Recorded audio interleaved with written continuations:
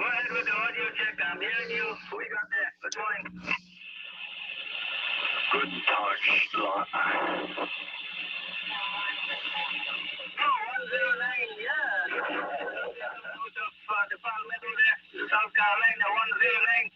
I think I spoke to you before. Good signal into my receive there. Over.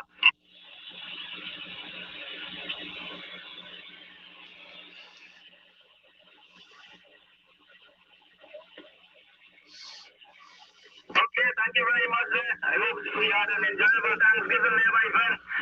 Certainly looking forward to talking to you again. This is 109 there from South Carolina. Hey, which is Dr. Neil Bender, 821, saying 73. Bye-bye. We come back from fishing. And 122 is out there before.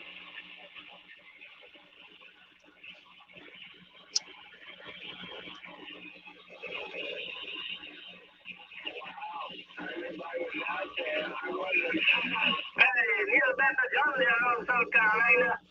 Neil Bender, 0737 there around the east coast of the Palmetto. Good to hear you inside there. And the sentiments reciprocated back to you and your family there. Hope you had an enjoyable Thanksgiving there also, John. I know you certainly did there.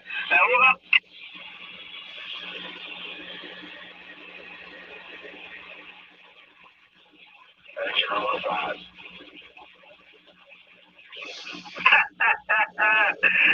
You said you're a mud duck?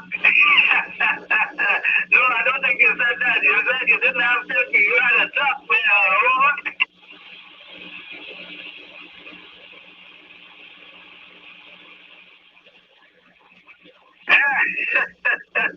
Yeah, my goodness.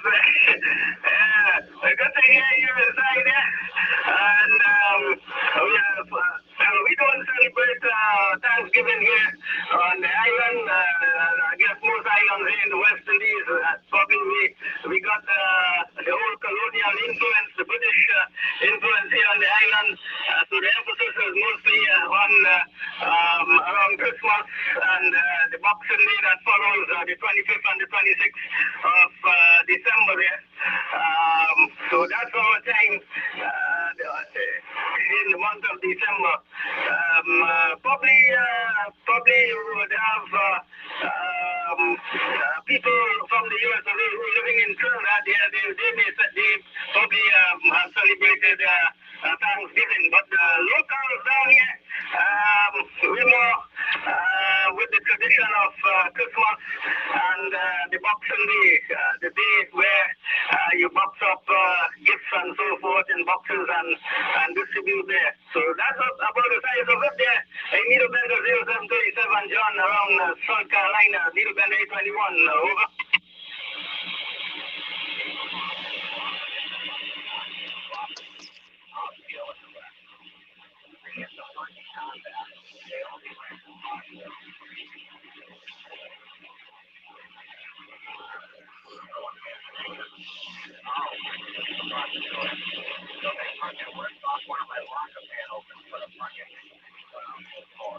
That looks like a couple people popped in. Good morning, everybody. All right, John. Thanks for the call and the sentiment. And do enjoy the rest of the day. Certainly we'll talk to you again once Mother Nature permits there.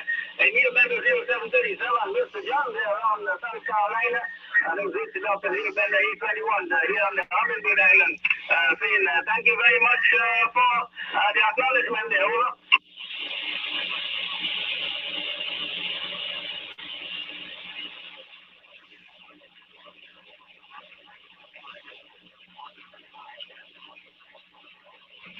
Thomas Evans? Morning. John, a 241 mobile. I heard you inside there, and I think 169. So let me go 169. I hope I got your numbers correct there. Over. Good morning. Yeah, I remember that you were having a problem getting out all the time on your radio. Figure it out.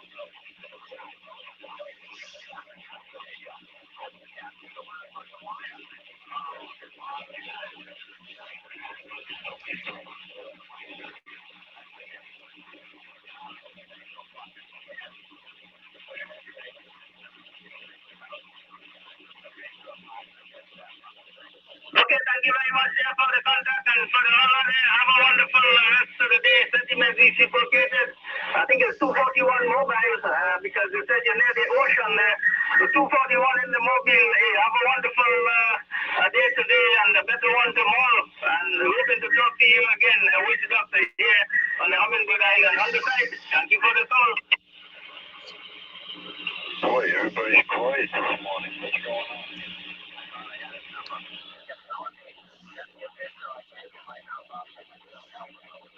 Okay, 7-3. Bye-bye.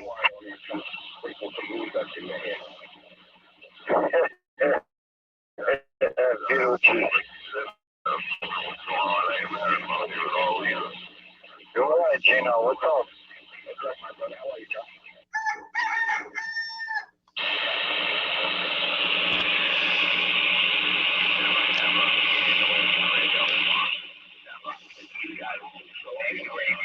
Yeah, we have the station with the call in for Witch Doctor, but my experience in some static stuff, some terrible static that you are Nancy here at the moment there. So a lot of static outside is heavy overcast. Probably the thunderstorm will come down any moment now. So I'm experiencing some static there in my receiver at this moment there. So sorry about that. I couldn't read your call sign there. Over.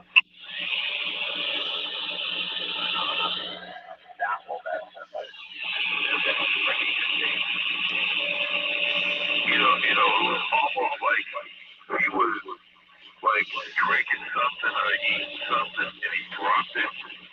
And then he like his fucking soul on. 249 Alabama, heard you there that time. Good morning, 249 Alabama.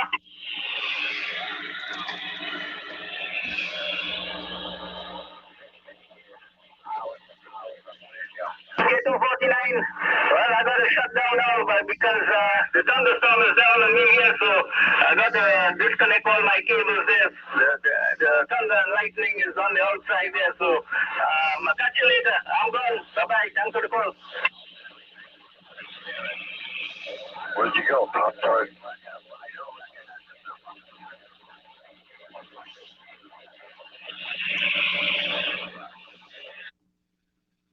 Twinkle, 19, I can see it through the blind. Twinkle, 19, I can see it through the blind.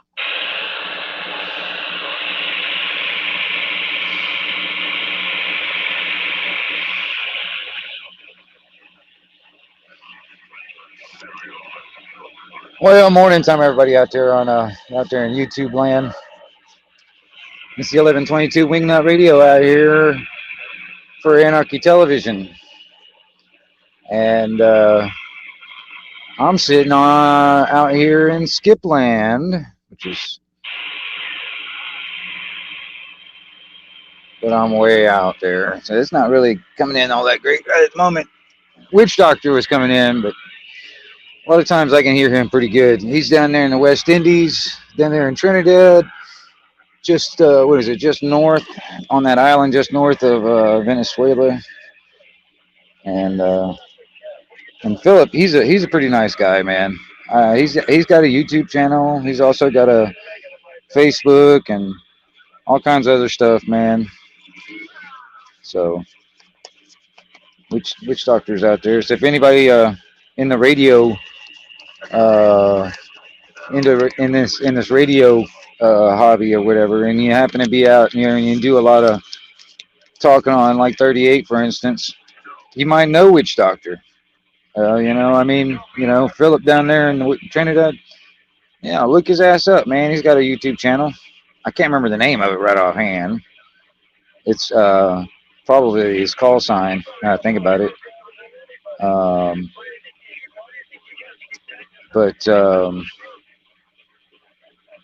Yeah. And there might be other people in there later on. I heard John earlier.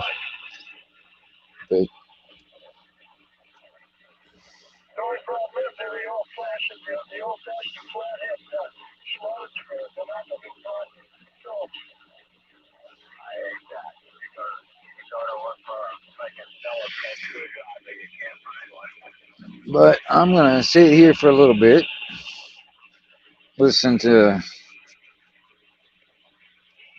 conditions start getting better. Hopefully, it's about 20 minutes to 9 o'clock local time, and I'm kind of hoping that some conditions out toward across the pond will come in this morning. So I decided to get on just in case some start coming in. I can catch it. I wouldn't have to be fooling around to catch it live. And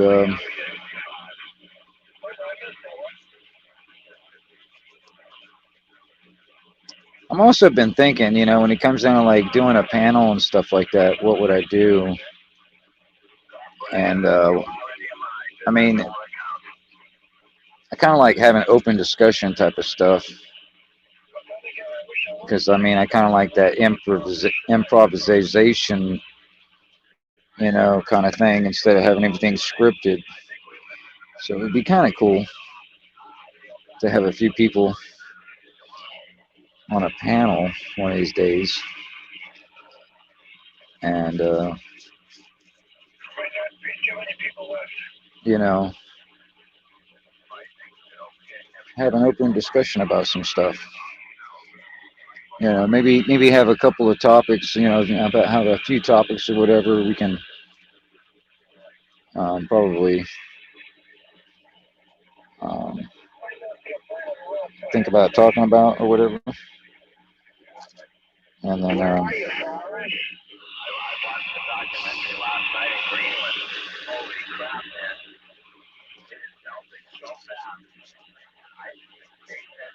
hey man, that guy, he said he watched a documentary and Greenland is melting away.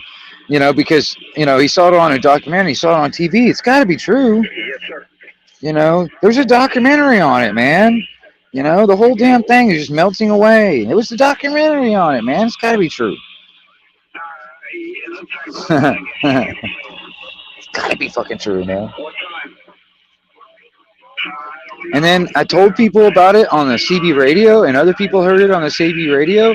And people on the CB radio told me that he heard this guy saw a documentary about the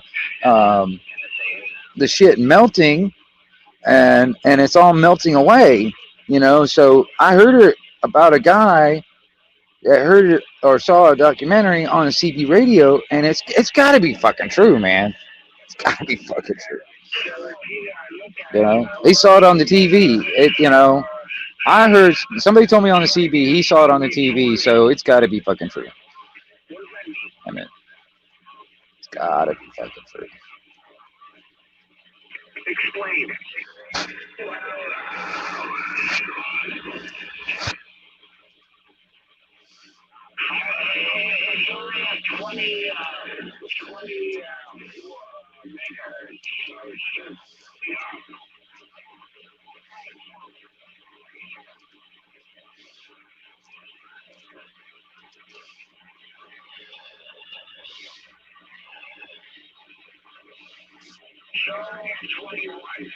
So, like I said, I've been kind of thinking.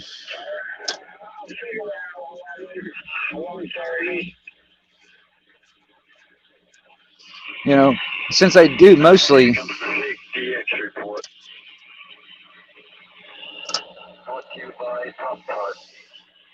Oh, there he is, Forrest Gump.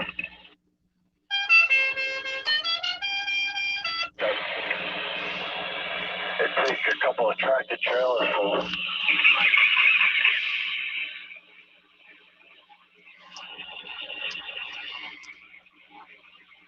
was thinking about like the subjects, because my channel is mostly CB stuff.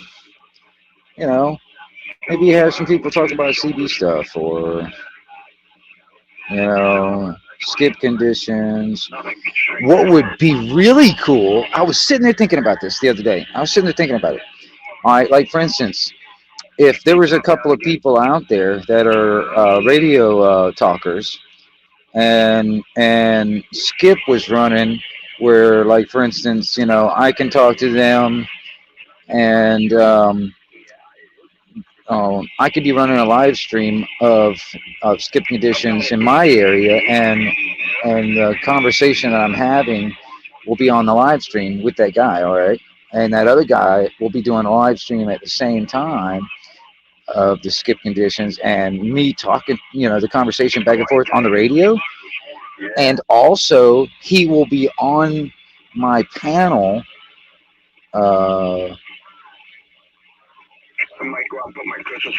It'd be kind of cool if there was like 2 or 3 people, like, all on my panel, and they're all got the radios on, and we're all on the same frequency. And I don't know, it would be kind of neat. I think it would be kind of neat. I haven't seen anybody else ever do anything like that, so it'd be kind of neat,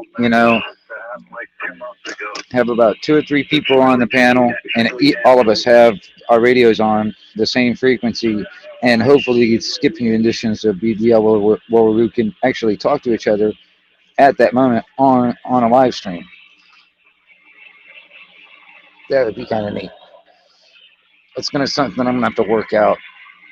Maybe talk to some of these other guys that talk on the radio and actually have YouTube channels. Maybe get a couple of these guys that have YouTube channels that do radio stuff, and get them all on the panel, and all of us on the radio at the same time, and on a live stream. That would be cool. That would be cool. I gotta figure out how to do that. I gotta figure out. I'm thinking out loud, y'all. So just bear with me. I don't know. But according to this, it says one person watching anyway, so whoever's watching. What do you think? What do you think of the idea?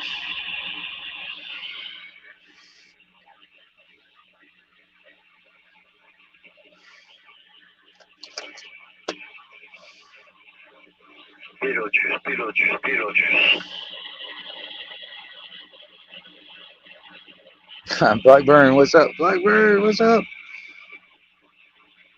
G'day, mate. G'day.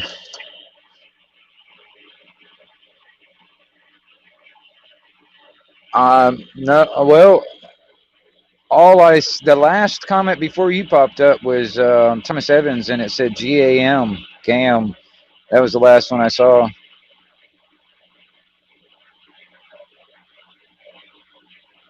Before you popped up. I'm doing all right. It's about 10 minutes to 9 o'clock in the morning here, and I'm just sitting here drinking coffee and having my morning smoke, and I was kind of hoping that some of the conditions will start getting good, like and maybe some of the radio people over across the pond over there in Europe and stuff, like in the UK or whatever, start popping in. I'm kind of hoping around this time would be when it would be start popping in. Yeah, like around 3 o'clock your time. That's like the last few times recently when it was, the conditions were good enough to talk across the pond like that, was around that time. So I decided to just go ahead, and I heard some Skip conditions coming in from the north and here in the States. So I was like, well, shit, maybe if I turn on a live, and some European Skip starts coming in, man, I could probably get it on a live stream. But evidently, that's another thing that you mentioned, that when it comes down to the chat, I was looking at a replay of one of my videos, and I was looking at the live chat. SG, what's up? What's up? What's up? Good to see you here, man. I was looking at the live chat on the replay, and I saw more comments that I just didn't see, when I was doing the live stream. And So, man, I'm telling you, man, it's SG. It's good to see you out there, man. I'm kind of hoping that some skip will start coming in across the pond. You know, around this time, around 3 o'clock your time. That's when, like lately, the conditions have been good to actually talk to people, like in the UK or Ireland or Scotland or something. So I'm kind of hoping some will start coming in because I did hear some stuff coming in from like up north, like up toward like Wisconsin and New York and shit like that. So I was kind of hoping I can catch some on a live. It's really good to see you guys, man. And SG, man, um, yeah, man, I really appreciate getting on that live the other day or whatever. And sorry about blinking out. My damn battery went dead, but yeah, dude, I really appreciate the conversation. I think that's really cool. And Blackburn helped me out figure out how I can get guests on this thing too. So I mean, I'm thinking about doing some panels eventually too. I mean, and if you want to come up, that's up to you. I mean, I'll put a link in the chat, but um,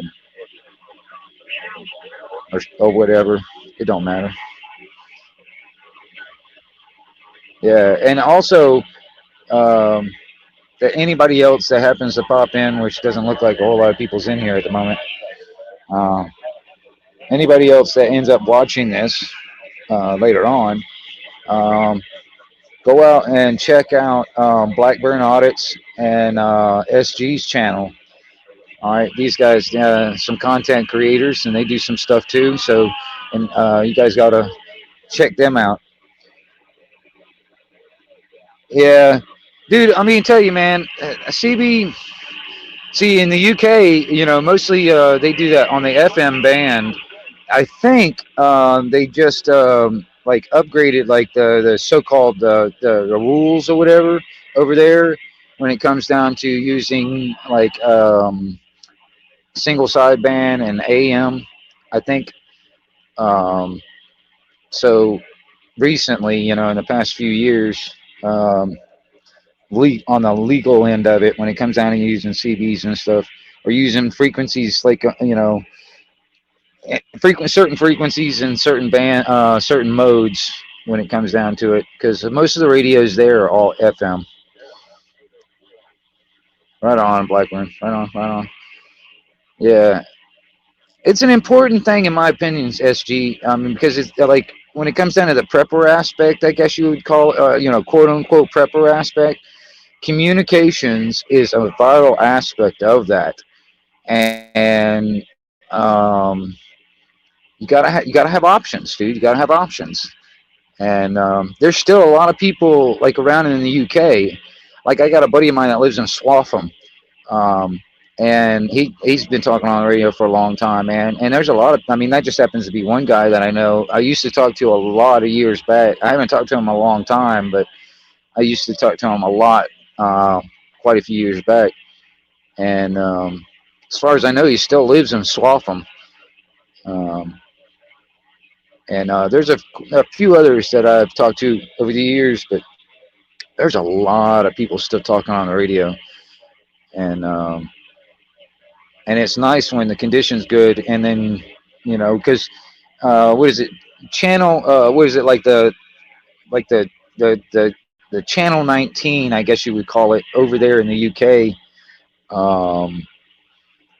is a different frequency. It's like, I can't remember what it is right offhand, but it's not like this is channel 19 here, but it's the one you guys use there is different. I can't remember what frequency it is right offhand. But anyway, like the main trucker channel type of thing. And then there's others, but when the skip is good, man, it's nice. And like I said, it's something that, like, for instance, if the cell phones all go down or whatever, this you can plug into a car battery and have a decent antenna somewhere, I mean, you'll be able to talk to people, or at the minimum, just listen in to what's going on. And but it's also, I mean, like I said, I kind of, I talk to a few of my locals around here quite often, like almost on a daily basis. We kind of sit there and shoot the shit, like in the mornings or whatever, or in the evenings or whatever. We used, there used to be a lot more of us around here in this area, man, but quite a few people have died off in the past few years. You know, but I kind of want to make this CB stuff popular again. The technology is getting better, and this technology works very well. It's just upgrading it to more modern specs. Yeah, speak to the truck drivers too. Yeah, well, I mean, um, I got quite a few around here, man. I mean, I listen to it a lot, but I don't really talk to a bunch of them anyway, because I mean, majority of the time they're just working. So, I mean, there's sometimes I just kind of mess with them. I'll get on there and kind of start. I'll be that guy where starts crap, or at least breaking the monotony. You know, but uh, there's a lot of the dump truck drivers, the guys that haul the logs around here. There's a just a lot of different type of drivers around. Even the long haul type drivers. No, they're not. I mean, honestly, well, I guess it depends on how you're getting it. Like if you get it through the internet, SG. But even then, I'm not sure, because I mean, I have been looking at a lot of the radios that are marketed for European countries, and they're just not marketed here in the U.S. And there's you guys really, I mean, there's some really good stuff out there. They're just under different names, and I understand like the guts inside of them, are what's in it, and I know what kind of quality it is. But sometimes, man, a lot of times they'll just rename it, and they'll try and market it and sell it in European countries. It's good stuff. You got good stuff that get out there, and then there's some stuff that is just nothing but marketed for European countries, and I've been kind of looking into that myself, because there's some good equipment out there, and but it depends on what you're wanting to get into. I mean, like for instance, this particular radio, it does need some modifications to get to this to the American CB band, but and then it may or may not need a just modification for European stuff. But anyway, um, uh, this one I think is like, I think this thing's going for $300 and something or something like that on the internet now. But it's still kind of expensive in my opinion. But I've had this one for over 10 years. Yeah, and but anyway, there's some good ones out there, and I would suggest personally getting one that's got you know FM mode, which most likely you guys over there in Europe will have, because that's what most of the radios over there run is FM mode. But also get one that's also got AM and single sideband, upper and lower sideband, um, uh, all modes, and then you have a good um, variety of different frequencies and modes you can go to. You know what I mean? And then figure out if you want to put one in. I'm gonna put one in my truck also. I mean, I've had one in my vehicle for a long time. I just need to get buy a new radio to put in it. But uh, I've got one in the house, and I want to put one in the vehicle. But get one in the house, man. Especially if the skip starts running, which it will be better. it'll be getting better. And boy, I'm gonna tell you, all that international type talking is gonna be pretty nice. Yeah, SG. Yeah, there's quite a few stuff, quite a bunch of stuff out there, and and it's not just the radios. Now I was trying to point this out yesterday. It's not just the radio. It comes down to like depending on if you're going to do a house type of stuff, house. What's going up? What's going on, Miss Waterman? Um, it depends on if you're going to do like a house setup or if you're going to do like a car setup, and the antenna is the other main component to the whole um, setup. So that's going to be something you have to look into. And I mean, I can give you what I can give you ideas of what I've used and what's worked for me. And I can't tell you what to buy or anything like that. You know, I just point you in a kind of in the right area, and it's like okay, you can make your decisions for yourself. But it's kind of hard, man. I mean, I've been doing it. I've been talking on radio for like since I was 14 years old. Off and on, all my So I mean, for people that are just getting into it, I mean, I can suggest like a simple, low cost. I mean, this is stuff that I know you can probably get on the internet, but I'm not sure what all you can get in your area. I'm sure if you can get stuff off the internet, you can probably get whatever I'm talking about. But I mean, a low cost type of radio, a low cost type of antenna. Doesn't matter either for the vehicle or the house. And then it's a matter of like getting some coax to hook all that stuff up and blah blah blah blah blah blah. Fire stick, right on, right on. Yeah, I've actually got a couple of those fire stick antennas. I had dual fire stick antennas on my truck at one time, one on each side of the toolbox on the back of the truck. Right on. Yeah, I mean, I think people that used to do it, man, back in the day, you know, need to get back into it. Even if, like, for me, like I said, it's kind of like an everyday thing anyway. I get on it and I talk to people, blah blah blah blah blah. It doesn't even have to be that. Even if it's just like kind of getting yourself a system set up where if the shit was to go down and you can just you can set up your system and you can be on the air if you needed to be. You know what I mean? It doesn't. You don't have to like. I'm not suggesting that you make a hobby out of it and talk on it every day, but I think it would be kind of get something set up, and then if you can always just like put it in the closet, and then when it's needed, you got it. You've got all you have to do is just put the antenna up, hook up your coax, power it up, get to go, good to go. Yeah, dual fire sticks, man. I'm gonna tell you, it was nice, man. It worked. It worked good, and because at one time I just had one single um, 102-inch steel whip right in the center of the toolbox, and that worked really good. But the steel whip, yeah, I want a handheld too, man.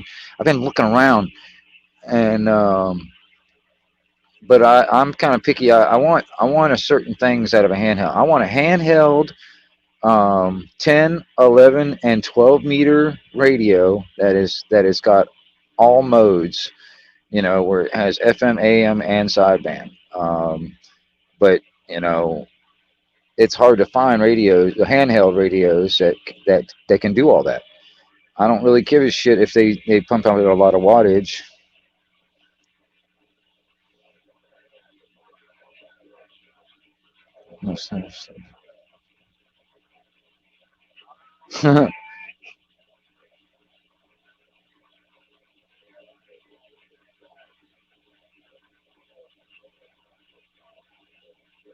Right.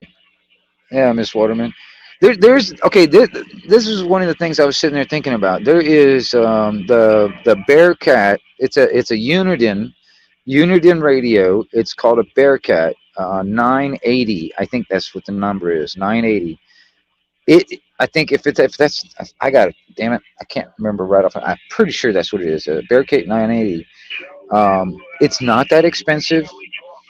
It is basically a CB radio. There's no modifications you have to do to it. It's got good audio.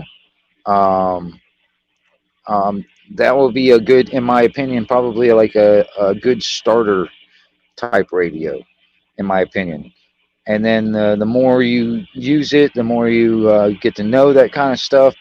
You know, you'll if you get into the hobby or get into talking on them and stuff like that, you'll want to eventually upgrade. I think that will be a good starter, in my opinion. It's called a Bearcat 980. It's a Uniden radio. If you guys are interested in looking in stuff, look that up. Yeah, I got my morning coffee right here. You know, my morning coffee and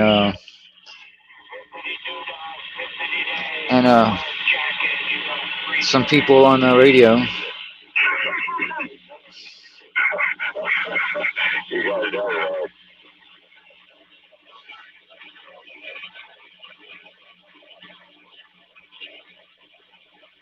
Yeah, Walmart sells them. I mean, I can't find them at the store itself, but you can find them through the internet, the website or whatever. I mean, I know they have them. They're not bad. I know a couple of guys that have them. I've heard the audio from their the transmitting audio from them, and they sound really good. It sounds really good when it comes down to the audio. And like I said, it's already basically set up, for CB radio talking and stuff. It's not a lot of wattage. You're not going to be the loudest thing in the world, but you'll get out pretty good depending on what kind of antenna you have on it. Yes, it's got SSB on it. It's got single sideband on it.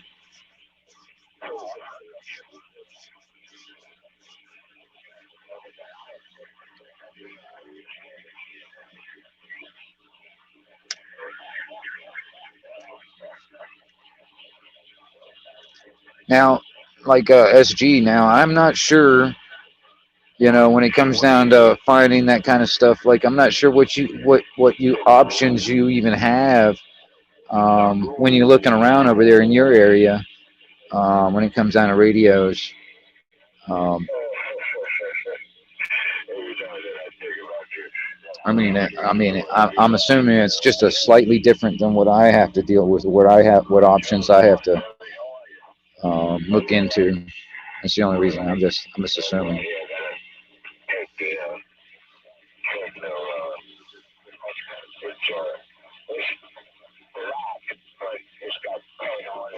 Right. Yeah, Uniden is the company that puts them out. Hey, Roger. That's a nice little project.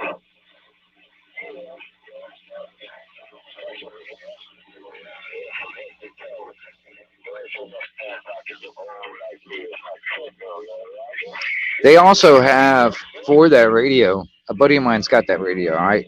They also have this microphone that you can get for it. And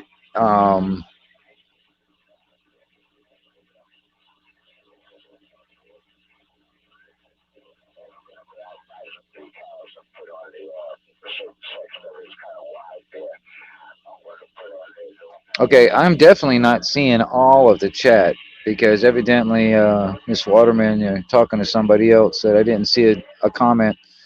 I'm definitely not getting 100% of the comments on my little feed here. But yeah, I'm not trying to I'm not getting paid to do any of that crap, man. I'm just trying to help somebody out, man. Somebody wants to get into it, I'm just like, okay, in my opinion, my opinion, that's one of those radios that are like kind of like, I guess, like a a beginner type. It's pretty easily to operate. It's not that expensive. It's a pretty decent quality. Yeah.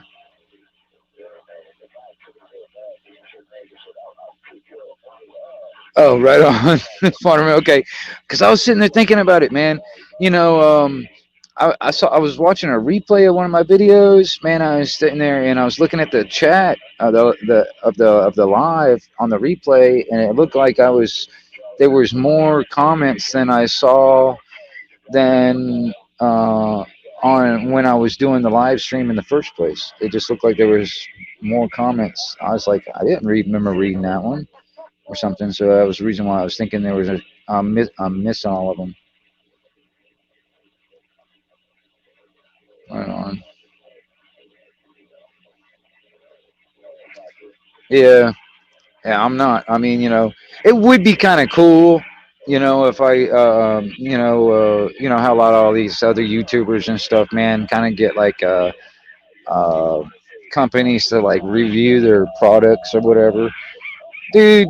Like survivalist type of stuff or radio type of stuff, dude. If somebody wants me to review something, I'd definitely review it, and I'd put it through its test. You know what I mean? I'd use it hard and see how it stands up to, you know. I'll tell you this, man. There's a couple of things like lighters, flashlights, and there's a few other a few other things, man, that I've noticed in my own experience. I've went through a lot of different ones, different kinds, just trying to find a decent one that lasts me a while and it works right. It's so. And I think that echo mic helps when you want. Yeah, thank you, Miss Waterman, man. I appreciate it, man. You rock. You rock.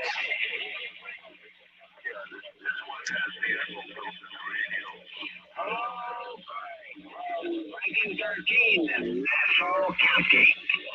Yeah, I like it. Let's go. I just heard And then when it comes down to antennas, like I said, a vehicle. Roger, Roger.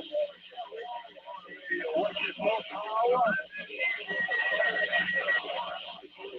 Yeah, yeah. Okay. Stomp on the like button if you want to. Yeah. If you like it, stomp on it.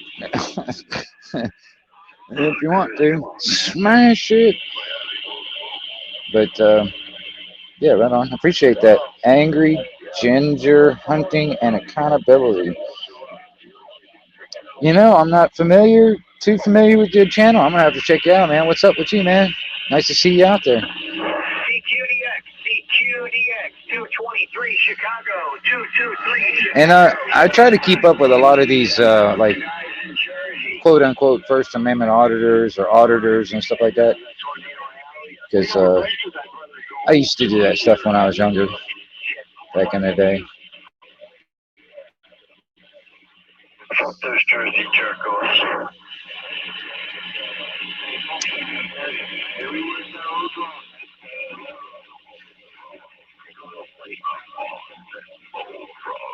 Your friend, Chris. Everybody, my friend, except Robbie Whaler. Oh, okay. Oh, all right. Well, what do you say that for? Oh, yeah, you put 40K9. Oh, God, I heard he moved.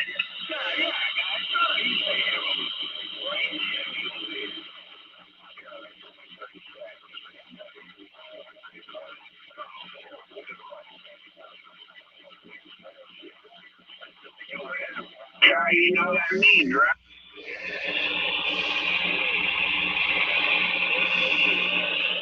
When we talk to Ohio, you're going to hear canines in Yeah. Ohio. Yeah, I mean, definitely. I'm gonna have to check it out. See what's going on over there. I mean, I think it's awesome they came over here, kind of hang out for a second. I appreciate it. That's what I was doing. Come on. Not much going on. There's a little bit of skip coming in. That's all coming from the north. All the keys up there up north.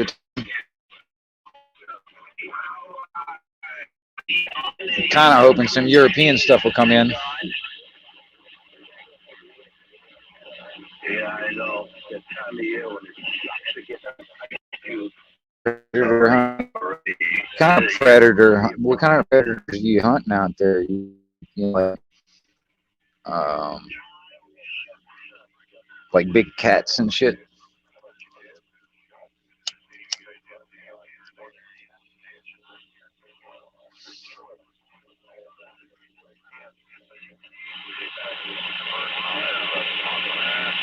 I like the clock, like you said. Even for a recliner, I like the clock. Like the only bad part is if there's still anything on it, it will stay.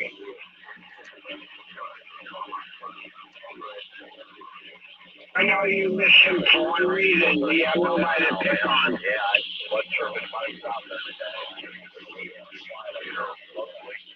I still got the Jersey jerk course. It's been a long, long week.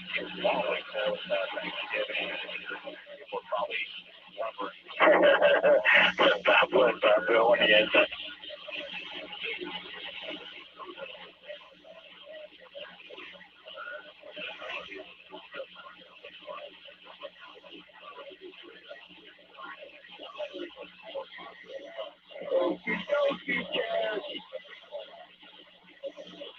Is that right? Is that Carmine?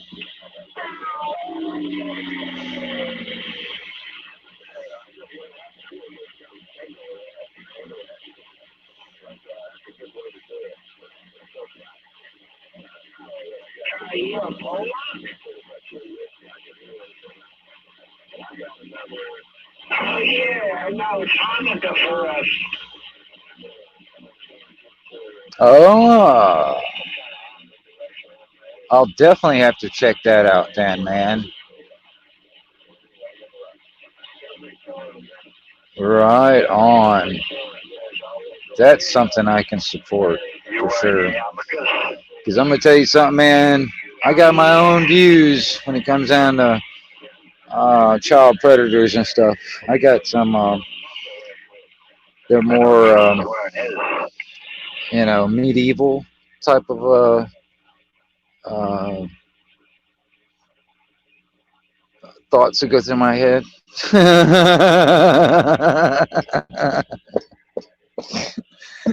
uh, Toronto, right on, yeah. Yeah, one of them Canucks. My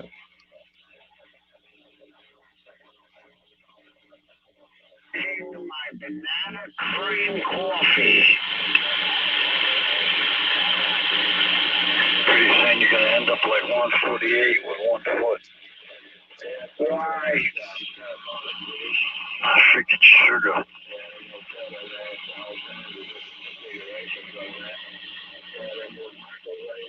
Yeah, Well, I know, dude, I'm gonna tell you something, man. I think I like the idea of all these different communities and are so-called. Some of them, I mean, they call themselves communities, but there's a lot of division inside the communities. But even then, I think that like the auditing community, the hunting community, when it comes down to these, like what you're talking about, the freaking survivalist, the freaking prepper, all the the freedom loving type communities, all these people need to be like merging and joining forces.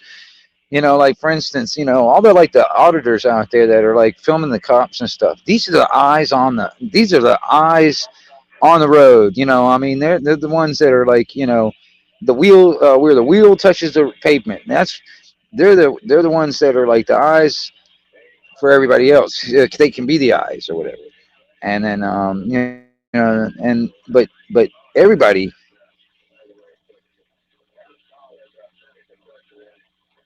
Right on.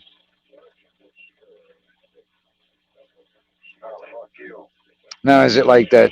What is it? Boots on the ground. That's what I was looking for. The boots on the ground. That's what I was looking for. I was like having a brain fart, man. I've only had 3 cups of coffee this morning, so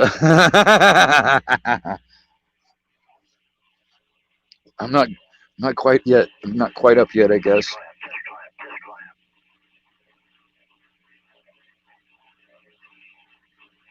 Yeah. See, like I said, I done all that stuff when I was younger. It was back in the day before the internet and all that stuff. It was the VHS camcorders and stuff. We were hauling around, filming the cops and stuff back in those days. But nowadays, man, I'm not gonna do it like I'm not gonna get close enough where they can even touch me if I'm gonna do anything at all. I'd rather be the guy standing way back there in the back with a telephoto lens and a parabolic microphone, you know, catching everything from a long distance away. That's just, I'm just, at that age now. That's what I'd rather be doing. Yeah, predators and the police. That would be something also, man. I mean, seriously, man. You know, and even in the government part of it, like the state and like for instance here in the states, like the state government and local governments and stuff. Um, you know, because there's quite a few of them that are into that kind of thing too. Because it's craziness, man. Like I said, for punishment, my mind goes straight medieval. You know, It, if you get what I'm stepping in.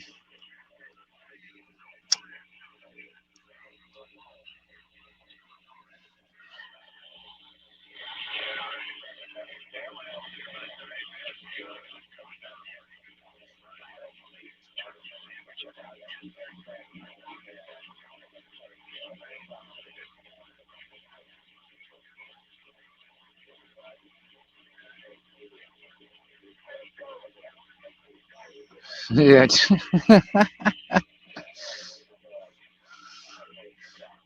uh, like I said, when it comes down to the audits part of it, you know, if I knew how to fly drones, I'd add that to my deal. Um, because, like for instance, if I was to go out, I wouldn't really want to go out by myself. I mean, unless I felt like it was safer to go out by myself. But I'd go out with other people, and I'd be the Overwatch. I'd be the guy way back behind with a telephoto lens and a parabolic microphone, so I can hear and see everything from a distance away. And so there's always that, and and then also, if like I said, I would love to, if I was to, you know, do that stuff anymore. I mean, I'd even go into like drones, so I can sit there in a drone hovering above, watching like one of the other auditors or one of the other guys, one of the other photographers or journalists, whatever you want to call them, watching it from above of what's going on. And I don't know. Cameras are everywhere, man. The government's got cameras everywhere to watch us. And I think it's just time to turn the tables. Flip that script on them altogether worldwide. Put the eyes on the government, and start, you know, um, focusing and and revealing all this crap. If people don't know about it, it's like out of sight, out of mind. If people don't know about it, they won't think about it, and needs to be exposed.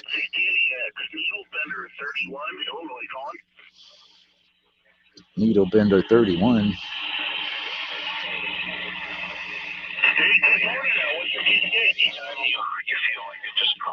I'll be here. One more time. Anywhere, but then again, you never know. Hey, copy that. Alabama, 73, man. Sounded good over here by Illinois. 245. I'm 47, dude. Yeah. Right on. Yeah. Because I mean, nowadays, like I said, I don't want to be like some of these other guys out there that get right up there close and personal with these cops. Um, I don't want to be thrown on the ground or any of that shit anymore. I just rather be in the back. I want to be in the back where I can zoom in and catch everything on video that way. And then also, like I said, parabolic microphones. Um, so look at that. We're all in around the same age group, so that's pretty cool. You know, we're all X generation, the Generation X. That's right, Generation X rules.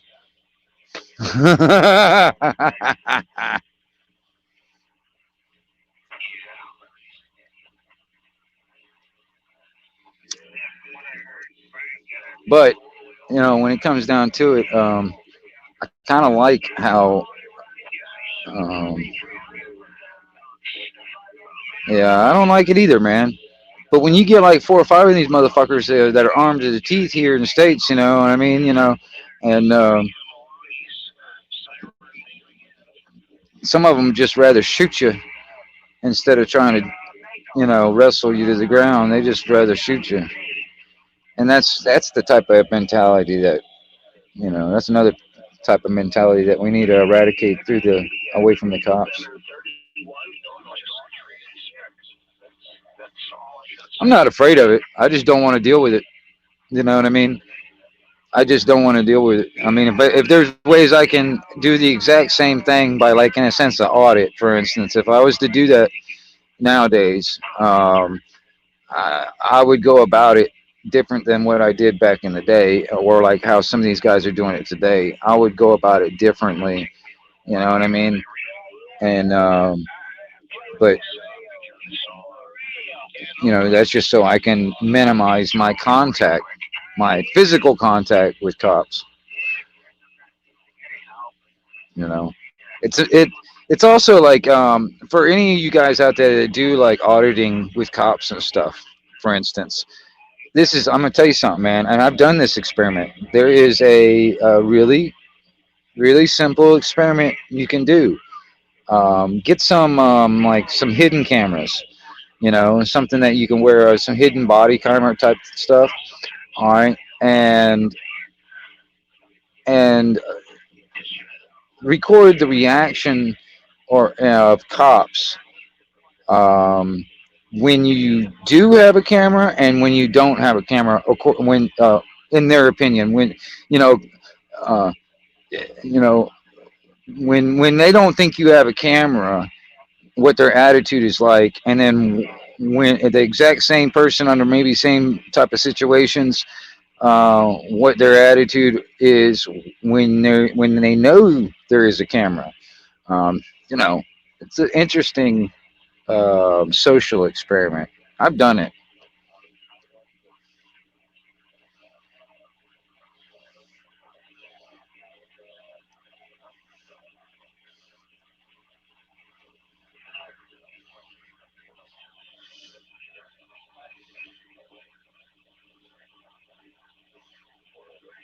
Yeah, yeah. I'm not as physically like I used to be either. You know. Yeah, dude, I want to get me some of those. I thought about that, but I've been kind of like, you know, waiting until the glasses themselves look a little bit less like a camera's in it. You know what I mean? I want to get some of those. They're getting better. They're getting really cool looking. But I've seen these ones that, I mean, they look like just regular sunglasses. Unless you were holding it and you really examined it, you wouldn't know this thing had a camera on it. And it had a, you know, where you could put an SD card or whatever in it, and everything. I thought that was pretty cool. I want to get me one of those too, because that's another way that, like, for instance, like going into court. You know what I mean? So you can record and, all your interactions with all that stuff, and still have that as evidence. You know what I mean? That is your evidence. Anything they say can and will be used against them in a court of law, right?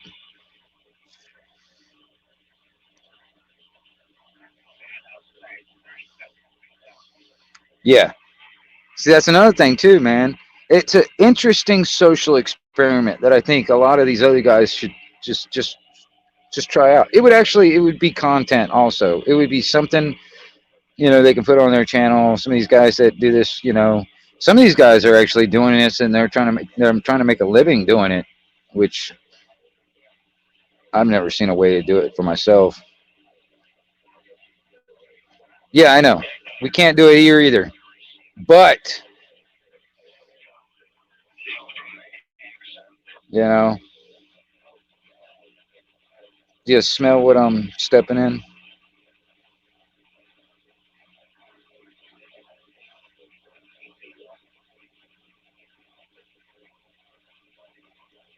Oh, right on. Yeah, that would be kind of cool. I've seen. See, there's actually some law enforcement. It's got some really neat body cameras that are like covert. Some of them look like sunglasses. Some of them look like buttons on your shirt. Um, and there's all kinds of like if you look into like just go Google on like spy cameras. There's all kinds of stuff out there, man. All kinds of stuff. So many tiny cameras out there you can put anywhere. Watch camera, yeah.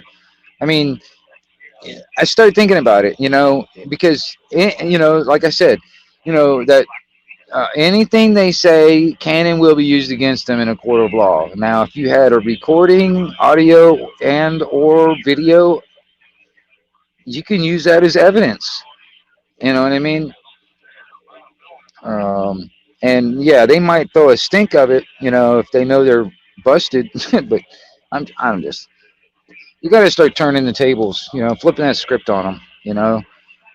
They continue to push more and more of that crap on us. We should turn that right back on them.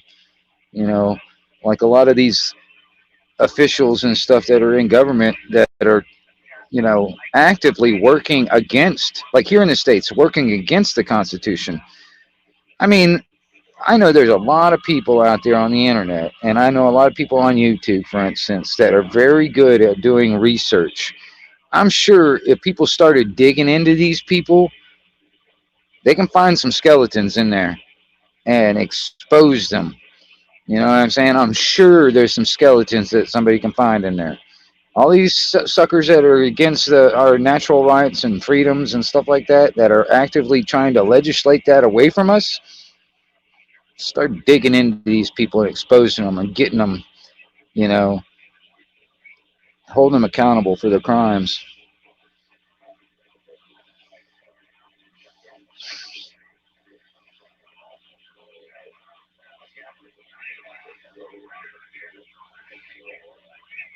Yeah.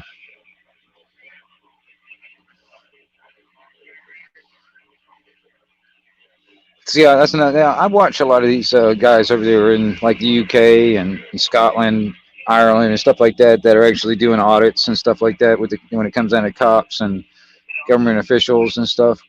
I think it's really nice. I mean, all the laws and all that stuff vary from country to country, obviously. So I mean, you obviously need to know what all is going on when it comes down to laws and all that stuff in your area. Yeah.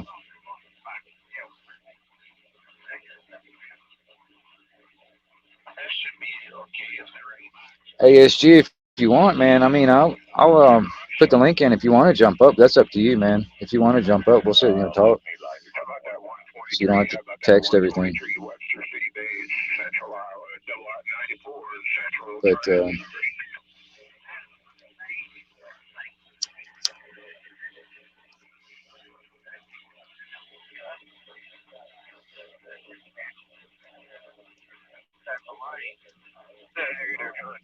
I'll stick it in there.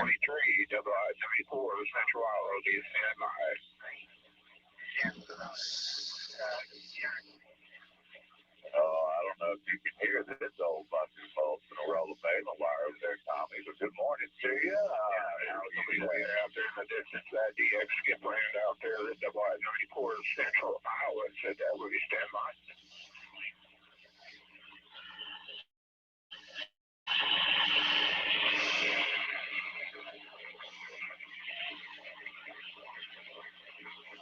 Oh, right on, man.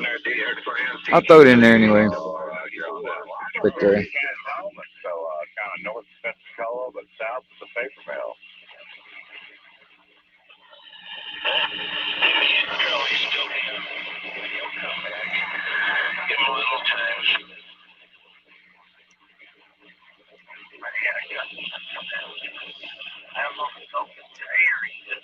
Angry Ginger, you have a good one out there, man. Hey, man, thanks for stopping by. I really do. I think that's awesome. Man, like you're talking about here, Yeah, I guess we got like I said, let's get this thing swinging a little bit. I'm gonna have to look in, check out the channel and all that stuff, man. Just Say good morning, Chief. but Sounded good. So thanks for coming by. And we were looking for you last night, late. We were in there talking, but nevertheless, good morning to everybody. And no 113 will be standing by. Morning time, everybody. No, I'm on an Icon 746 Pro.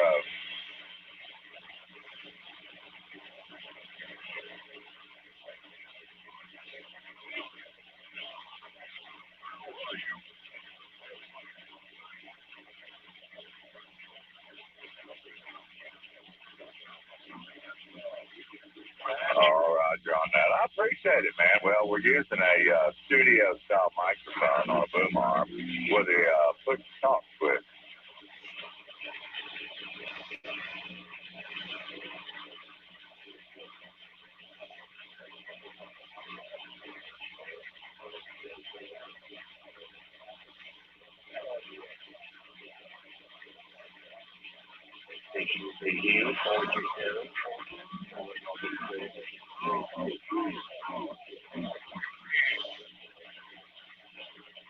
Roger on that. Look, if there's not guys up on 38 in the evenings, drop down to 31 a.m. There's usually a group of us down there talking, okay? What's going on, SG?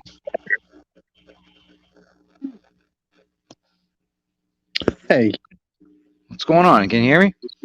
Yeah, I can hear you fine. Okay. So how are you doing this afternoon? Yeah, I'm better than yesterday anyway. Yeah, I had a bit of a day yesterday, but yeah. You know when you get bad news and it's only bad news for you. Yeah, I understand. Because the mindset of like, you know, certain communities, like you might say, as you were just saying, you know, okay, let me put it more succinct. If you're anti the current health stab, I'm trying to be nice for your channel there. So if you're currently against that and you find out that your entire family have just had the health stab, it kind of lowers your level of happiness, you know. Well, but they're all fine, you know, because they're protected. Yeah, that's what I mean. So I mean, what would it matter? I mean, you know, that's one of the things that bothers me. I actually, man, I was with a guy I know, and we were gonna go do a remodel job on this house. So we went over there to bid the job. All right, and the lady asked us if we've had it, and I was like, no, ma'am, I've got natural immunity, and she's like, well, I just can't let you inside the house and work. You know, we didn't even get. Yeah, we would. She didn't even want us to do the job. I was sitting there thinking about it. I was like, well, I was sitting there thinking about it. I was like, you know, it's like if you've gotten it, you know, right off the bat, you know, you can also double that security. You can put a mask on, but if you got it, it's like, my gosh, I mean, what do you got to worry about from me that doesn't have it? You know, it's like you're protected, right? You know what I mean? That's what I didn't say that to her. You know what I mean? Because I didn't really want to. You know, nobody likes to argue about it when they've had something or they are, you know, against people who haven't had something. Yeah, it's really strange, but they don't want to hear it, do they? No. They want to speak it to other people, but they don't want to hear it. Yeah, I'll give you another example. There was another. It was another remodel job. You know, at one time I was doing a lot of that, and we went to this guy's house, and we were doing some stuff there, and for some reason the subject came up, and And all I did was just ask him. I'm curious. Do you know what the ingredients are inside this thing? He's like, and he got really defensive, and he's like, "No, I'm not a doctor." It's like, "What are you, a medical doctor?" And all that stuff. It's crazy, man. He went totally like nuts on me. I was like, what's It's funny you say that. Years ago, I said to my sister-in-law, who's a nurse, I said, "Yeah, I don't think I. Well, let's hold on. Let me put it properly. I cut my arm on some glass, and I had to go to the hospital, and they gave me a tetanus vaccine. Yeah, and when I say vaccine, they gave me a multi-vaccine. But I decided not to have it. I'd signed my waiver, but I said, no, I'm not having it. I will not have it. And she jabbed me with it anyway and went, look, it wasn't that bad. Nothing to worry about." And then I had a bad reaction to a multi-vaccine. The right? doctor told me I shouldn't have even had a booster for the tetanus because I'd had all of my maximum boosters for the rest of my entire life. So I spoke to my sister-in-law, who actually worked as a nurse at that hospital, and she was like, "Yeah, this is the worst hospital in the country. What you should do is just forget about it because they're going to lose the paperwork. They're going to deny that even happened." So I did. I said, "Screw it," But she was like, "Well, why have you had a bad reaction? It may be because you've got an immunity to whatever it is." Well, obviously I got an immunity because I didn't need any more boosters. But Right. my point was that I told her what was in some of the vaccines, and she came back after doing her own research because she didn't know, even though she was a nurse, right? She came back and she was like, "Yeah, why is there mercury in it? Yeah. Why is there this in it? Why Mhm. is there that? What the hell? Why the hell is all this shit in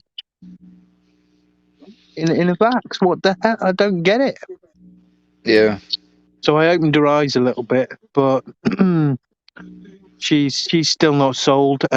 She's getting out of the health industry because she's sick of it, but she still took all her V's because she wants to. Oh, she did. She wants to. Yeah, like a lot of people do. Okay. Okay. Well, see that I mean, and to me, that's where they try to get everybody on board to the point where they're just like consent, and they'll just like do it on their own volition. You know what I mean? That's why they're pushing in this stuff and trying to like frame it to where it's safe. It's da da da da da whatever.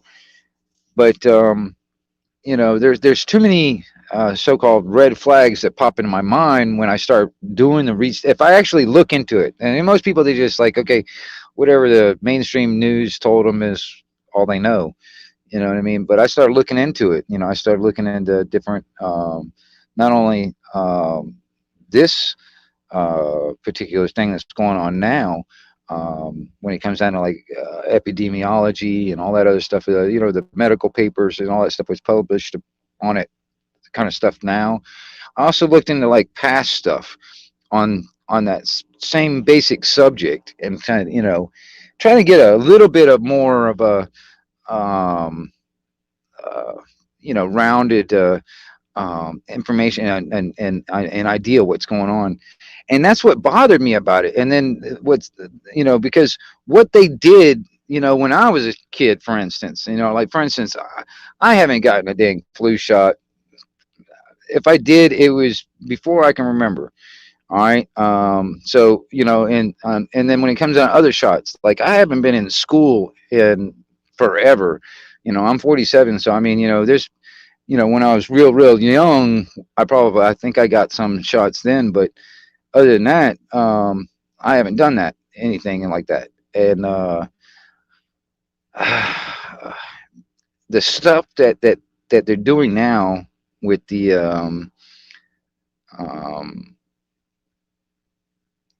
the RMNA or whatever it is. I can't remember if I'm saying it right, but that technology manipulating, like for instance, where it's almost like manipulating and altering the DNA.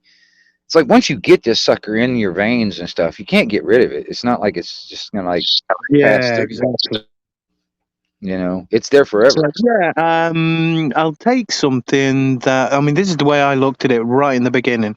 I thought, well, okay, if I take something that I might have some bad reactions to, because I've always had bad reactions in the past, and I'm going to have to keep taking them when there's these new variants, because obviously there's multivariants, even in the beginning, wasn't there?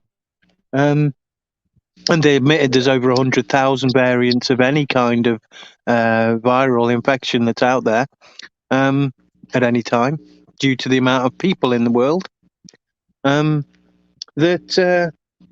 Why would I do that? Why would I take something that I've got to keep taking again and again and again, and potentially I'm going to have like bad reactions to, Yeah. when hopefully I've already damn well had it and I've got some protection?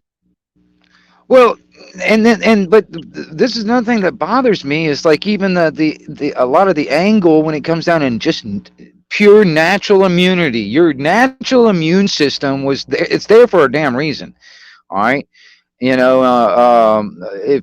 you end up, like taking all this stuff, you're basically not letting your natural immunity work. You're actually starting to become reliant on this artificial Yeah, and synthetic then crap.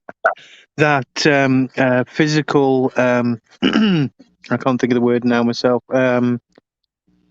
Immune system won't actually need to do the job as much, and it will cease to do the job as much. Right. And when or if you do catch something, if you are over your expiry date, which I believe is 30 days or something, isn't it?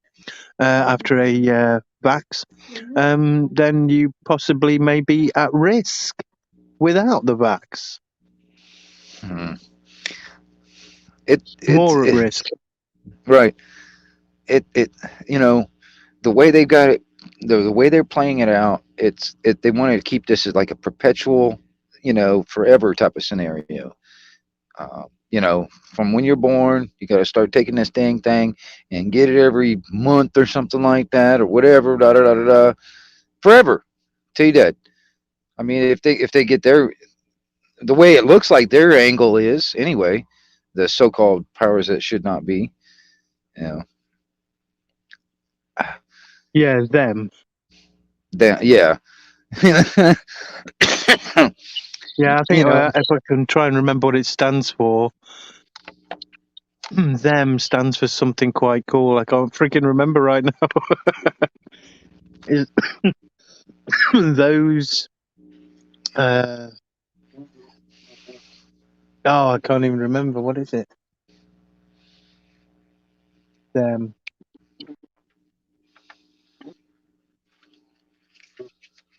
Oh, Well, those people, man. I'm gonna tell you, man. These. yeah. This is like me just making some kind of crazy, thing, but I don't even know if they're human, man. I mean, Well, we could go down that route, and there's been a lot of claims that is the case. And you know what? They really are kind of, or should I say, the media just lately have been pushing the whole alien agenda situation, haven't they? wait a minute. Did you hear about that? What is it?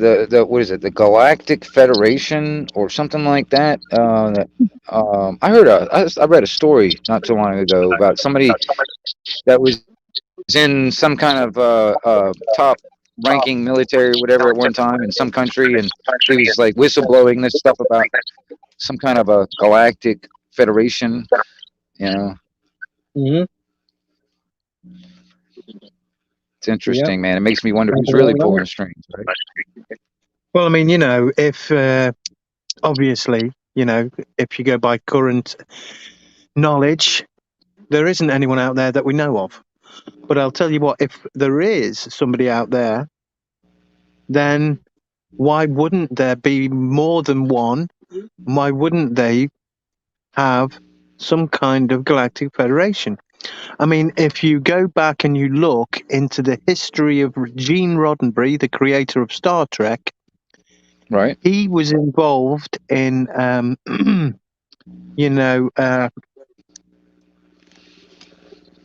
trying to think specifically without convoluting my memories.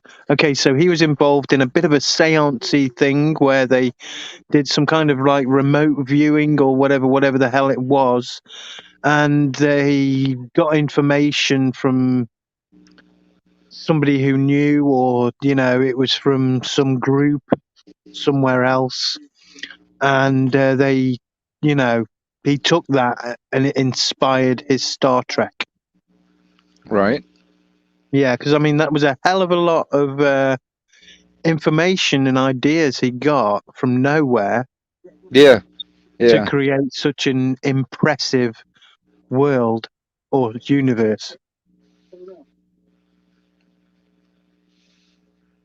Yeah.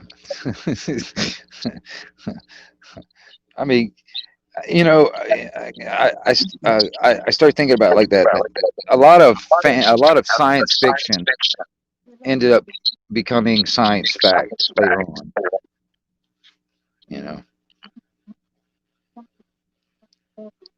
Yeah. Well, the thing is, the more time goes on since he created that, fictional universe and technologies, it's turning out to be possible.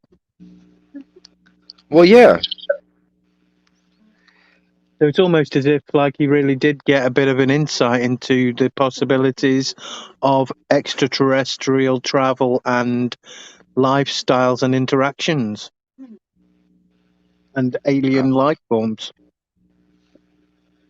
I would be very comfortable in my own spaceship out there being like a scrapper or something like that, just looking Exactly. for scrap. I would love to do that. I've just made it to this way out place where I'd heard about a spaceship graveyard, and now I'm gonna drag all these things out with my little tug ship and start ripping them apart, or maybe even doing them up and flying them. Dude, I'm gonna tell you. I don't know if you've ever seen it, but have you ever seen the movie Spaceballs? Spaceballs the movie, Spaceballs the flamethrower. All right. Love the Winnebago. I would love to have one of those. Do you know what it reminded me of? The Winnebago, though, like a Star Trek shuttlecraft. Right. Right. Yeah, like the Earth Now version or the 80s, late 70s version. There's another one that's kind of I don't know. It's an old TV show that not too long ago or a few years back. It's called Firefly. That's another one I kind of like, man, because the idea of just like a bunch of people on a ship and they're like salvagers or scavengers. Yeah, I thought that was pretty cool. I thought it was really cool, to be honest.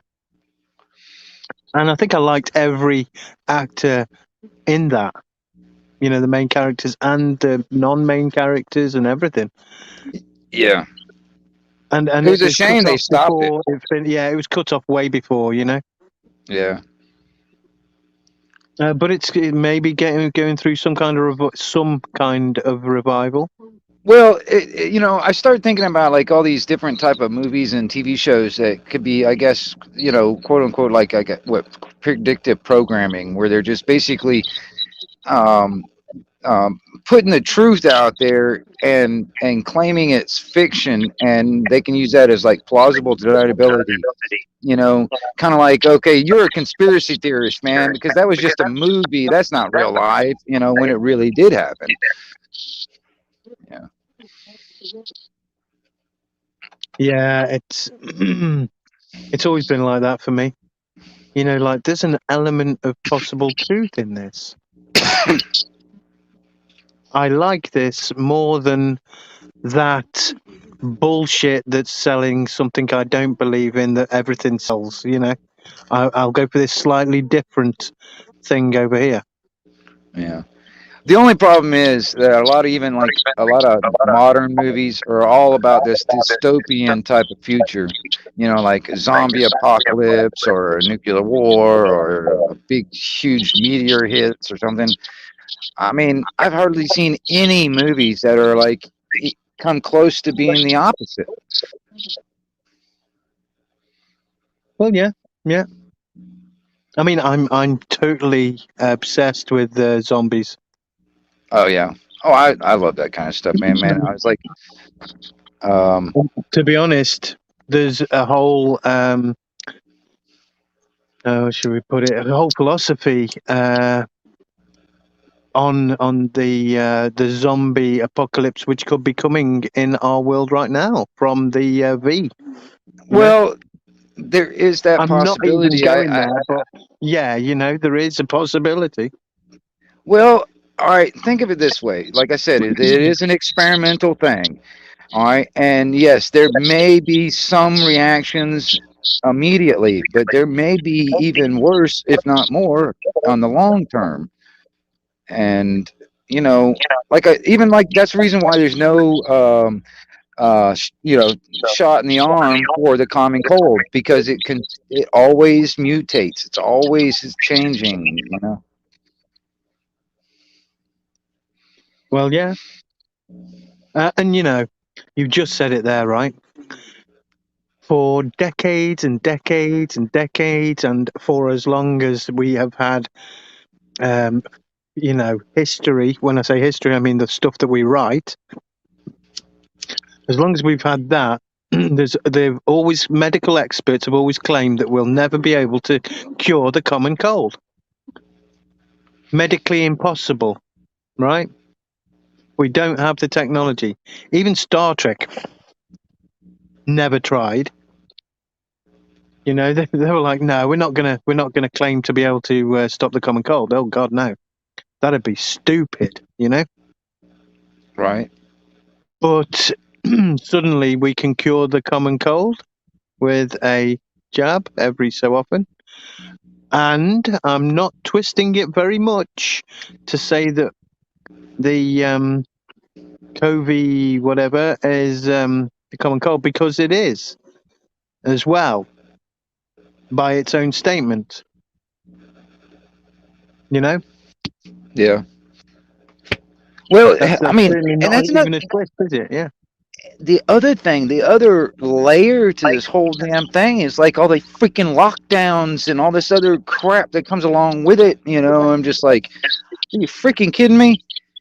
We're not slaves to these people, man. What the hell? Well, I think the point probably is that they think we are. But what? No. Who made them slaver? Well, money. Is that it? That's not good enough. Attitude. No, I agree. Is that good enough? No. Righteousness. No. Well, that certainly ain't the case. They're not more righteous than any of us, are they? No one has the legitimate right or the moral right to rule over others. No, I admit there's a certain philosophy in the world of a certain amount of people that they just want to goddamn follow. Well, I know. Like I've said this before. Is like there's some people that just want to be told what to do, and some people they just cannot actually exist unless they have somebody telling them what to do. Like everything, every step of the way. Everyone. Yeah. Not everyone. Not everyone. Yeah, I know. Of course, yeah. I know, but there's a good portion of people out there. Did you watch that? I'm trying to think which movie it was, because there's many. It's one of the Marvel, I think it is, Marvel Universe, when Thor was doing something and his brother came down and or whatever, and he literally said, like a statement, humans need to be controlled. They need a ruler. They need to be slaves and all this. And I was like, whoa, if this isn't programming through media what the hell is, and it was just like so blatant and brazen that Well, they'd be pushing that okay, kind of shit in some, massively popular movie. okay, I see where you're going with that. And then on top of that, I also see this angle too. It's like, okay, he's in a sense, he's talking as a god figure, and humans not, all right. But I was sitting there thinking about it. It's like the human species really do need to be ruled in some way, but it's more like on the spiritual level, on like on their god. Yeah, I can understand that, yeah. but not Maybe by men. educational and spiritual. Yeah, but Because not by men. if we weren't ruled a bit right now, then everyone would be. I mean, we were kind of touching on this before with the whole anarchy thing. Yeah. It's like if you don't have some kind of, not police, but you know what I mean. Yeah, let's say policing. Some kind of authority of sorts. Then people just run amok. Well, Or there somewhere. already is natural and common law out there. You know what I mean? Like, I mean, I know you guys over even in the UK, you guys still use common law, don't you? Well, you know what? I'm Yeah. doing a live stream tomorrow about common law. I've got somebody coming on who is really into common law. Okay.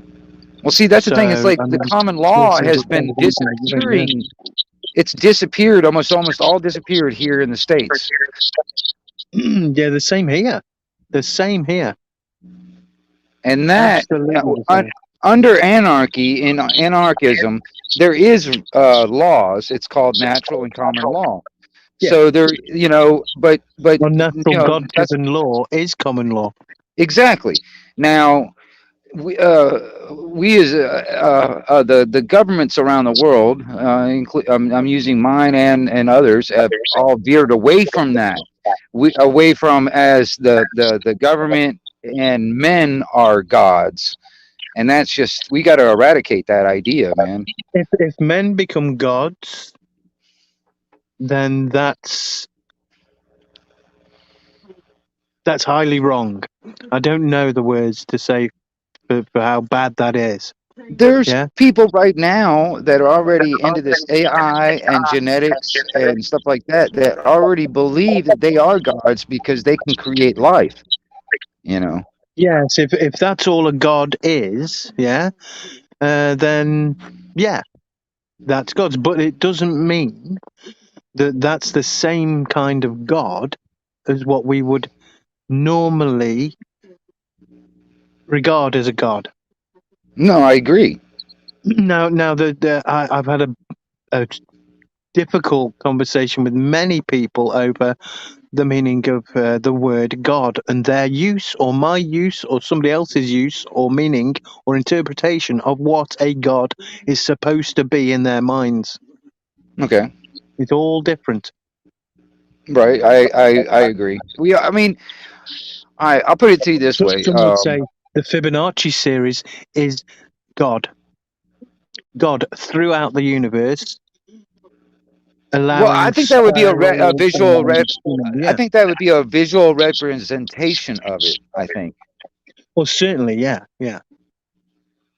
That's kind of the way I look at it. But some people might say that it is God. God is mathematics. I think God actually, in my opinion, Satan's more like mathematics. Right. Well, I think in my opinion, like God exists in that space between like molecules and atoms and stuff. That space in between. That's where God exists. Yeah. And it's like kind of like the force of Star Wars. It's everywhere. It's in everything. It flows through you. It's all existence in everything. You know. That's where I think, and if you and I also use the word creator. God actually. Some people get that weird when I use the word God. And so I creator is probably a better word. Well, yeah, that's what I actually, used to try and get people to determine in their own minds, decide, because they usually didn't know. They'd like say, "Oh, God doesn't exist," or "My God isn't your God," or whatever, and they'd be like, "Hold on, well," or they'd ask me if I believed in God, and I'd be like, "Well, what do you believe in?" And they'd say whatever it was, and but what does that actually mean? What is the personification of the deity you are regarding to as God? Is it just a creator of man? Is it just a creator of man and the earth and the solar system, or is it the creator of everything, the entire universe, the whole system of that? What Okay, is it? okay. Well, I'll put my 2 cents in. Now, this, like I said, I don't care if anybody thinks the way I do or not, but this is the way I visualize it for myself. Um, God or the Creator is composed of two sides, like a male and a female. Mother Nature and Father Time. All right. Yes, lots of And those terms. well, in my mind, you know how like a marriage between two people, instead of them being two people, they end up being like, in a sense, one person. That's how I see the Mother Nature and Father Time. They're in that marriage, and they become, in a sense, one entity. That becomes the creator, and that's of all things. I do not think we have one God that just rules over just us little people over here on this little tiny speck of a dust that's in space. No, I think there's one that for everything. You know what I mean? There just might be different conditions on another planet that they have to deal with, but I think the creator is over all of it. That's just my opinion. Yeah, yeah. To be honest, I kind of like imagine them as a bit of a Q out of Star Trek. A Right, right. lot I of hear the you. stuff they would be able to do would be omnipotent to them. Like, I don't know how I breathe, do I? How did I do that? I don't know. You know what I mean? But I can breathe. So they wouldn't know how they created something. They can just do it because Hey, they've moved beyond it, basically. hey, big ups to you, Ralphie lad. I see you in the chat. Good to see you out there, man. Hey, Ralphie lad. Yeah, I see you about quite often here, there, and everywhere. Yeah, And I do like what you say. yeah. I met Ralphie lad over on um, David Cafe. He's David over. He's got his little YouTube channel over David Cafe. Oh yeah, I'd heard about that. I haven't actually added that yet. Yeah, I mean, I used to go over there, just kind of hang out and chill and all that stuff. I've talked to Ralphie lad a couple of times now. I was that was back when I was just sitting in the chat and stuff. I have yet to get over on his panel yet, but um, that's something else. Now that I'm able to do all this stuff, I'm going to try and do it a little bit more often.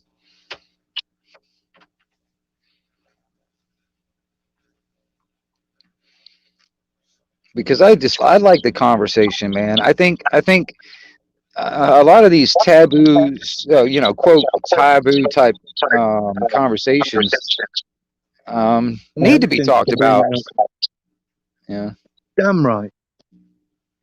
Well, that's what I always considered was the best part about this society that we'd, evolved into. Yeah, through the natural progression of technology, science, good hearts and nice people, and we were heading towards something potentially better for humankind and so forth. Even though I'd actually mourned for the previous belief system that everyone was into that shit, when there's only a few people in general, the normal people, into that shit. Because the ones who are paid to be into that shit, they're not really into that shit. Do you know what I mean? Yeah. But my point being that, yeah, I was expecting us to be getting there still. it bothers me that there's people that are trying to put monkey wrenches in our progress of actually flourishing, and where people can have their businesses and live a comfortable life, and not a whole lot of people are struggling. They're just with all the kinds of like regulations and all this other crap and then it's like it seems like here in the States they want to start a war of some kind somewhere right around every election Yeah, yeah. time. I mean, Yeah. I know that whole like philosophy of the way to win a war is to prepare for war. But if you don't have armies and weapons, it's quite difficult to actually start a war.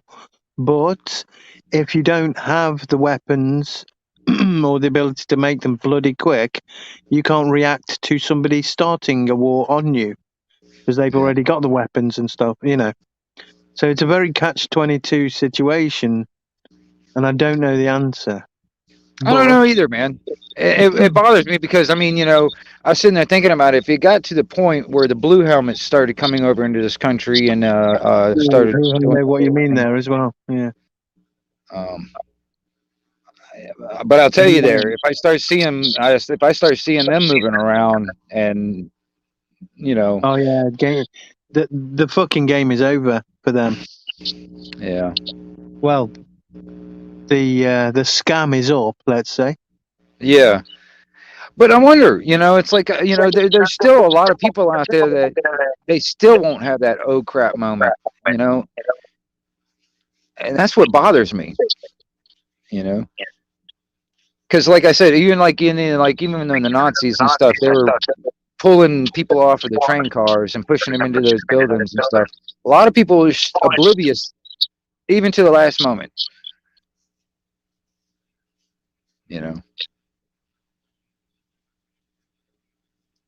Yeah, that is the case, right up until the last moment. I've said this before, and people think I'm crazy, but a lot of people probably won't notice it until the robots are going down the street killing people and the drones are overhead. And the more I study electronics and cybernetics, robotics, and AI systems, that's not far off. I mean,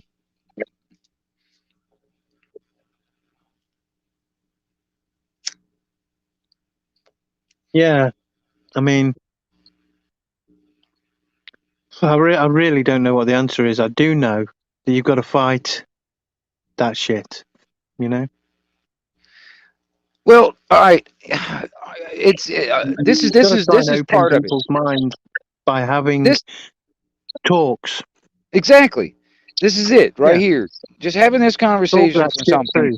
It's not like we're going to solve the world's fucking problems right here in one live stream. It's not going to freaking happen. I know that. No, but You know what I mean? Was it Stephen Hawking said? Most of man's problems have been caused by not talking, and most of man's advancements in anything, in any way, have been through talking. Yeah. Yeah. Getting that information out. That was another thing too. That was a big turning point here in this country is when the printing. When the printing press was invented, that was a big turning point. Damn right. That was one of the turning points in human intelligence, basically. Yeah. I think the one before that was freaking learning to write. Yeah, and that was actually kind of like segregated. They didn't really want a whole lot of people knowing it. So a lot of people that couldn't afford it, they didn't know how to do all that stuff. I kind of relate it to modern day legalese, all that legal mumbo jumbo.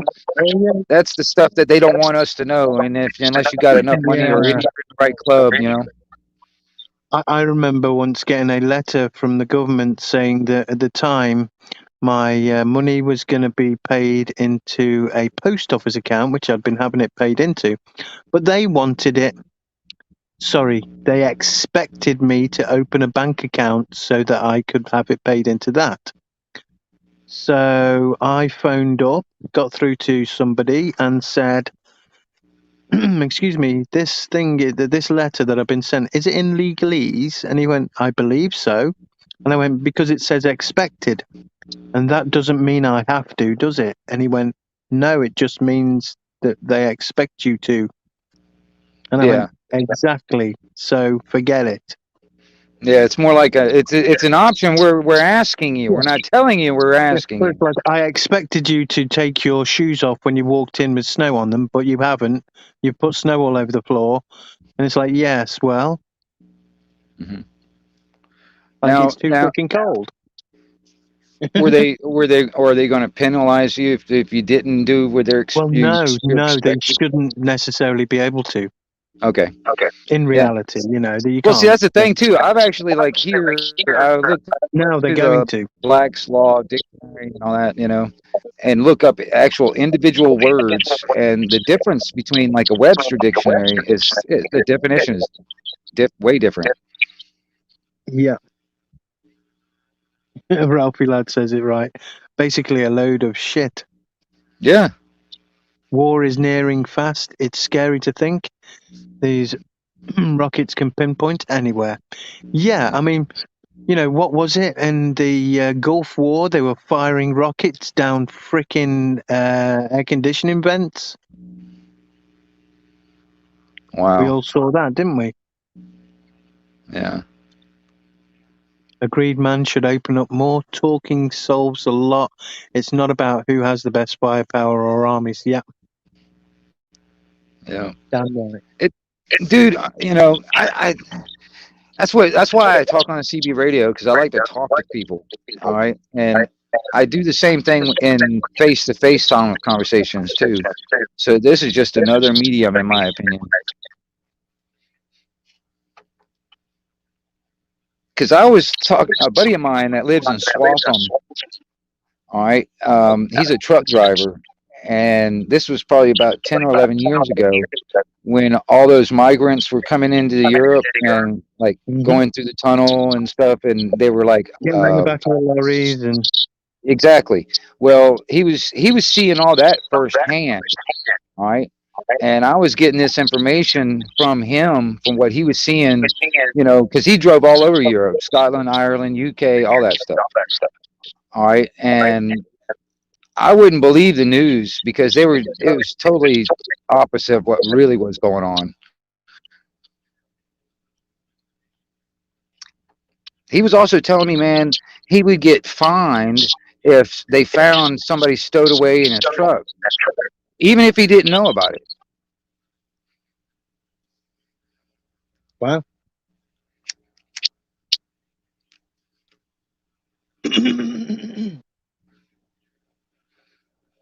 But that's I like talking to people and finding out what's going on in people's neighborhoods. It's like, To be honest, you can't find it out on the news anymore, can you? no, Even regional news yeah, doesn't give anything. It's like, even your local rag paper, that doesn't give you really much. And besides, it's all based in a kind of like, a cookery wife baking, flower arranging, women's institute way.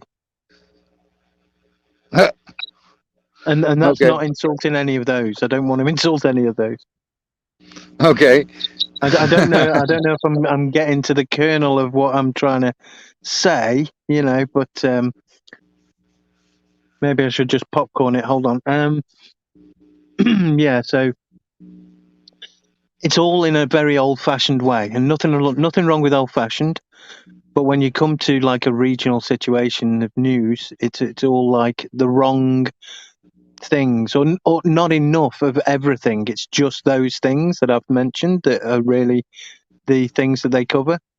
Right, Except for the odd, bit of crime. right. Yeah.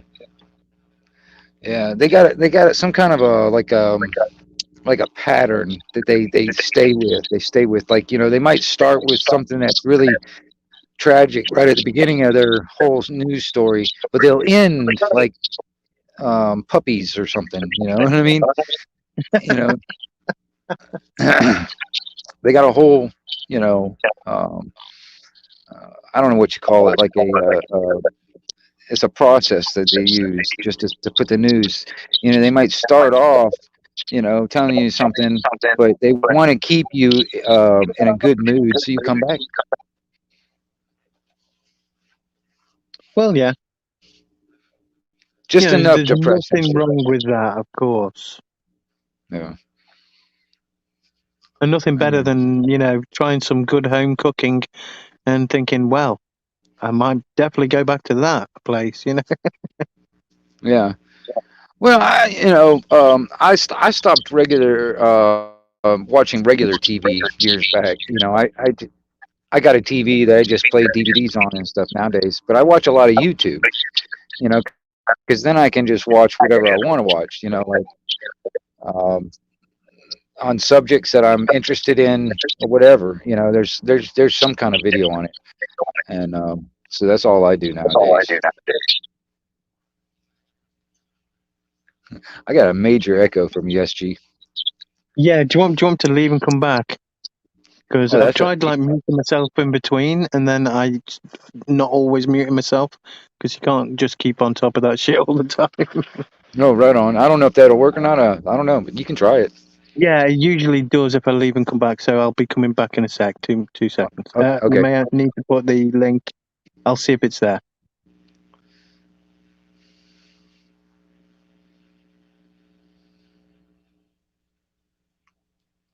All right. Yeah. I don't know if it's there or not, but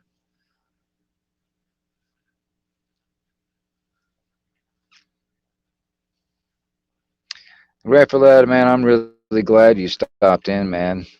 Yeah, big respect to you too, man. And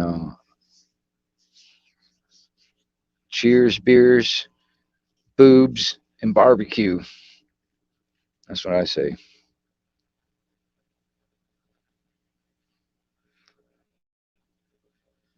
I don't know if he's going to be able to come back in or not. Um, Let me post a comment, put it back in there if I can. Or no.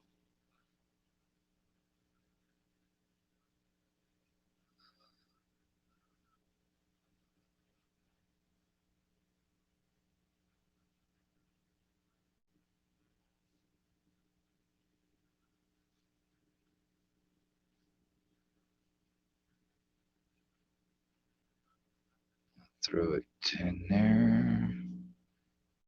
There it is. Trying to work all this crap. But anyway,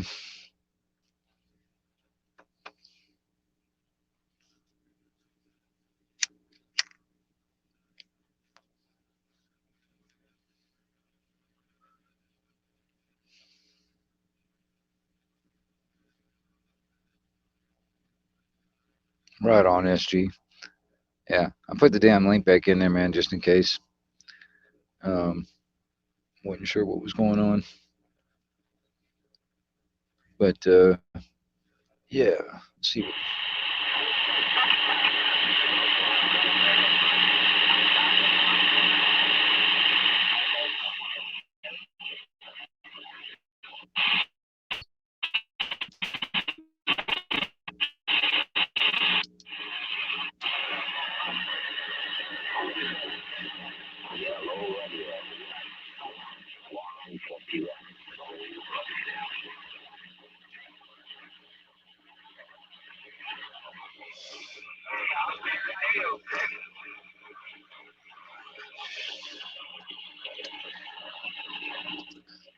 Now let's check some of these other frequencies first. Man, they want a monthly. I'm like, okay. They wanted it set and schedule. I'm like, all right, give me a second. Money in the bank. Hello. Roger D on that, no doubt. No, very cool. When do you get it? 10-4. Well, if you're up for tomorrow, I'm thinking about climbing the mountain, checking things out up there, doing the basics. Probably around 12 or so. It's going to be sunny. It'd be all right. Roger, sounds good to me. Yeah, no reason not to. No reason not to. I'll mark it down. All right. Very, very good. Appreciate it. Yeah, if all goes well, I could salvage this, but I do have my eyes on a different.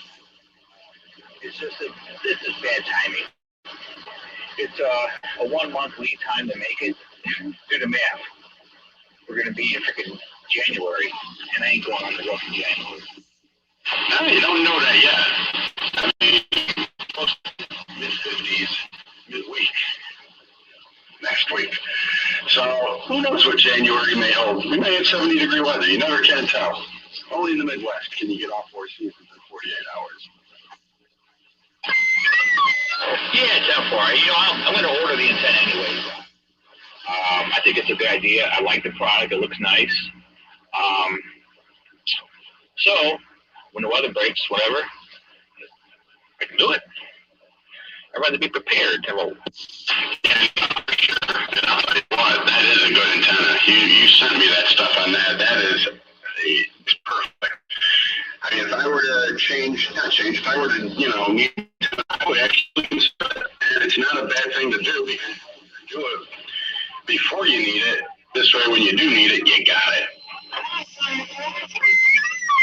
Yeah, I think I'm going to go with the 05 model, though. There's less moving parts.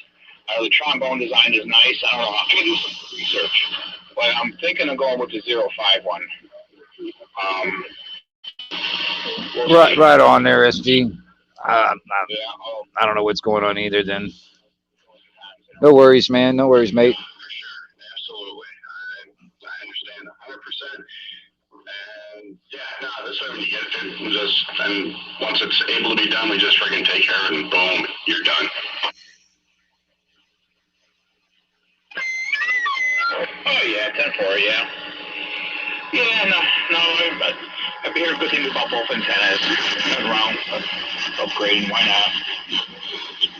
So, that's about it. Just kicking back. Ain't much going on now. Doing the usual, into the phone and set my feet up. Ain't nothing wrong with that. Ain't nothing wrong with that. Yesterday I wound up going out, probably late afternoon, and got a new lighting system in the game room. It's perfect down here now, man. Absolutely perfect. Got to shoot a video of it for you and send it to you. But yeah, it looks good. It looks good. Light quality all the way around is 100% better, and over the table it's perfect. Might as well. New pool table, new lighting. Sounds like a good idea to me. I'll check it out. You know, I'm not a pool shark, but one day we gotta get Ron over there, man. He's good at pool. We keep saying that, but one day. Hey, no worries. Like I said, man. Hey. For a few years. No, absolutely. I don't know what's going on. If you can get it working, that'd be cool, man. Like I said, I'm enjoying the conversation, and but if you can't, I don't know what the hell's going on. Maybe I need to do something here. I don't know. Try something real quick. There you go. You gotta make it known that hey, come on, let's go. That's it. For I don't know. So let's go. I don't know.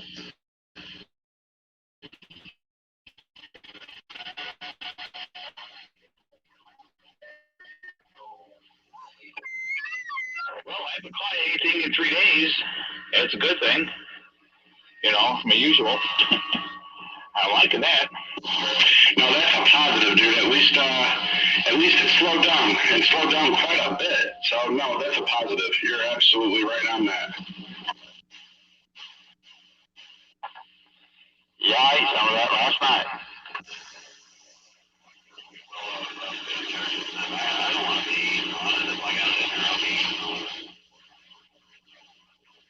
That's good stuff.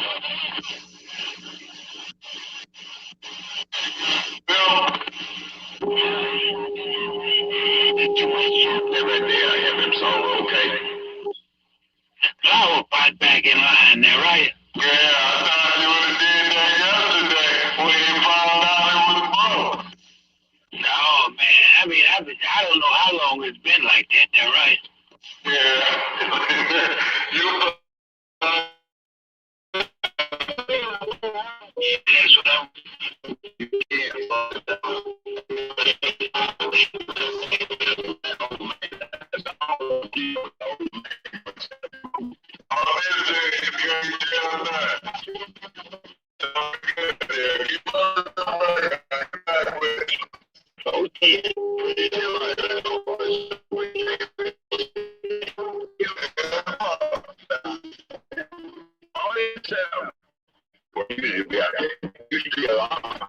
If you choose to be, you used to be a bad thing when you come on the radio for the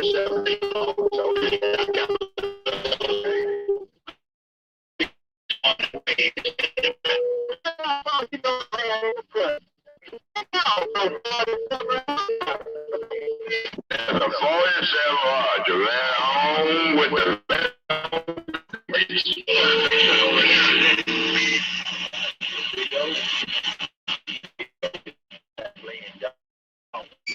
Right, big old, it cleared up, man. It cleared up a whole lot. But I guess it was so many. When you get to big old, tell me to go pick up drive and bring him out here. Yeah, Roger.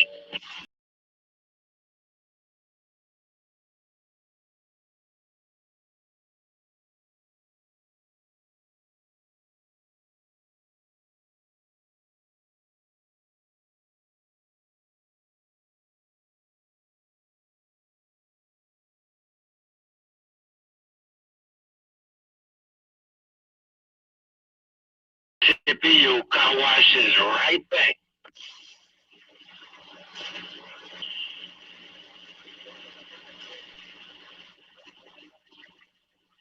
All right, Mr. 903. No, it's been a while since I waved. You got me there, SG? Yep, I'm here. I don't know what was wrong, but every Actually, man, time it just dropped wouldn't me work. out for a second there too. I had Did to it? come back in. Yeah. Okay. Well, it just wouldn't work. It was like every time, the little loading bar at the top got to about 90%, it just stopped. I closed down all the windows which were open from previous StreamYards. Didn't do a thing. When It's I weird. restarted, then it was all right. Yeah, it was weird. It actually it did it for me. It stopped, and I was like, I have to restart the sucker, and I ended up jumping out and jumping right back in. So there you go. Yeah. And there's no feedback, no? No, I don't hear anything at the moment. No. Yeah, it's weird. I don't know why it does it. I don't know. Yeah, but yeah, because that was the only thing that was kind of like it was throwing me off for a second there. Is that echo every once in a while? I can hear it like it's a slight delay. It was like that slight delay just going over the pond. And unfortunately, if that feedback is there, it's so much worse for somebody listening. So yeah. Yeah, I have no idea what it's going to sound like on the playback. Now I think about it, if it's you'll be like, oh my god. Yeah. Probably terrible. Yeah, because I'm not sure exactly how it would. I guess it would, because it's on my stream, so it'll be whatever I hear on my end. I don't know about that. Yeah, I don't know either. I'm not sure, to be honest. I think what we each hear is different from what somebody who is watching hears. Okay, right on. Yeah. So, like, all right, now is there anything else that you can think of that we can talk about, for instance, like any other subjects, for instance, that I don't know. Of course. Well, what do you think? You want me to give an example or something? You mean? Yeah, I mean, I don't care. I mean, give me an example. It's okay. So, not prepping, but do people consider? And I don't know if anyone's watching or not. I don't think they are. But do people in general really have, like, you know, an emergency bag, an emergency store Like, are you talking about on a general, like on a on a general kind of thing? Yeah, I mean, I know everyone usually has a first aid kit, right? but it doesn't usually go beyond that, does it?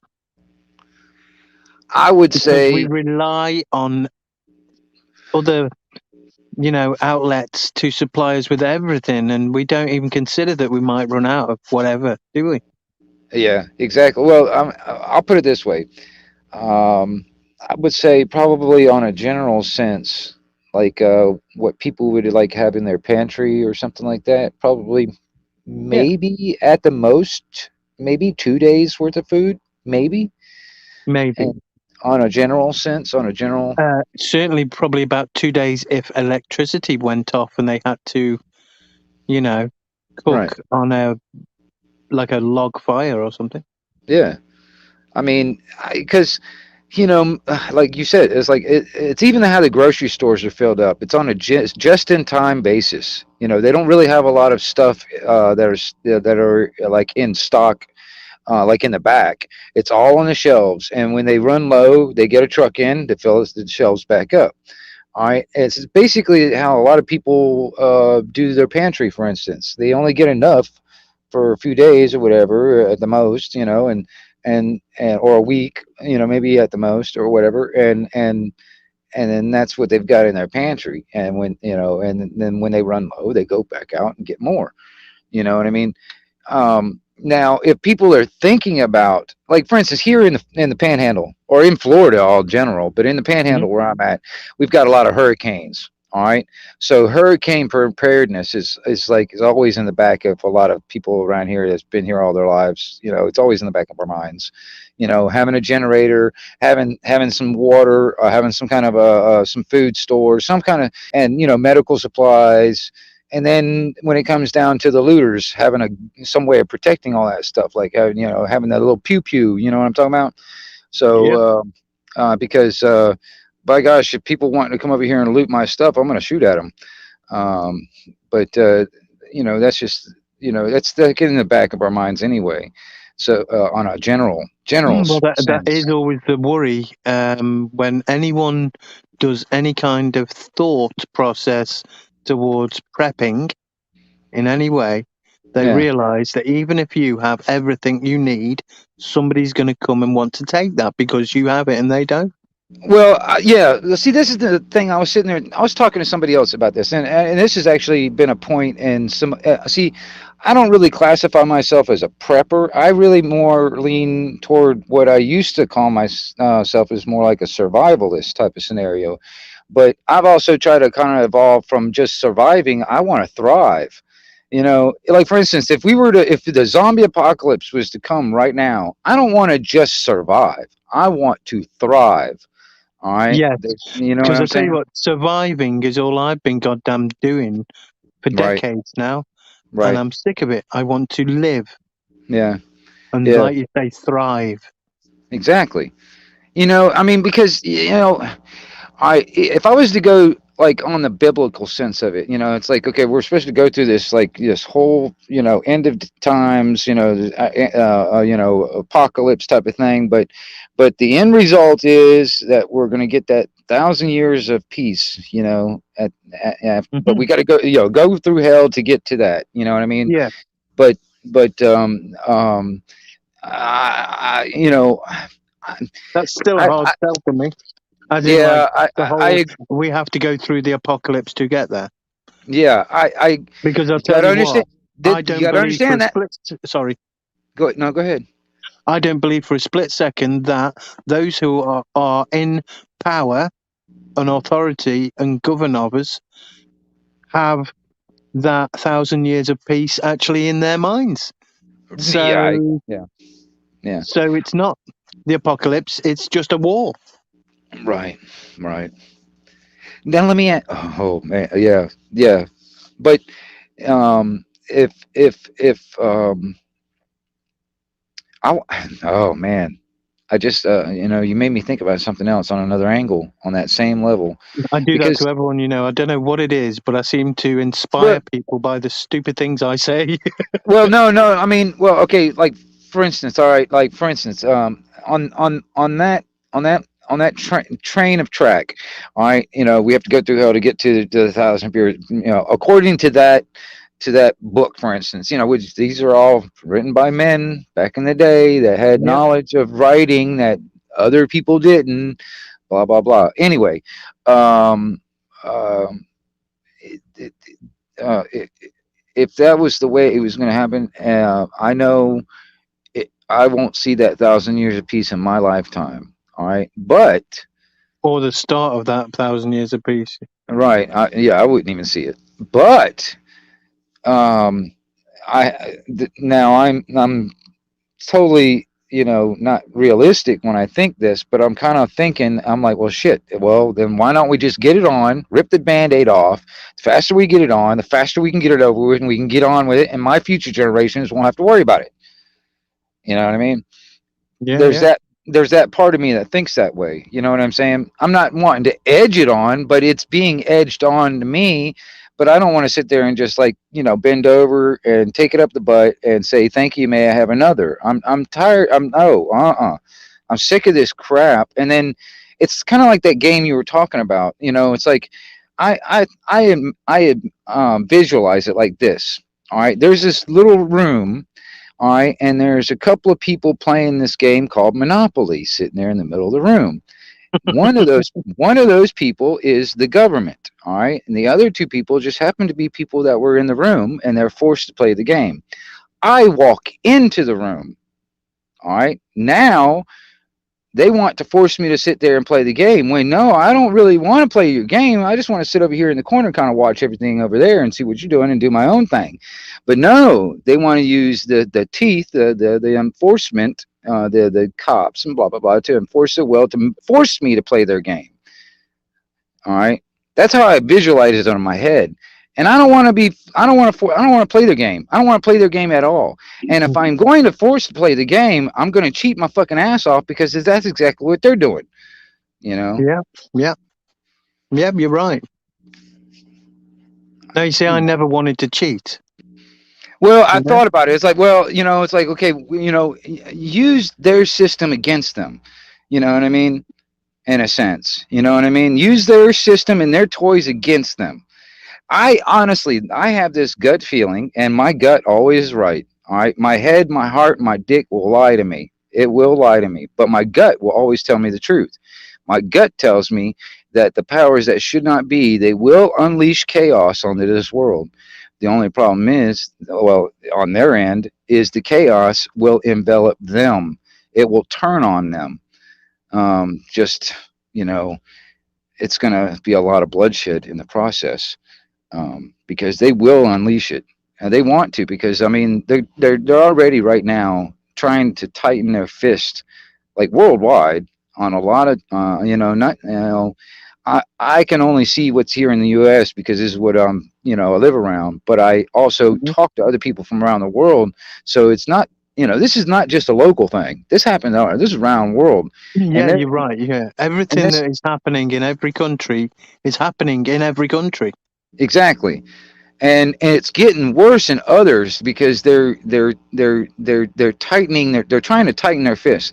And the way I see that is like, okay, when the tighter they squeeze down, the more of us slide through the fingers. But they're doing it. You can see it, like for instance what they're doing in Australia, and it's like almost like a beta testing ground over there. You know what I mean? And like in India and some other countries and stuff. It's really crazy. You talk about like that passport thing. Yeah.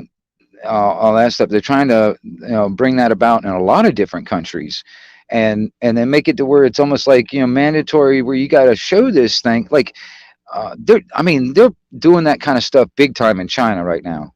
But I'm not really thinking about China. And China can do whatever the hell they want to do because that's their thing. But when it starts spreading around to all these other countries, that are supposedly free or whatever, that's where it bothers me. There is no free anymore. Well, yeah. Well, Everyone's like, freedom. We never really had it anyway, even though some people say you've still not in got our it. lifetime. Not in our lifetime. True freedom. Not in our lifetime. None of us have in our lifetime. None. Yeah, none. All right. We've it's like we have been living in servitude under the guise of freedom, right? And Yeah. I've had this conversation 30 years ago. I used to say, well, I'm not free to go and travel the world without money, without a passport. I have to go through a process to get that passport before I can go and travel the world. So I'm not free, am I? I can't just get up and go. And yet somebody else can. So they're more freer than me. So we aren't all free Right. because of money. Yeah. So at the very least, money prevents some of us from being as free as others. Well, yeah. I mean, it does. I mean, all right. And then on top of that, who owns the money? They're the one. Whoever owns the money controls everything in a sense. You Yeah. know, like inflation and all this other crap. You know, which is this hidden, basically a hidden tax. All this other whatever. You know, it's I honestly think, man, if we were just in this country, I think a damn good start would be just abolish the Federal Reserve and the IRS. Technically, the IRS is not even a part of this damn country. It's a foreign entity. It's basically a foreign corporation, and but yet they're a massive enforcement worldwide, actually, not just in this country, but they're a massive enforcement and like seizure of property and wealth and all this other stuff because they claim that we owe them. What wait a minute. Oh, yes, but we've been so bad to them in previous ancestral times that we need to pay that back, don't we? Yeah. Usually, anyway.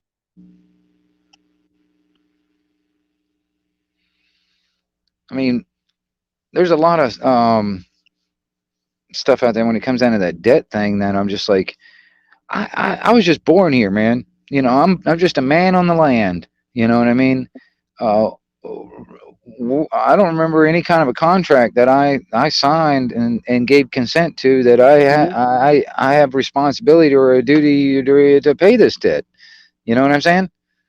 Well, that's why I got so interested in common law, because Yeah. it showed that, when you were a child and when you were born into servitude because your parents agreed to have you registered as a member of that country's civilians, Talking however about you like want the to. birth certificate and stuff like Yeah, that, right? a birth certificate, yeah. Yeah. Which basically enrolled you in the system of debt which that country has for payment to banks. Well, let me throw this in there too because the when I started looking into it, all right, the birth certificate basically is a contract that my mother basically, basically, They if didn't you know what they were doing, did they? They were no, they tricked. did not know what they were doing because in the government's eyes, what the mother did when she signed the birth certificate, signed over the birth certificate, she basically abandoned me. I became abandoned property, and then Well, therefore, the government claimed the abandoned property. All right, but in contract law, all parties have to have full knowledge of the contract. I had no knowledge whatsoever. So therefore, the contract is null and void because I had no knowledge of the contract. My mother did the contract. I had no so the contract it has no what do you call it it does not apply to me because I did not agree to the contract. I didn't sign it. I didn't I didn't agree to it. It was my mother. All right. So, it becomes null and void. The more I started looking in through that angle, which most people are not really looking into. You know what I'm saying? yeah. And that thing which, like you say, people are not looking into, the fact is that the governments owed the banks so much. The governments went bankrupt, basically. Yeah. And Yeah. the banks said, okay, so you are a country, you're a government within that country, and you have people in that country, certain amount of them. Mhm. If you can guarantee a certain amount of people, we'll give you a certain amount of credit for them so that you can cover their bills. And then while they're alive, they will help pay the debt, Right. which, depending how many people, will be so much over a certain amount of time. Well, And that's the the thing, agreements they made with every government in every country. right? And that's why you have birth certificates. Yeah. Oh yeah. Somewhere Let me- along the route, we forgot to use the allocated money that the banks gave every single person. yeah.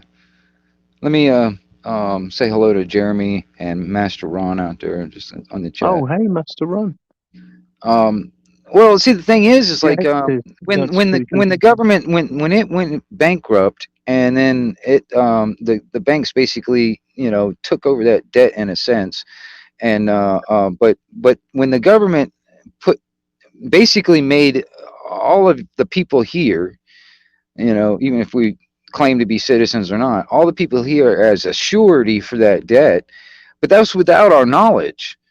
I mean, in contract law, if you look at contract law, you cannot have a contract between two parties in a sense without both of them having full knowledge of the contract.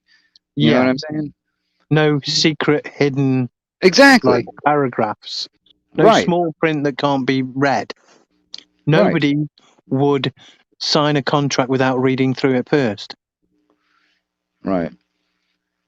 And that's the problem. That's the problem. It's like technically they have no authority and they have no jurisdiction. It's all a fraud, and they make it out to be like they do. It's a facade. All right. I mean, especially if people started digging into the actual law, and they start digging into legalese, that religion of law. You start digging into that and understanding how they talk and how they but people, I get it. Most people, they're just trying to make a living, pay the bills, put a roof over their head, feed the kids. I get it. You know what I mean? But they rely on that, of not, ignorance and that laziness of not understanding it. You know what I'm saying? Yeah.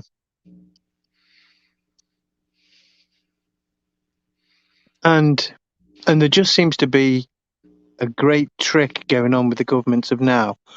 Whether they half of them even know what the hell is going on, or like whatever percentage know, it's just criminal the way that it's all just carrying on. Yeah. And without the internet, a lot less people have been knowing about this. Yeah. Well, and that it was dwindling down to nothing basically without until the internet was created. Yeah, that's the modern day printing press, in my opinion. Yes. You know what I mean? Because like I said, I'm still analog. I talk on CB radio. That's very limited. I only got the audio part of it, but you can say 1,000 words with one picture. You know what I mean? And then the ability to do it real time, worldwide. The modern day printing press. This could be something that could turn on them. This technology that they invented, and it was all designed to begin with by the military. Every bit of this that created this cell phone, all the technology that created the cell phone and the computers to do this stuff right now was all started by the military. All right, so this is actually, at one time, this was a weapon. Still can be, classified as a weapon in certain people's view. You know what I'm saying? When it comes down to like even just keeping track of everybody, and it's getting worse because of this, like this so-called this stuff that's going on right now because of this crap, this beer bug going around. When it comes Yeah. down to a lot of this, the passport thing, they're wanting to do this thing with a cell phone where it's like an app. You know what I mean? And True that. Yeah. you know, it's messed up what they're doing in other countries. And like I said, it's just to me, it's just a beta testing ground for what they want to implement all over the place Well, to yeah, yeah. tighten to And tighten to it, be tighten the honest, grip. I believe they are just basically playing out the scenario. Yeah, it's like maybe they're just using blanks, if you get what I mean by that. And they're using blanks, and they're shooting at everyone, and they're seeing how many people duck, and then they see who ducks and who doesn't. You Kind of know? like a litmus test. Do you know what I mean when I say that? A Yeah, yeah, litmus yeah, test. Yeah. yeah, and also maybe an intelligence test. And those Right. are too intelligent, well, they're going to get shut the fuck down. And when I say too intelligent, basically not playing their goddamn game. Right. And that's us, isn't it? Well, see, that's the part of that preparedness part of it. I mean, if it gets to the point where they start, because they're already trying to demonize it here in the States. They're trying to demonize anybody that doesn't have this thing. All right, like you're in a danger. You're actually a terrorist if you believe in all this, whatever.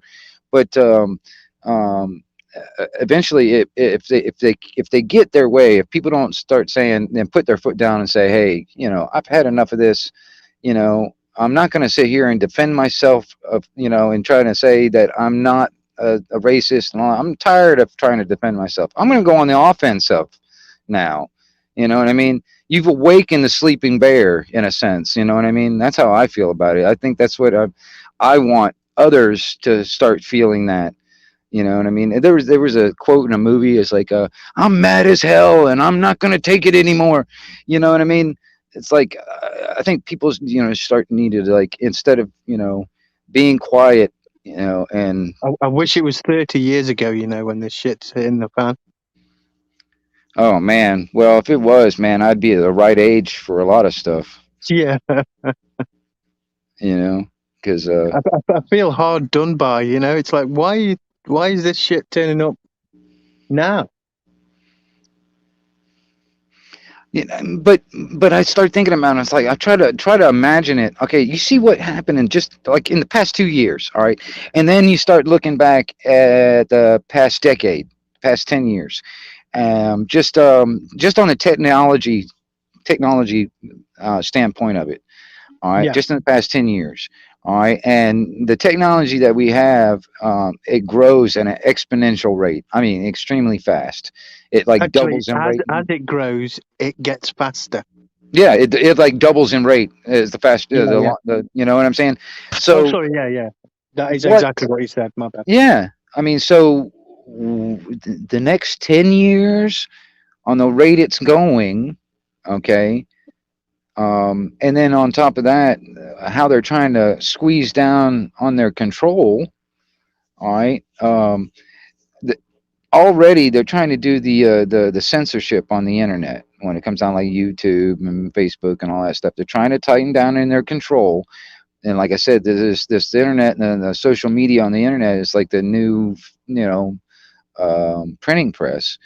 They want to eventually. This is going to be at this moment I think people have no excuse to be ignorant because they got all this information at their fingertips at the moment. At the Because moment, yeah. it's at the moment. But a You lot know of what I people mean? can just sit back with their arms folded and their feet up, crossed, legs crossed, just like, yeah, I'm good. We got everything. We're free. Yeah. Yeah, exactly. And then suddenly when it's all gone, they're like, oh, now I got to fight. But I need all the shit that I had, but I haven't got it now. And some of them don't get that. Well, because it hasn't hit their front door yet. Yeah, but that's Like I not a said, good enough reason, is it? For me, no, anyway. I agree. I agree. Because I mean, there's a lot of people. I even got family members that are in this state of mind where it's like, oh, well, it's gonna happen. It might happen in some other city or some other states. I'm not really worried about it. It's like it's out of sight, it's out of mind. You know what? It's funny you say that, right? I've had so many friends or people I've spoke to or family members say stuff like, "But that's happening in that country," or that won't happen in my lifetime, or Right. that's not going to happen, or Yep. I won't have to deal with that. And then I've said, but what about your children? Yep. Yep. But I mean, Oh, not yeah, only that. That's the reason why I talk about like the future generations. You know, it's like, I mean, yeah. if we're gonna have this all the shit to go down, I mean, it's like, well, if I'd rather it happen in my lifetime, so my future generations wouldn't have to pay, deal with it. All right, that's just kind of like my, I may or may not be ready and survive it and all that stuff and thrive it and all that stuff. I don't know until it I don't happens. trust those powers that be to do the right thing, you know? Well, dude, their track record proves that they won't. Exactly. Exactly. I can't put it any more succinct way. But I I'm just like saying, that. and that's what I don't understand. What a lot of people, I mean, because I mean, I'm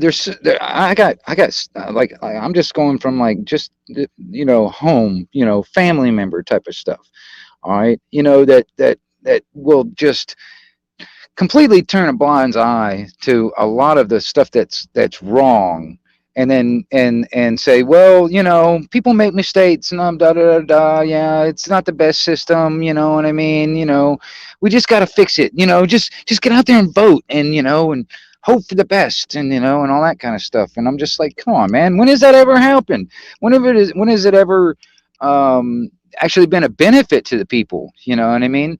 It's always been, they a lot of promises and all that stuff just to get the damn job, and next thing you know, they get voted in, and then it's a complete opposite. Their actions are complete opposite of what they tell everybody. You know what I mean? And that's what bothers me. It's like it happens every damn time, all through the damn, presidencies and all that other stuff. I mean, even me, I mean, my lifetime, and just in the few presidents that I've been through, it's like, holy crap. I can see many different faults and many different somewhat positives, but they got to sprinkle a couple of little positives on there to keep everybody, thinking that they're relevant. You know what I'm saying? Yeah. Create the problems, and then in the secret, and create the problems, and then wait for everybody to be like, hey, government, please do something, and then they'll come in with that pre-planned solution, and they're like, hey, we're your saviors. They're like magicians, aren't they? Well, yes, Look like, over here. What I have here is a problem to be solved. right. How would you like to solve it? Well, It's almost like magician, sleight of it hand looks also. like the best thing I can do is ask you to do something. Right. Yeah, it's almost like sleight of hand also. It's like, here, It is. look, watch my right hand while my left hand's picking your pocket. you know um Yeah, and Bruce Lee proved that you don't have to be a magician to use sleight of hand. He was just fast enough. yeah, that's all it And is.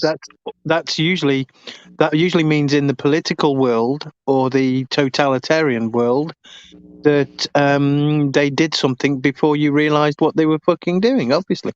Well, that's the thing. It's like a lot of that's why I was sitting there saying something about that so-called predictive programming.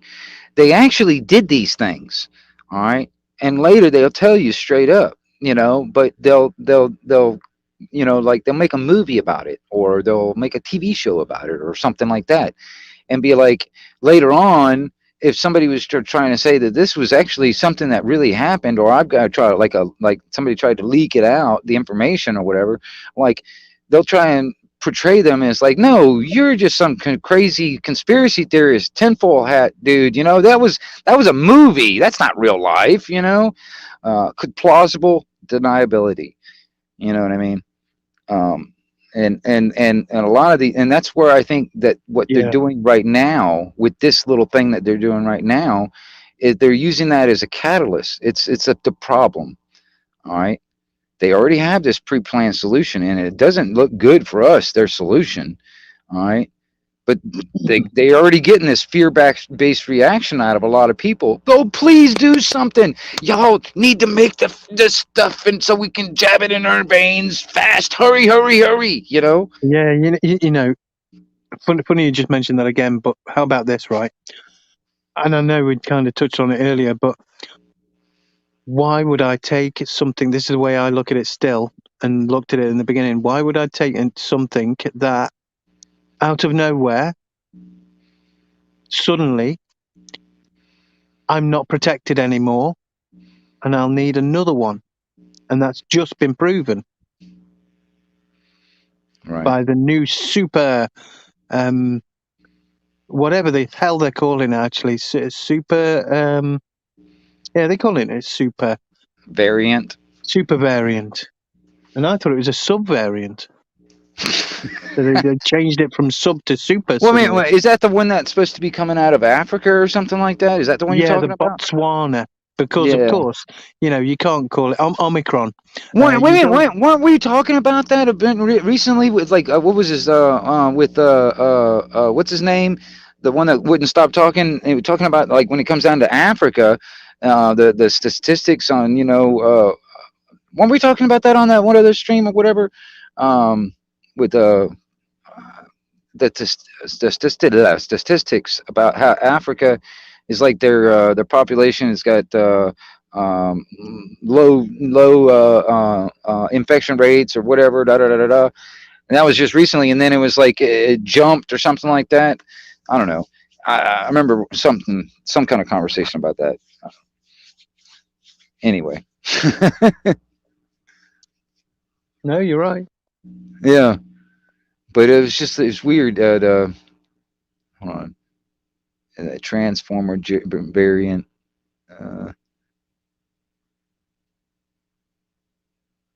Yeah. Yeah, Omicron variant, I think it's called now. Because Botswana variant doesn't sound very sellable, does it? No. Yeah, it's the Voltron variant, I mean, The Mysterions. yeah, variant. exactly. I wouldn't put it past them as actually trying to put something like that on there, man. They got to spin it somehow, where they can sell this stuff where it's like it's scary and you guys got to be very afraid of this boogeyman.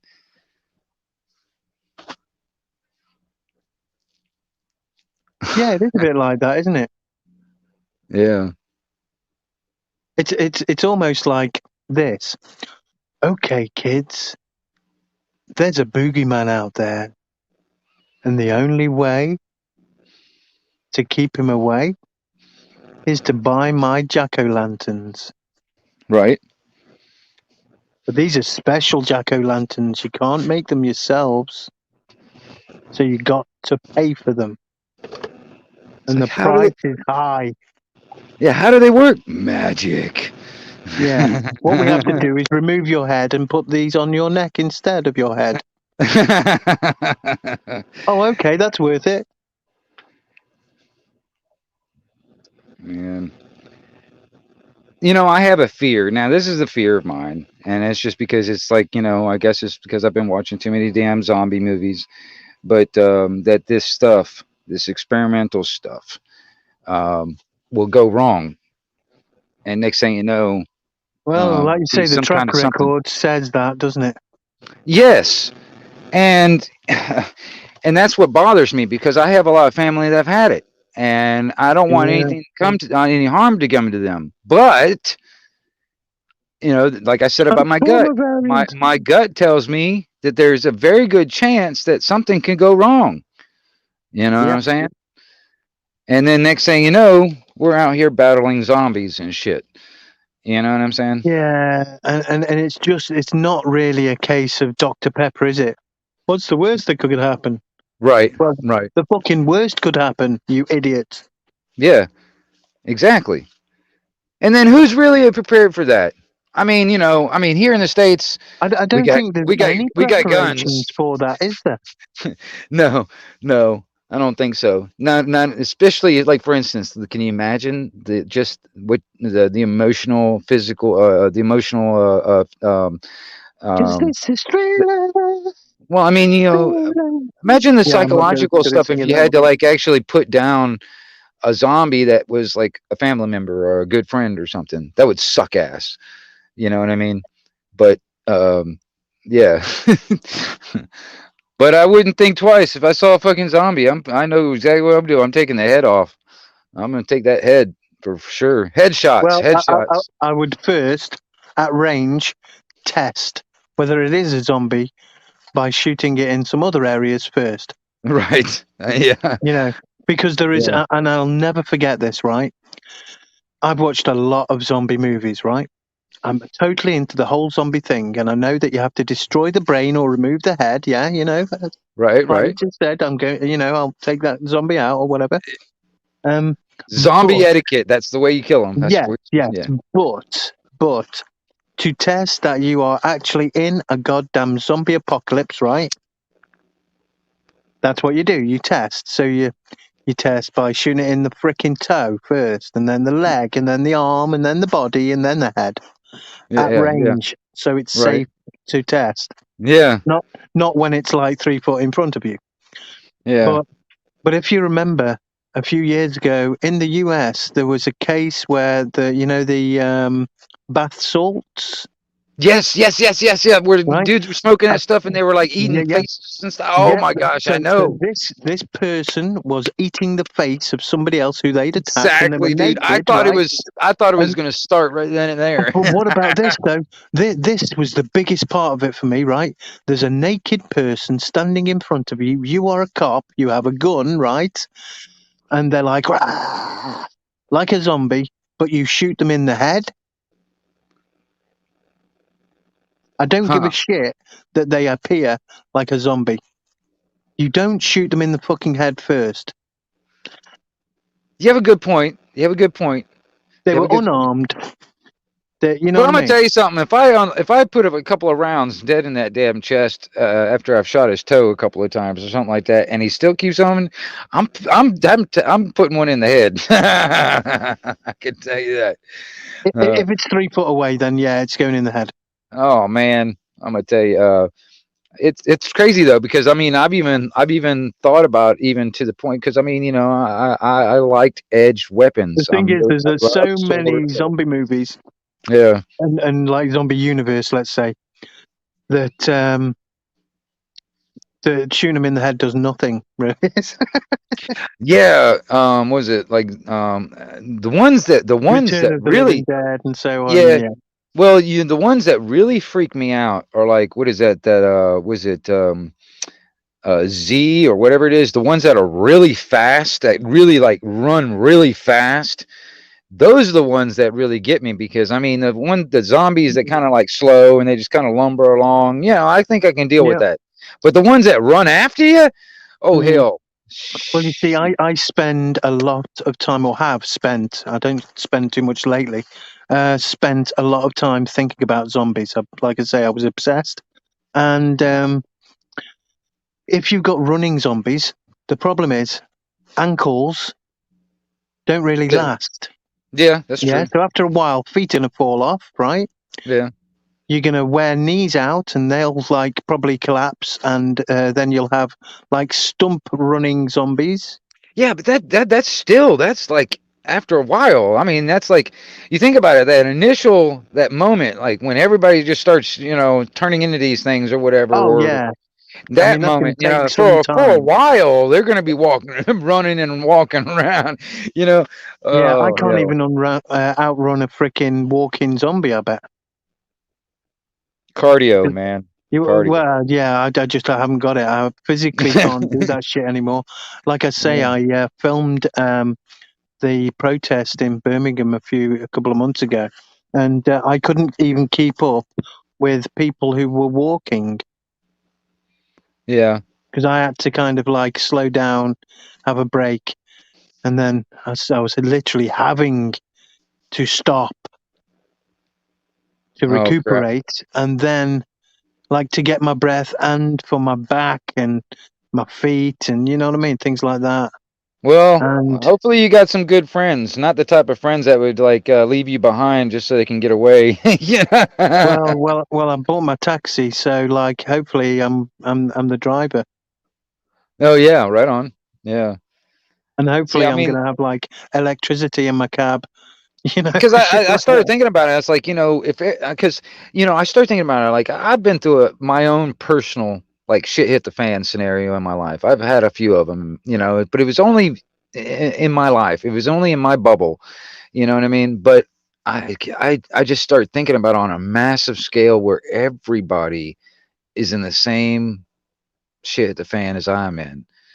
That just would be that would be just be crazy, you know what I mean? And I've been through a few hurricanes, so there's been, you know, local areas and like whole towns and cities or whatever, kind of like because of the hurricane. But eventually we all kind of rebuild and everything goes back to normal and all that stuff.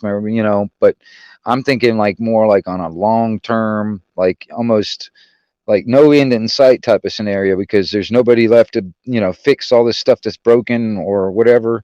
You know what I mean? Yeah. And it's just crazy. You know, if that was to happen, if this was like turned into like the World War III scenario was to happen, because I mean there are things that are going on in the world right now that could spark this shit. You know what I mean? And Oh yeah. and so that could be, and there's still that threat of nukes involved, even though AI systems are like the new arms race. You know what I mean? I'm But not even scared about the nukes. I'm yeah, more scared about the nuclear power stations. yeah, yeah. Well, I mean, they're just like even I know they were talking about it. They're Like I saw. nuclear time bombs. That's all they are. Yeah, yeah. Well, I mean, what was And so, it's like, like if a you don't do anything to stop it, this will go up. yep, yep. I hate nuclear power as we have it right now. I believe that if we had very small nuclear devices, we'd be a lot safer because people would need to be trained in the use of them. Well, And yeah, they could, like something that and you know yeah, each household could have, or like each town or something would well, have. yeah, You know what I mean? each household, like you say, or each town, probably household would be safer because Yeah, one house going up wouldn't be next door going up either, probably. And next door would be like, holy shit, they've got a problem. And they'd be getting their nuclear, chemical, and biological suit on quick. And, we'd have like technology like a Geiger counter, freaking VR. Do you know what I mean? Or yeah. AR, should I say? You know? Maybe we just got to, honestly, man, me personally, man, I would love to sit there and rack my brain with any what I would call a mad scientist. These guys that are really intelligent on electronics and electrical engineering and all that stuff, but they like to invent and they're up to like taking ideas and stuff. I would love to sit there and just talk about ideas, and it's like, can we build this thing? It's like yeah, I mean, is there a way we can build this damn thing? Because I have ideas for generators, and but I don't have the technical knowledge like schooling. But if I Talking can get it about at, that the other yeah, night to someone about the fact that, we should have a combination of different power devices. yeah, We should have a bit of wind power, bit of, say, if you're near water, then you should have a hydroelectric generator. well, even Maybe, they got even there's this technology like for down like where I'm at. It's like down here on the beaches and stuff, like down here on the Mhm. Gulf. The waves, Yes, waves. yeah, the wave. It's like Yeah, a yeah. generator that uses the waves as the generator. Yep, yep. Uh, Agreed. I know about that technology, yeah. there's all kinds of stuff. You know what I So mean? wind as well, Yeah, solar, yeah. and then never mind the uh, those towers, they're like a Tesla tower, which Well, you would have the natural electricity generated from the Earth's electrical field. right, right. Well, you know why that wasn't really become Well, popular they is couldn't because charge anyone for it, could they? exactly. Edison was like, if we can't put a meter on it, we don't want it. You know what I mean? And what was it? It Yeah, was Edison, and then what was it? The yeah, the other guy. Rockefellers and all them, all that. Yeah, But yeah, I mean, see, this is some of that technology that was suppressed back in the day, and it's still, I think, Westinghouse. yeah, Westinghouse. There you go.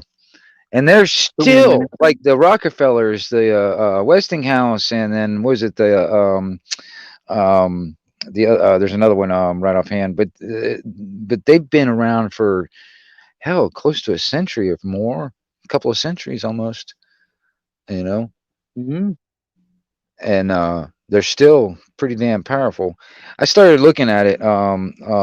If you like go to like the stock exchange website or whatever, and you start looking at like what companies have majority interest in companies, if you start looking at it, man, there's basically three You mean companies. conflicted interest What do you in a mean? way after that point of having, you know, too much interest. Yeah, yeah, exactly. Well, there's three companies that basically have controlling interest over all companies. You know what I mean? Yeah, And yeah, it's listed right there. You just start looking down at all these different companies. You know, like for instance, I mean, it's like these three major companies run everything. All right, they have major invested interest in all companies. Like for instance, like you think Coke and Pepsi are rivals. No, they're owned by the same damn company. You know what I mean? Overall, it's kind of like what is it? YouTube is owned by Google, and Google is yeah, owned by Alphabet. You know what I mean? There's yeah. that tier system type of thing, and it just goes on and on. And And actually, alien it's more believers. like a That's what I web see you out there. of fake companies that are owned by a few. Right. But and they're the ones that are kind of manipulating even the news, maybe mainstream news medias. You think you got like for instance here in the States, you got Fox News and you got CNN, and there's like they're trying to make them off like they're like rivals or opposing views, and all. They're owned by the same damn company. You know what I mean? It's just like they try to put that division, or they project this division, but it's coming from one central source. All right, and that's that's the in the grand scheme of it all. If we were to put a label to it, they're the true enemy. You know Yeah, what I'm saying? You know what I mean? But we're all sitting there. We focus on different things, and that's what drives me nuts when I start seeing all this crap. Like the Black Lives Matter, the Antifa, or the LGBTQ, LMLPQ for whatever the point thing three the thing five. is though, do you know what the problem with those entities is? That the true people who that entity has been created by and for are still there, Yeah, but the entity has hijacked those people's reason for doing it, and it's totally not for that reason anymore. And I feel for those communities. And just lately, right, the LGBTQ community the real LGBTQ community has been speaking out against the LGBTQ front community yeah, because it has been hijacked by the elites. yeah, yeah, yeah. It has. It's so immoral what they're doing in the name of LGBTQ, and it's so immoral what they're doing in the name of Black Lives Matter and so forth. I mean, look at it with the Insulate Britain at the moment. I don't know if you know much about that, No, but they've not been right off. like gluing themselves to the roads and stuff, and some of Okay, them I've were in heard, prison I've for it. seen a little bit of the story, but I don't Yeah, know that yeah. much about it. You know. They've been blocking roads, they've been getting in trouble because they've been stopping ambulances get through and so forth, Yeah. and really what that is that's hijacking the movement of protesters, because they are giving protesters a bad name by them doing that. Yeah. And these people that are joining or being the ones that are the protesters in this, specialist area of protests, they are all from well-to-do, well-off area of Britain. And it's like, hold on, there's something wrong here. Well, I do know, I have noticed that. They're You know, funded by the elites, basically. You know. yeah, like what is it? Funded or planted provocateurs. You know, they are, you know, Hmm. they'll have people out there for a legitimate, you know, complaint, and they want to express their complaints. So they get together and they have this like a protest, and there's a, you know, and it was a legitimate, but like you're talking about hijacking, you know, there'll be like a somebody that wants to like, you know, demonize or defame this whole thing, so they'll act like, or they'll pose as one of those protesters and do something like break a damn window in a building, or some crazy stupid crap like that, and then they, the news will pick that up, and then they'll portray the whole thing as like, or like a riot, it was a riot, you know what I mean? And that's just like an example of how it gets turned around.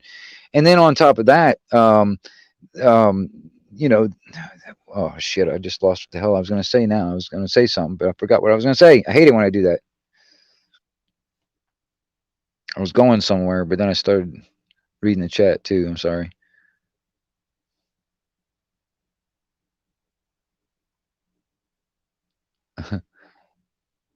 Like Jeremy was asking, it's like, what do you, how do you think the media would spin a zombie apocalypse? It's like, how do you think they would spin that? Easy. We've been trained by so many media-based zombie series and movies, like in the last so many decades, that a lot of people will get with that.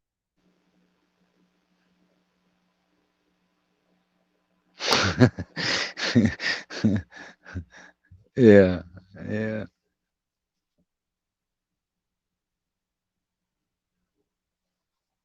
yeah, Jeremy. This is my first time, first panel.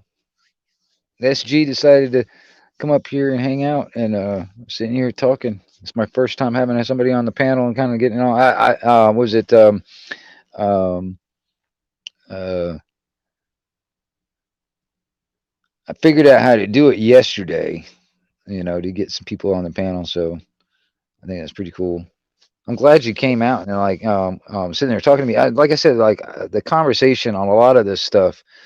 Um, I don't know. It needs to be talked about because honestly, like I said, it's like if you know, if we just keep on like saying certain things are taboo and we just can't talk about it, it'll, the, you know, a lot of these problems that we have will just get worse, and we'll never sit down and actually put our heads together to try and figure out solutions. We'll just leave it up to them to give us whatever the hell they want to, you know, and we'll just take whatever they're giving to us, you know. Absolutely. We do take, most of the time, everything they tell us, whether we agree with it or not. How resilient of us. See, you know, and then I've made this point also. It's like I think the biggest thing when it comes down to it is enforcement for these people, man. You know, they have the cops and the military at their fingertips. You know, so you know when they write something on a magical piece of paper and sprinkle some pixie dust on it, there before that we have to obey this thing now. All right, and they've got people that will use violence against us if we don't. Well, if there's no one to enforce violence against them when they do not obey the law, they'll never they'll never, you know, they'll never stop. So it just comes down to enforcement. How do, you know, we need our, you know, basically the citizens. Master Ron, would you say can anyone join? Yes, anyone can join. I think I got the thing on there if you want. Um, and if it's too far back or whatever, if I need to put it back in there, I'll put it back in there, Master Ron. Um, but you know, it's like I just you know, that's what bothers me. You know, I've actually asked family members that are in the military and stuff like that, and also law enforcement, if your boss told you, ordered you to come to my house, come to my property, and do a weapons confiscation and a mandatory relocation, would you do it? and I'm sitting and it surprises me on some of the answers I've gotten from family. And you know, some of them were like, "Well, that's what I was told to do. That's what I'm going to do." And um, oh,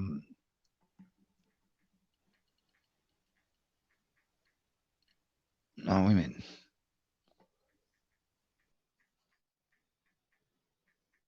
Hello. Hello.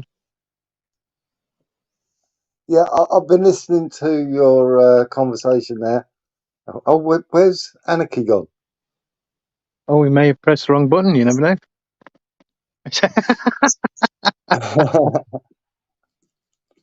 He just said Anarchy? like, you know, I learned to do this yesterday, so you know. Oh, wow. So how are you feeling today? Yeah, well, I wasn't as good as I was when I left you. Ah, Still affected me, but I'm a hell of a lot better than where I was when I first, yeah, you know, yeah, I'll wait until we Anarchy began. comes back to talk about a few points of what was being talked about. But yeah, all good. You know, don't let things bother you. I Oh, okay. don't tend There to. he is. Hello, My bad. Anarchy. Hello. Yeah, hello, right back at you, man. Yeah, I was Yeah, listening to some conversations and what have you, and there's a few points. The first point I'd like to make is turned around and said, I joined it when it was mentioned of about 30 years ago. Well, we know why they didn't do it 30 years ago, because our ancestors, which fought in the Second World War, a lot of them would have still been around. And they would have been the first ones that would have gone to the White House, Houses of Parliament, and saying, hang on a minute, this isn't what we fought for. So they waited till enough all of them have died out. So, you know what I mean? So that's why they couldn't have done it 30 years ago, because there's still been a good handful, which would be, even if they couldn't get there, they'd be saying, oi, now I fought for this country. Now it's your time to go out there and fight for freedom. I did it. You know what I mean? I know my yeah. I grandparents mean, would hell, have. there was people that done. Yeah, You know what I mean?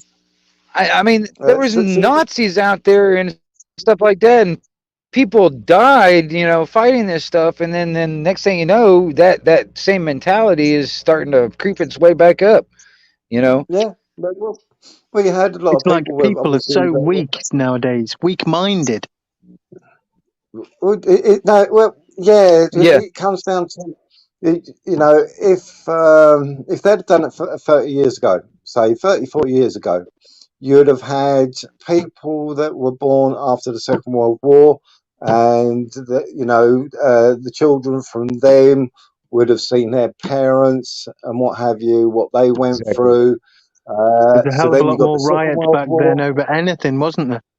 Exactly. So you're It's talking like about when a all this protest had shit turned hit. into a riot. Hmm. It would have been. It would have been over within a few weeks. You know, 30 years ago, 40 years ago, it just wouldn't have happened, We because ain't they'd be standing for going, this hang shit on a no minute. more. Not without a Yeah, fight. yeah. Right. So that's the reason why they waited perfect time, 100 years after the First World War had ended. So if you look at the generations and everything, they chose now because it's 100 years later. That is Hey, the Ron. only reason why it wasn't done before. The only Well, reason. well, Ron. Okay, just looking at what's going on right now, like in the world right now, Yeah. like what do you think? Do you think could be like a catalyst to kind of kick off like a World War III scenario? Oh I, shit! Just sorry. World War III couldn't happen because it's the powers that be that they can't win in a scenario like that, because let's face it, they're lazy fuckers. They only look at the money which they can make out of it. They need the workforce to make their money. So to me, nuclear war isn't a problem. I agree slightly with what SG said about I'm more scared of nuclear power. I'm more scared of nuclear waste, because if you did jump over to nuclear power, what are you going to do with the nuclear waste? You know what I mean? Right. Where are you going to be dumping all this shit? So nuclear at the moment isn't a solution, even if you had in your home, because I agree. eventually you have to get rid of that waste. So Right. if every household can nuclear power its own sources, you're still going to have a problem until you can solve that problem before you start using it. But that is the main problem with the system, is that they look for quick fixes, and then whenever you look for a quick fix, then the problem comes on later on, because their brain doesn't actually compute that if we go this way, will there be a problem with this in the future? And and that's how they do it. They look for quick fixes. Oh, and this new one is, they turn around and say, "Oh, we're overpopulated." Well, not really. This isn't an overpopulated planet. It's what we're overpopulated with is greedy people. Yeah, I That's agree. where the problem lies. It's the greed of these people. You And you know. know what? It's not that they want everything, it's that they can take everything, so they will take everything. Well, Yeah, who was They it say? don't It's like he need doesn't. everything, do they? Well, who was it that said? I can't remember. It was like, I guess was it the dude for the Federal Reserve or whatever? He's like, it's not about owning everything; it's controlling everything. You Well, yeah. know, Yeah. they don't really Well, care if they But if own they it. have As to long as own they got everything control to of be it. able to control everything, they'll do it. Yeah. Well, it's like Drop of a hat. what was that? The Build Back Better or whatever, and all this other stuff. Where they were like, you will Isn't it own funny that nothing they and all be started happy. saying "build back better, build back better, build back better"? All of them. Right. Well, But it's different part of the languages all lockstep. around the world. Build back better. Newton. You know, Yeah, it's like, hold on a minute. it's part of the lockstep. They all have to be in lockstep. That's what it Yeah, it's is. like, hold on. Was there a secret meeting where they all were programmed with the same program? Right. have you ever seen the movie Rock and Roller? Yep. I think so. Yeah. Yeah. It's a British gangster movie, but the opening part of it is a guy talking about rock and roller. Now, and it's true, a rock and roller is never happy. He wants the fucking lot. And that is a fact. They're not going to be happy until they get everything. And that's what we got today. They are rock and rollers. That's what you want to call them. They want the fucking lot, and that is exactly the scenario. I've known people that enough is never enough. You know what I Exactly. mean, in the criminal world, and that they are All is what never I would enough. class as rock and rollers. It's just that the rock and rollers of today are the powerful, and enough will never be enough. They're the big criminals. They're the real rock and rollers. They're the ones who really want the fucking lot. You know what I Yeah. mean? Nothing will ever satisfy their greed. So what do? Ultimate power. Well, let me ask you. Let me. This. I was sitting there thinking about it. All right. And then where would it hurt them the most? It's right in their pocketbook, wouldn't it? That It would that, hurt that them. that's that is the only way you will hurt these people. Is yes, cut off their supply, their fix, because they're Right. junkies. You know that Right. is what they are. That they are money junkies. Yeah. Enough is never enough. Or They need power that fix. They junkies. need that next fix. Yeah, they need that next fix, and it doesn't matter who gets. And this is the hypocrisy of it all. You know, they turn around and say, "Oh well, you know, the cartels and all this, that, and the rest of it, and everything." Well, hang on a minute. You'll know better because you're allowing people to suffer. You know, the human trade. Yeah, people are suffering, but with your way of doing everything, you know, the powers that be, you're making people suffer. Where's the difference? You know, you're a criminal. You gain White your collar power, you gain criminals your or wealth. blue collar criminals. That's the Yeah, difference. exactly. Except the ones You that know what I mean? steal 3 trillion get payouts, and the ones that steal £3 get imprisoned. Yeah. This is the mentality. You know what I mean? They sit there in their ivory houses and go, oh, you know, you know, we are helping, you know what I mean? We do the pipelines and everything, but at what fucking cost?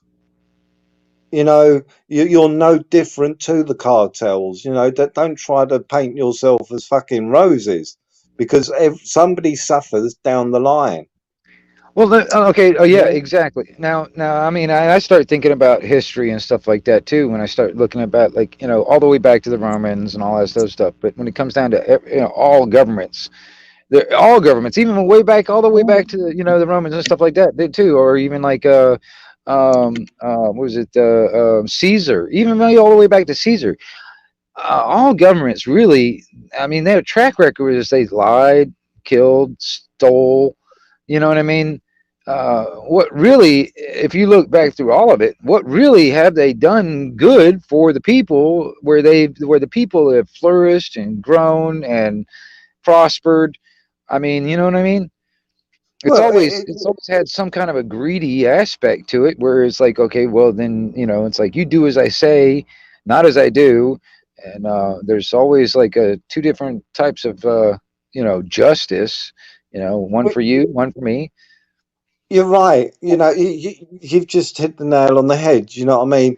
Look at it, like if you go back to Caesars and the Cleopatras and all these people and everything, they would sit there and they would watch people fight themselves to death while they're eating grapes and Right, oranges and right, this, that, and the rest of it, because they would get pleasure out of seeing suffering. You know what I mean? They would right. gouge themselves on all the luxuries and what have you, while they're watching a spectacle in front of themselves with a lion ripping a man apart and everything. And they'd be, oh, this is so enjoyable. It's a lovely scene. To them, yeah.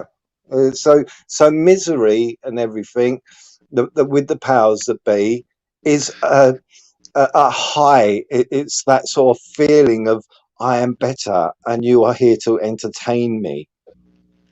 So Yeah. yes, it is. You are there to entertain me.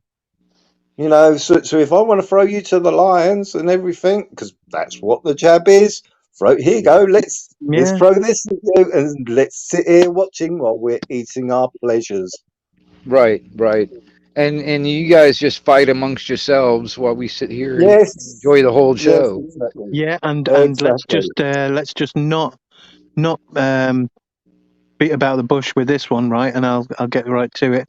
But there are elite systems. The systems of the elite are there for them to live in their bunkers forever. They can probably like reproduce for God knows how many freaking 100 Yeah, years without them to come yes, out, okay. and we'll just fight against each other in the zombie apocalypse or whatever we create, Yeah. and they'll be laughing.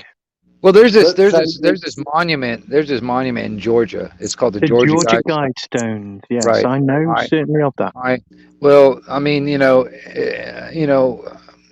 with what's on that, their goal, if you take that as their goal is basically to eliminate 90% of the population of the entire planet anyway, and then what's left over will be able to control a lot easier. All right, yeah, because that's that part of that eugenics and depopulation and all that other stuff. And I started thinking about it too when it comes down to the bunker idea and all that stuff, man. I mean, there's a lot of stuff already in place for that, you know, and that's what worries me about this jab thing, because, like, you know, if it starts going wrong, you know, all they'll do is they'll lock themselves away and let everything die off, and they'll just come back out, or they'll fly off into outer space to some rock somewhere and wait it out. You know what I mean? Which that's but probably a plan also. You know, but they would still want their workforce. You know, enough of a robots, workforce. robots. I mean, You know because what I mean? honestly, there's I mean, you know, there's a lot of things right now that are becoming fully automated. You know, a lot of stuff when Hmm. like, even crops. You know, it's like Hmm. you talk about it, like around here in the U.S. They were talking about Mexicans and all that stuff coming here legally to do crops and all that stuff. Well, a lot of that stuff, man, for the big ones, the big farms and stuff, it's all automated. You know, they got big equipment to do that. They don't need damn Mexicans out there picking that stuff. Mhm. All right, and then you know, I'll give you another example. In the McDonald's, they're already trying to phase out the cashiers. They got these little kiosks where you can sit there and order your food. You don't even talk to a cashier. You Well, know there what I won't mean? be any deliverers soon. It'll all be, delivered by drone. Yeah, yeah. I was sitting there kidding with somebody about it. We were talking about. We were just kind of kidding about it. It's like I want to get me a big old fat joint to smoke, and he's like, man, you know, I'd probably get Amazon to fly it over with a drone or something, you know. You know, next thing, or Craigslist, you can probably order it on Craigslist to get them to fly it over, you know. But you know, it's getting to that point, and then on top of that, on the AI and the cybernetics and the robotics part of it, on from the stuff that I've been looking into, one of their end goals, that they, as in the powers that should not be, is to figure out a way to transfer their consciousness into a robotic body, so that Yep, therefore they can that's live the forever. transhumanism. Right. So therefore they can live forever. And if they're in Yeah, a position of they want to power be to rule, they want to be able to do that and then travel into space and explore the universe forever. exactly. So these are not necessarily what tinfoil hat crap. This is what they're actually working on, and they're very public It about what they're doing. absolutely is. I've been invested in this interest for decades now. I've been very, very into cyberpunk literature and movies and television series and books or whatever. Yeah. Very into it, and the whole transfiguration of man into cyborg machine. Or the downloading of, let's say, the consciousness into a robot, Yeah, whatever. kind of like with Neon, was it Elon Musk and the Neuralink thing that he's got going on, where it's basically you can just you basically plug in your brain into the internet. You know what I mean? Where you can be sitting there staring off into space, and what you're really doing is you're just scrolling through your Facebook shit. You know what I mean? Or your emails or whatever. And the only thing is that I see about that is the complete chance of being hacked. You know? I mean, can you imagine your brain? You're hooked up to the internet. Next thing you know, you get hacked, and then all your motor functions or your emotions or whatever is all being manipulated. You know what I mean? That to me it could be it's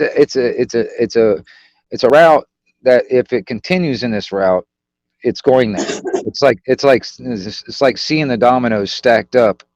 You know what I'm saying? Well, if I can just add to it right now with a real world example of such a thing, 3D printed limb replacements Right. have been around for a while now. Yeah, But prosthetics. the first person to get a working 3D printed replacement eyeball happened just a few days ago. So you can get replacement 3D printed eyeballs now. You know what? If I live long enough, I may be old. I might be around long enough where I could be sitting at the car boot sale or something like that, selling spare parts. You need an arm, you need a leg, you need a new eyeball. Here, I got them. You know? Now you see, I'm obsessed, like I say, with zombies, and I'm obsessed with cyberpunk literature and so forth. But it's all of it is so that I can kind of get to grips with the whole philosophy and technicality of it, because that prepares you, because those things for me in literature have always been a warning not to let that happen. So I've been invested in my time in those interests just in case. And yes, we are on the precipice of that. And they talk about the fourth industrial revolution. Well, I was like looking at the whole robotic work revolution myself for the past 6 or 7 years. It's been going on maybe more than that now, actually. Time passes so quick. 2 years has gone like nothing. Right. And See, I can't get on board with what you're saying. They want to replace man with robotics. Well, the no, work, they the want to labor replace force. jobs. Yeah, the Force, labor, yes. the labor force. Yeah, the labor force. Yeah, because they wouldn't get because the pleasure that they get is man killing man. That is their pleasure, When you look at it, First World War, Second World War, the mass and everything, like we said about the Caesar mentality, you know what I mean? The pleasure they get out of being able to have a spectacle of human beings killing each other while they Right. sit there making money out of the profiteering out of man killing man and what have you. Well, Yeah, yeah. if you've got them sitting in their ivory towers and all they've got is machines to do their work, I don't think they'd find that pleasure. Well, The That thing what do you is, pleasure think? if you replace the workforce, none of us are earning money, and we'd Well, probably start doing lots of things for money. other stuff. I mean, do you think Other like stuff. was it the cathedrals and stuff, or not the cathedral, the where they were fighting lions and stuff and all that stuff? What are you talking about? I'm drawing a blank again.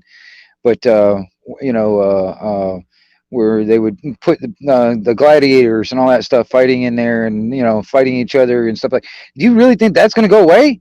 I mean, there's always yeah, going to be like it's like football. There's always going to be some kind of a sport of some kind, and to keep people and the so-called elite entertained.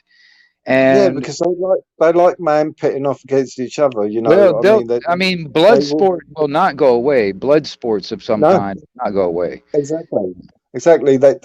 They try their best all the time to keep people feuding against each other, as if it's to do with religion, race, or whatever. We had Cause, this conversation the other night about the immigration situation that come to England. I'm sure it's the same in every other country, and that they put when you have immigration into your country, they put them in separate pockets to keep each other away from each other. So then there's resentment and everything, and they turn around and say, integrate and everything. Well, how can you integrate if you're actually putting pockets of people in separate areas? If you're talking about true integration, then you have all different races. There's no pockets, if you know what I mean. Like in London, when I was living in London, you had the Asian population put in this area.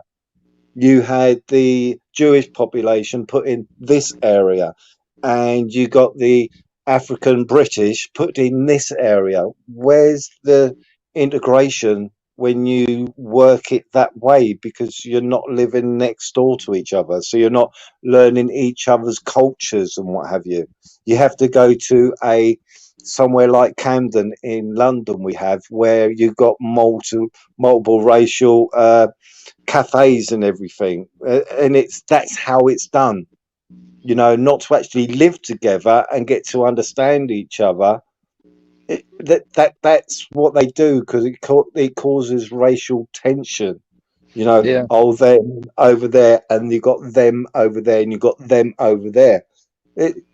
It's when I was living in London, it was a big eye opener, and I'm sure it's the same in any major city in America, anywhere around the world. Is that you'll find that's exactly how they treat it.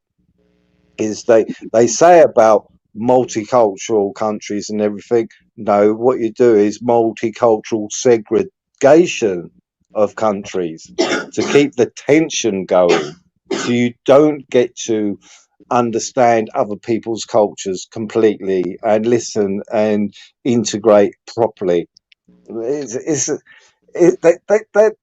just, what's it, narcissists They love that's why I can't get into the AI and everything, where they want to have man at such a rate, and they would rather replace man with AI because they wouldn't have that pleasure of Just the workforce. attention between people.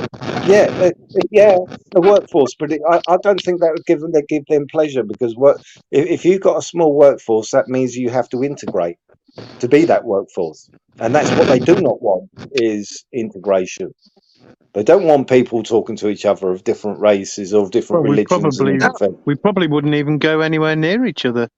No, The I only mean, people well, that would go near each other would be the robot people. yeah. Well, I mean, we wouldn't communicate, and we wouldn't understand each other, and then it's like it create that division. Yeah, it's Yeah, I mean, has anyone seen that movie with Bruce Willis? I can't remember what it's called. Dolls, mannequins. Oh shit! Oh shit! I have that movie. Yes, I know what you're talking about. Blade Runner. No, it's it was like about 10 years ago or something, 6 years ago or something like that.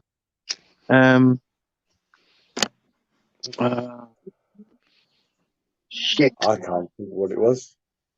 Yeah, basically, people would get into a bit of a pod, and they would plug into their robotic android version, or not an android, basically like a remote robot, and that robot would go out into the world and do whatever the fuck they would have done. He was an officer of the law. Yes. Yes, I know the one you're on about, but I can't remember the name either. Yeah, I can't remember it. But that basically, visualized what I'm talking about. People not talking to each other. Nobody goes out anymore. Who needs? Because his wife surrogates. His wife bought into the idea, but he didn't buy into the idea. Yeah, they lost. They lost their son, didn't they, or something, and basically turned them into agrophobics, as well as everyone else as well doing it. And there's synthetics. You would go into a trance-like state. You would get in your pod and everything, and your synthetic would actually live your life for you. Yeah. So you didn't have to worry about reality and heartache and what have you. Even sex and that. So sex is safe suddenly. Yes. Holy crap. Yes. I mean, then you would have no actual contact with any human contact. I mean, your avatar, in a sense, would be doing all your living for you. You'd be living through, you'd be living through your avatar. Yeah. Yes. And funnily enough, in that movie, there was a section of the city that the technophobes had gone to, the people who were against all that technology, and said no technology at all. And the leader of that group of anti-technology extremists was actually a surrogate who was controlled by the guy who created all of the surrogates and that. Wow. Well, what gets me is like if this AI that we're creating, which a lot of software engineers are trying to develop this thing to where it becomes alive, like what they call the singularity, where this thing is like thinking for itself, it's modifying its own code, it's all this stuff. It's basically alive, kind of like the movie Johnny 5 Alive, and what would it actually think of us? And if it start building more of itself, or creating children in a sense, and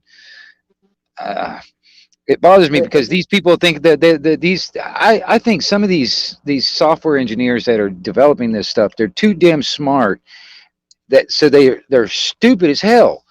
You know what I mean? They're so smart, they're stupid. Yeah, there's so many stupid, smart people in this world. I never thought that could happen.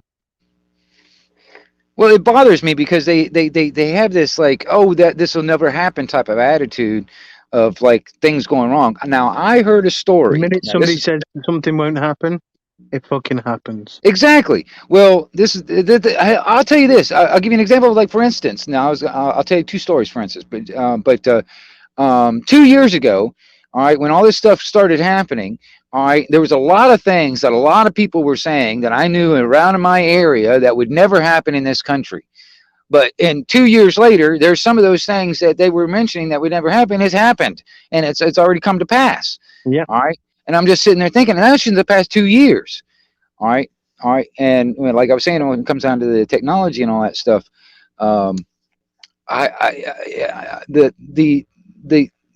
the AI, if it becomes alive, all right, and when it comes down to like, I talk about the cryptocurrency and all that stuff and it runs on the blockchain. I've said this before to other people, but the blockchain and all that stuff, that's the neural network for the AI system that runs and lives in the cloud and all that other stuff. The Internet of Things is what they're calling it and all that stuff. Where this big massive AI, which there's three levels. There's the AI, which is artificial intelligence. Then you got AGI, which is artificial general intelligence, and then ASI, which is artificial super intelligence. And if Yep. it gets to that, if it gets to that point, that's when it starts, making its own decisions for itself. Yeah, You and the know? minute that it starts making its own decisions, Yeah, I then mean, it's exponentially making decisions and probably actually physically real world making changes as well. well, And not only that, something we I could mean, we're in the probably age of never keep quantum up with. computers and stuff like that now. All right, we got quantum computers and yeah, let's just Yeah. say that now this is just like a crazy sci-fi movie type of a scenario. But what if this thing decided to get online, or and becomes alive, and it gets online to one of these supercomputers, and then it starts hacking one of these fully automated car manufacturers and start building some of their own deals and their own little children, and or get control of the world's drone technology, and next thing you know, and consider all of us like a virus that need to be eradicated, or they could be, okay with being our slaves, our servants. But if it becomes aware, do you think they want to be our servants, our slaves? They're already talking about robot rights. I mean, they're already talking about freaking robot rights when they're trying Yeah. to literally take our rights away from us that are given to us by God or the Creator, and they're actually talking about that robots should have rights. Are you freaking kidding me? Mm-hmm. Yeah. Yeah. It's it, it, it they find pleasure from outrageous uh it's I don't know, sometimes you sort of lose reality In and no time. Well, it's what that's what I was hitting at, like 1984 book yeah, that come yeah. out and everything, and like since all this has happened, see, I watched this guy called Simon Sideways as well. Yeah, He's I just a started watching normal him truck. today. Yeah, he's just a normal truck driver in the UK and everything. And he said a while ago, he said, "What's the difference between a theory and reality?" And he says 6 months. And then it turned out, what's the difference between a theory and reality? 6 weeks. It's coming down Yeah, to 6 days. it's more Now like it's 6 coming down to freaking 6 days. minutes or seconds Yeah, soon. exactly. It's scary because it's getting to it that theory and reality is getting shorter and shorter and shorter at such a fast pace. You know what I That's mean? what I think. A And lot of people that say, "Oh, that's not going to happen in my lifetime," they're not They're realizing fucking it's not. wrong. yeah, Yeah, they're yeah, not seeing it. exactly, I exactly. was talking to somebody about it 2 months ago about money, cash disappearing. And he Right. said, that won't happen in my lifetime. I says, dude, it truly will happen. And he's like, they'll Well, that, never stop me having my cash at home. And I went, they will. And he's like, oh, fucking hell, and pigs will fly. And I went, oh, look, a Gloucestershire Old Spot. Well, It's hell, doing a fucking pirouette in the sky. yeah. Well, not only that, here in the States, just not too long ago, they were talking about. They had signs that were put up in like convenience stores and stuff because there's a coin shortage. You know what I'm saying? And it's like, yeah, a coin shortage. What? Since Yeah. when? Well, there was, this has been, it didn't That's really bullshit. start until about a year ago. That's when I first saw it, about a year ago. But every once in a while, you'll see like, it's not all the time, like permanently, but it's like every once in a while, you'll see a convenience store that'll put a sign up in the window or whatever. And it's like, we can't get back exact change because there's a coin shortage. You know what I That's mean? so much bullshit. Yeah. Yeah. I mean, and it's like, it's on that level of them just trying to get away from the cash scenario, you know, where they're trying to phase it out, where it makes it harder and harder to get cash or harder and harder to have, you know, people have cash. Just phase it out where everybody's forced to use these like debit card or whatever, you know, that digital currency stuff. You know. well, it's an easy way to keep track of what you're doing. Yeah, Well, there's yeah, no more everything. free trade, is there? Yeah. Well, put it this way. I'll just give you an example. I admit I smoke pot. I like to smoke marijuana. All right. But I sitting there. I was talking to the guy I buy it from. I was like, well, how in the hell, when it goes all digital, how in the hell am I going to pay you? You know what I'm saying? About the only thing you could do is deal the money side of it in like Amazon voucher cards or something. So I don't know. But there is going to be some kind of a black market that will start up because of that shit. Yeah, Because of simple things like that. I was even saying this when they were first talking about that passport thing, the shot passport. I said right at the beginning, I was like, man, I know there's already people figuring on how to counterfeit that thing. There's a black market already started on that shit right now already. You know, because I mean, you know, there's people out there working on how to counterfeit that thing. So people will want it. You know, they don't want to get that stuff. So it's like, hell, I'll just buy a counterfeit pass. And if it works and it gets through, you know, shit, I'll just do that. You know, there was a black market. It's say if I was a dealer and everything, and I sell quarter ounce bags and things like that.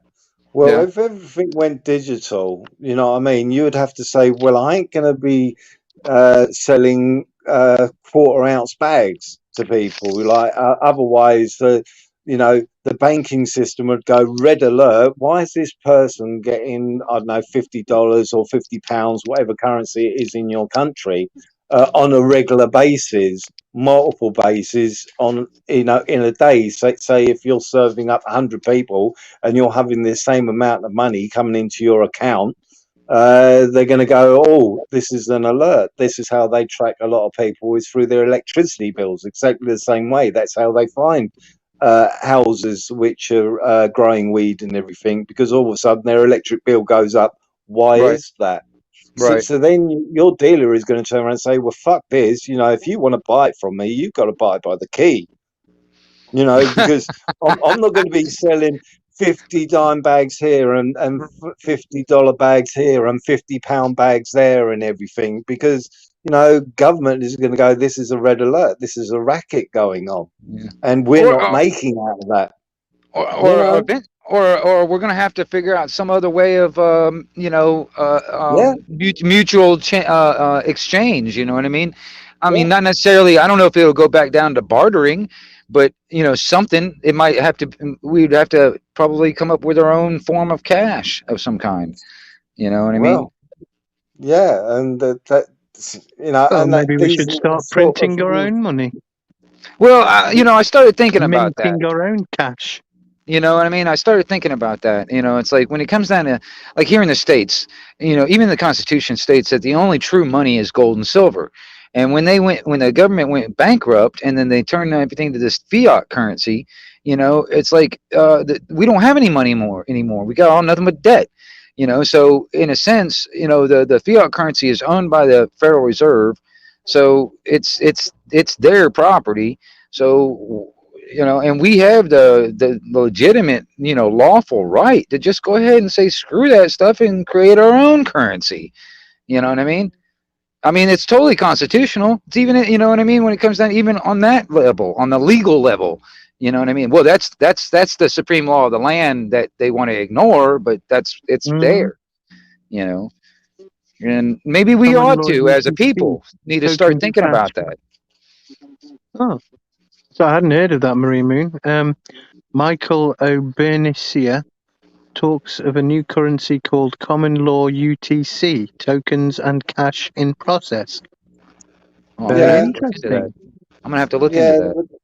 Well, that's why we keep on, especially Maria Moon. She's keeping up with the barrister who is taking the four horsemen of the apocalypse of England, Yeah, to Whitty, court. Ferguson, Valence, and Hancock. Whittle. He thinks he's out of it, but Hancock is still up there. And the new one, what's that guy's name? Bold I keep Asian guy. fucking He forgetting will him. be on His the name. fucking list. You know what I mean? And once you get these people which believe that they are running the show at the moment, then heads will roll.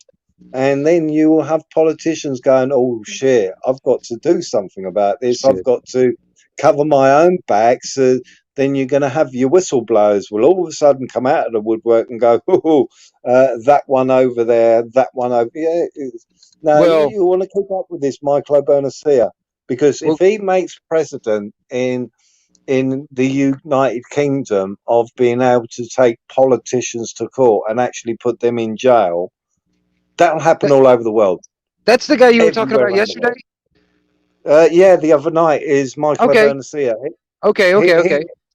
yeah, his channel is called the Bernacean, and they have tried to kill him.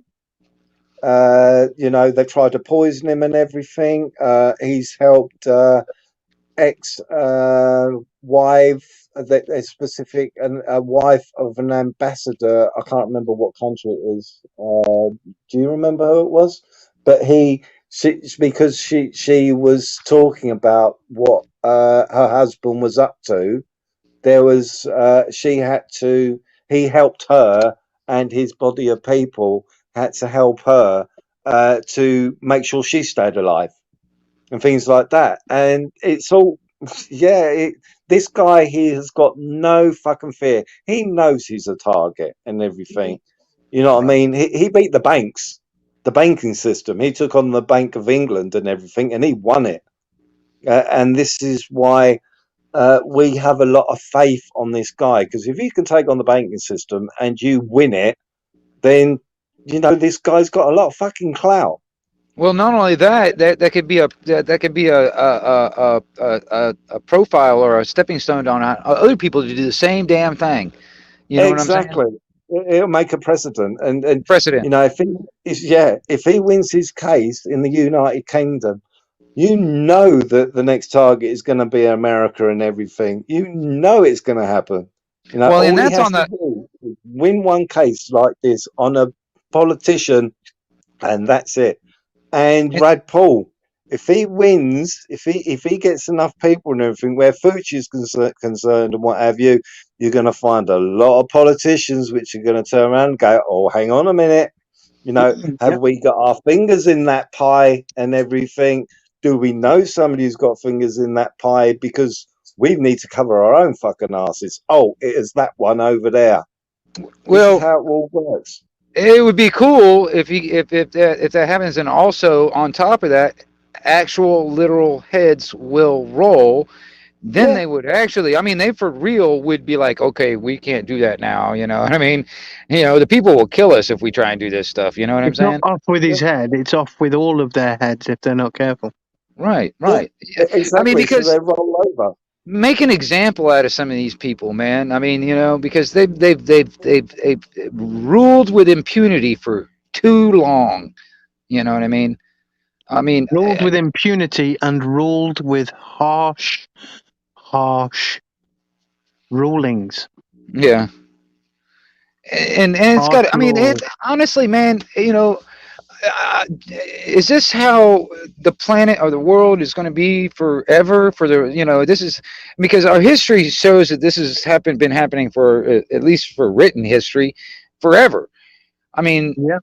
are we doomed to just continue that same cycle over and over and over and over and over and over again? I mean, come on now. Actually, I think the cycle hopefully should be that you have a system implemented and all is good, and then it becomes corrupted, Right. and then you kick the shit out of it, and then you have a good system again, and then it then you becomes kick the shit out of it, right. and then you have a good system again. But this time, it's like all bets are off until we find a way to get the shit kicked out of this system. Else the new system, it won't be good. Yeah, because when they talk From about the build back start. better, they're not talking about better for us. It's better No, for it's them. better for them. Yeah. You know. And the ones who are helping it because they believe that they will be them, they're not much of them. There's only a very small amount of them. Right. Yeah, we definitely outnumber them. And this guy, Michael, that you guys are talking about, Bernacca, is that how you say Bernique? I don't know how to pronounce it. His Benaki? name's called Michael Abernathysian. Oh, okay. But if you want to look him up, his thing is called the Bernathysian. Okay. And he gives interviews and everything. You know what I mean? He's very restricted. Like you won't find him on mainstream media. Like the BBC or CNN and everything like this, because he's the sort of person they do not want talking. Right. They don't want people to hear what he's got to say. Well, I mean, if things go in the positive light on his end of it, that would set a precedent because I haven't heard a whole lot about him here in the States. So I'm kind of hoping that a lot of that will actually start gaining legs where we'll come across the pond and people will start noticing it. You know what I mean? Well, the court case starts, when is it? This month? It's fucking actually, last month, wasn't it? It's actually in progress. Yeah, it's actually in progress at the moment. Okay. See, over here, Hancock was the man who was leading the will in Parliament, and they found an excuse of getting him out of office, of that seat, and they replaced it with somebody else. But the Bernathysian, this guy, he's like a pit bull with a bone. He's not going to let it go. You know what I mean? He'll put him beyond bone. And that's why I like Rad Paul, because his closing statement, where Fucci was concerned, was, "You should be behind bars and history will tell the truth." That's why I like Rad Paul, because he words sort of things exactly the same way as this Bernathysian guy. You need to be locked away. History's going to tell the truth eventually. You know what I mean? You can change paperwork, you can change the names and everything. It still comes down to the same thing. Yeah, I like this Rad Paul. I've got to admit, I like this Rad Paul because he says it as he's the son of the famous other Paul. Is he? Yeah. His father. Do you not know of him? No. Go ahead. I like to be educated. Yeah, I'm not either. Sorry, were you going to add to that then, Anarchy? No, I was saying I'm not familiar with it either. Are you not? Well, no. I just literally got to the point yesterday when I went, I can't even remember his dad's name. Is this the point at which I'm at? So give me a second and I'll double check what his name was. But he was the one I knew of before all this shit, or any of his stuff that he's been doing. Ron Paul. Sorry, I've remembered. Ron Paul. Yeah. Okay. Unfortunately, he fell ill fairly recently into his son's, ascendancy in authority. But he was a basic god of speaking out against all of this shit. Ron Paul. Oh yeah. Ron Paul. Honestly, man, if I was to ever vote for somebody to do something in the presidency, I would vote for him. But he didn't have a chance. He didn't have enough money, and there was too many people that were. Too Um, much opposition. yeah, everybody was so concerned about the lesser of the two evils. I don't want evil to win, and if you just choose between the lesser of two evils, just evil still wins. So, but yeah, Ron Paul, he had a stroke on live podcast. I was watching that podcast when it happened. Freaked me out for a second there because he was like live on his podcast and he's ended up having a stroke. But he's better. He's Well, okay now as far as I know. But yeah, yeah, that was crazy. Mm. but no, I do like his way of speaking. He doesn't allow the chair to stop him from speaking and everything. He makes his point very clear. Yeah, Fucci was coming out with this, that, and the rest of it, and he'd say, "Well, hang on a minute. You know, you may change the wording of it, but it comes down to the same thing. yeah, You might try to think that you're going to cover yourself, but I'm going to dig it out of you." And yeah. that's it. Like I said, he's a pit bull with a bone. No, Once he he's gets that bone, he's going exposing to all keep that. on at it.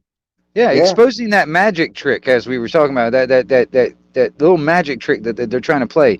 You talk about like changing the names. They do. That's an yeah, old trick. Like what was it the Illuminati and the Masons and the all that stuff back in the day. They tried they got a bad taste in people's mouths, so they changed the names. It's still the same damn thing, yeah, but they just changed the names to something else. yeah. He's gonna nail Fucci to the wall. He basically has, to be honest. He has literally all he needs to do is get a certain amount of people to go. Yeah, I think we need to back this guy because he's exposing a lot. Right. And he could be one of these people like we have the Bernician who is going to make people turn on each other because they want to cover their own fucking asses. Yeah. Yeah. Well, actually, that part of the show, I want to sit back with my damn popcorn and watch that. Yeah, You know. exactly. So there is an element of hope uh, of people to be woken up. It's just getting that media side to start seeing that they will become the next target. At the moment, they feel like we're the untouchables and Right. everything. While we play the government's bidding and everything, and we keep the establishment going and what have you, and we haven't got enough people coming at us, we're sitting pretty. But as soon as it starts to unravel, you watch the cameras change their direction very quickly. They will go, "Oh, fuck it, we need to go over there because the people are now coming to their senses." And they Well, will I act mean, the innocent. how many lockdowns are you guys willing to take? That You is a know. question that needs to be answered by some of the people who don't even want to talk about the shit that's happening. Yeah, I know. Yeah, It's like, okay, exactly. you're willing to do. Okay, when this all started, How it's like, many oh, jabs two. are you gonna have? I mean, they said at the beginning it was like 2 weeks just to flatten the curve. And I mean, it's 2 been weeks over. to It's like protect the two NHS. years. You know. I mean, what is this supposed to happen for the rest of our lives now? It's like, okay, this, every time that the government deems that there's like some kind of a risk, we're going all into lockdown or we're going to be mandated to do this and that, perpetually forever. I mean, I mean, it's kind of like the Iraqi war or the Afghani war. It's like it was like it was a war that had no ending. They had no Oh well, exit I tell you, strategy. when it did end though, just the other day, didn't it? Well, Where we all walked away, and it was yeah, and ruthless. left all that stuff, man. I'm gonna tell you. Left all that stuff. Oh my god! Do you know right now? Playing bumper cars with freaking Humvees. Right now, I think there's people over in Afghanistan right now that are selling American weapons that were left behind for like $300. I'm sitting Yeah, there. I'm like, damn, I want one of them. Yeah, I'll tell you what. From what I've been able to tell, is guns can really become quite expensive. Yes. Well, that's what I was saying. Like even here, they're trying to make it really hard for just to buy ammunition. So I mean, if you ain't got no ammunition, you get a damn gun. It's nothing but a paperweight. You know. It's always a good idea to know a real gun enthusiast that makes their own shells. Yeah, I agree. And there's some that Yeah, I don't do reloading myself, but I do know people that do it, and because yeah, they're avid hunters, and as it is, and it's just much cheaper. And then on top of that, they like to shoot a lot. So it's much yeah, cheaper if you want to just go out there and shoot targets and stuff. To actually, if you load your own stuff. yeah. It's something that if gun law over here ever changed and everything, and I was allowed to buy a gun, that's one of the first things I'd find out. How do I make my own fucking shells? Right. How do I do that? See, that's another thing too. A lot of stuff like that is like the brass coming from China, the gunpowder is coming from China, the lead coming from China. All right, that's another thing that's stopping it when it comes down to the ammunition. Just the supplies to make the stuff. You know, Hmm. and then I also was thinking about it when it comes down to all the other stuff that actually gets made. It's like a lot of the circuitry, a lot of circuit boards, even for like these respirators, like because of this stuff that's going around, this boogeyman that's going around. It's like the actual the components that make the respirator, they come from China. All right, Yeah. it's just crazy. It's almost like they got us by the balls in some aspects. You know what I'm saying? Because that's why I'm full for bring it back to where it's U.S. made again, made in America. I'm kind of like tired. You know, when 9/11 happened, there was right after that, like within days to weeks, there were so many people all over the country that were just like buying up all these American flags and displaying American flags, showing the patriotism and all that stuff. Majority of these damn American flags were made in China. Yeah. Yeah. And I remember a Bill Hicks joke about that. Somebody was like burning a flag, burning the US flag. Right. And somebody who didn't get what was happening was like, my daddy died for that flag. And he'd be like, really? He'd be like, yeah, he died in the Korean War. And he'd be like, oh, this flag was made in Korea. Huh. And he said, then he said, the difference is he didn't die for that flag. He No. died for the right to burn the flag. Exactly. That's where people become completely convoluted or misconstrued or confused about what we do and what we do it for. Well, yeah. I mean, you can if you there's some people, man, you can see like they pop a gasket or something in their head, and they're like, It's weird, man. I mean, I've actually, there's a lot of things that I've tried to talk to people with, and over the for as long as I can remember, a lot of people think I was like this like conspiracy theorist or tinfoil hat guy, but a lot of stuff that I have tried to warn people over the years about different things has either come to pass or is very close to becoming reality. And I was sitting there talking to a buddy of mine, and this is a couple of years back when I was sitting there. I was telling him some stuff. I was like, I was redoing some research, and I found this and that, and this and that, or whatever, and all that. And he just passed it off like, you're crazy. All right. Well, next thing you know, like a couple of years later, he hears a story on like the local talk radio station, or it was like the local on the news or something, and it was exactly the same thing I was talking about. And he's like, hey man, you were right, man. They were talking about this on the news and all da da da da da. And I'm like, well, no kidding. I mean, I told you that damn 2 years ago. You know what I mean? I mean, just because it comes out of my mouth, it's not credible. It's crazy because Well, it that's what I've didn't. got going on with my family. If I speak it, it's bullshit. Right. But if it comes out of the television from the news, right, then it's real. Right. And I'm just like, I couldn't understand. I was like, what the hell, man? It's like, I told you this 2 years ago. You dismissed it like it was like I was crazy or something.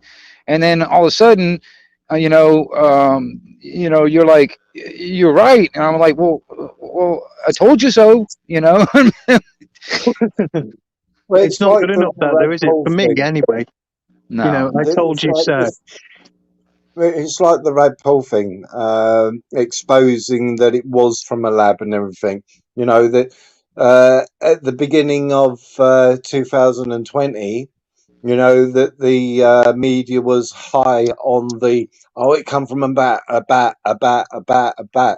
But Right. when Rad Paul started to expose and everything, that's what I mean by the cameras turn, and they go, oh, hang on a minute, the truth of what we already knew is starting to come out. We Ron. have to cover ourselves and start talking about the possibilities and whatever to cover Right. themselves. Oh, it come out of this Wuhan lab. It was actually manufactured.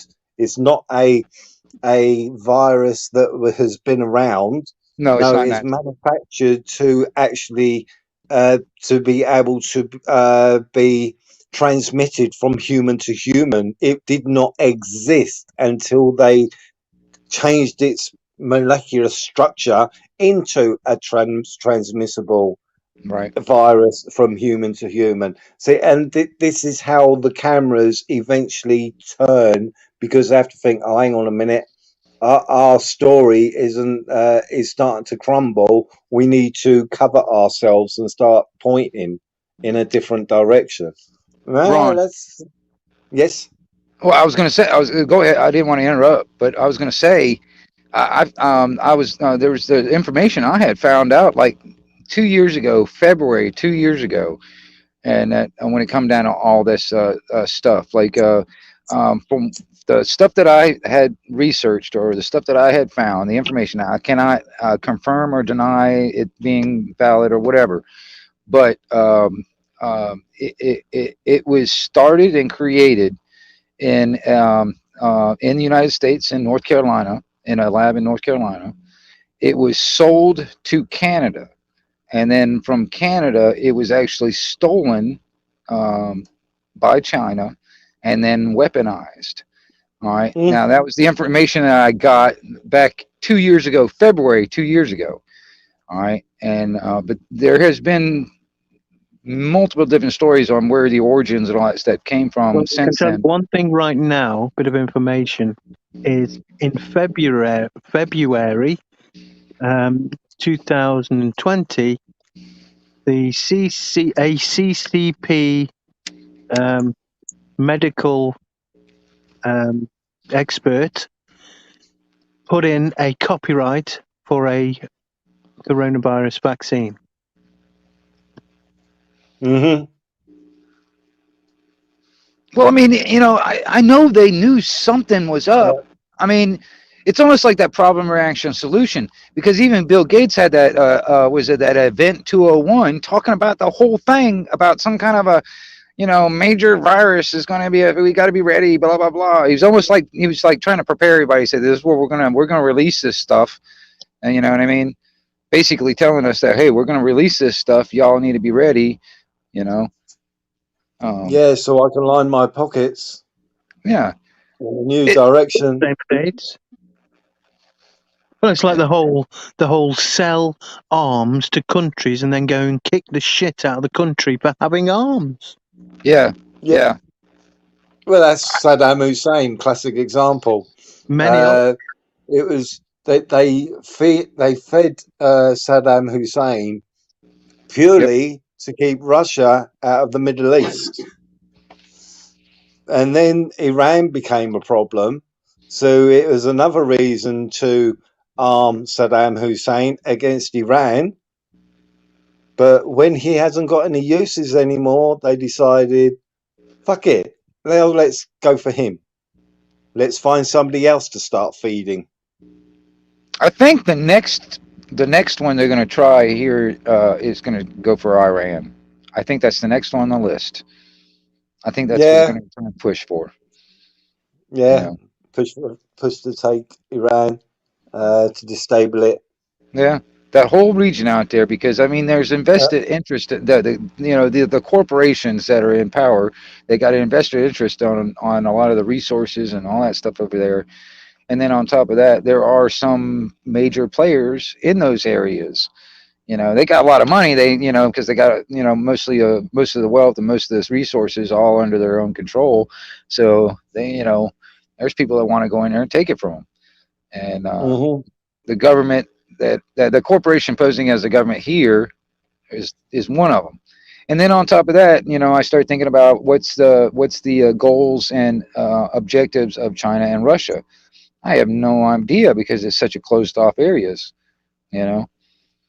So it's like Afghanistan, where Trump had this plan of, yes, we'll pull back troops out of Afghanistan, but leave a contingent there for if it, you know, reared its ugly head. So then at least we've got a small force there.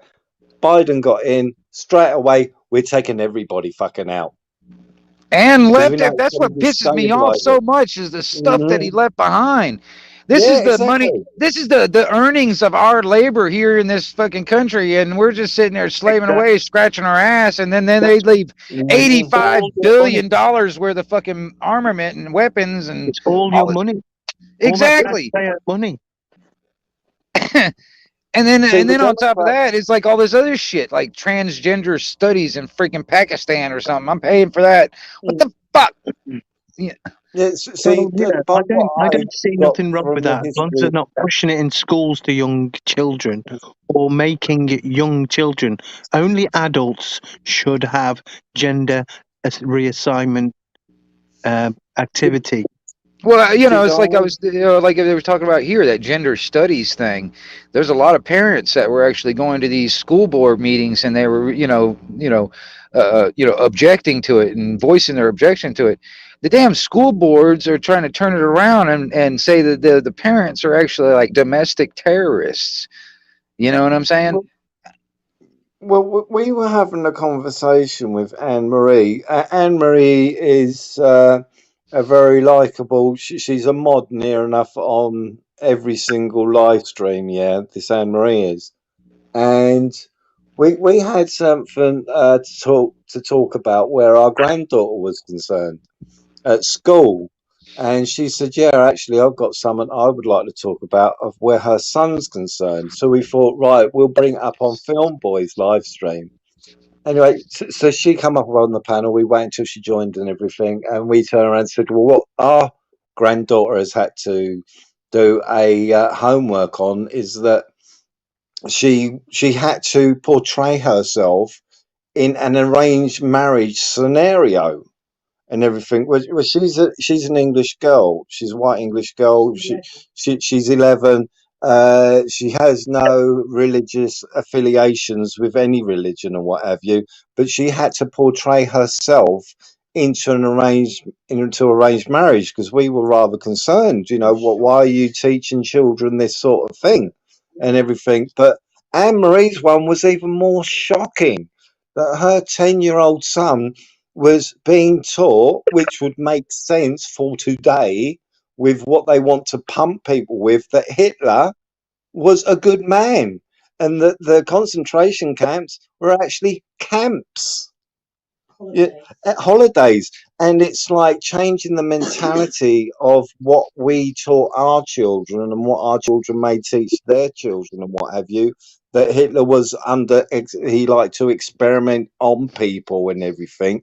Basically, it's trying to open their minds to go, what governments are doing today is the good thing to do. You know, Oh yeah, those eradicate the concentration history camps were books. just like summer camps that you Yeah, know. exactly. And she said that's really scary that my son is being taught this sort of stuff. You know, Yeah, it fits the agenda of what they're doing today, experimentation and what have you. You and know, it's also accept it.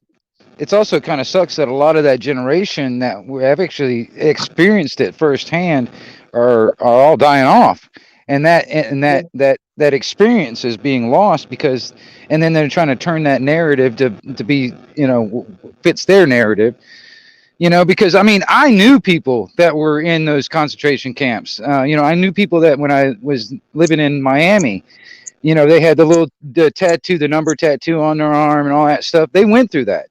All right.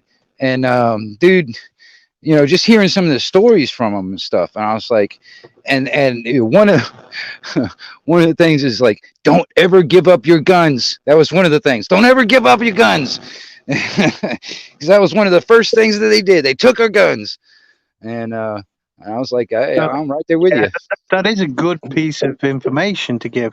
But Alex Jones a long time ago said, if we're not careful, we're going to be walking around with our AK in a shopping trolley with the rest of the items you own. Right.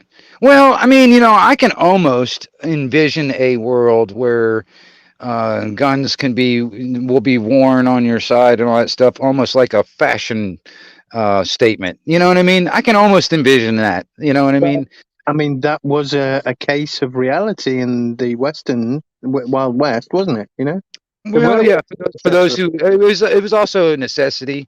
You know what I'm saying? But it was, because it was rough area. You got wildlife.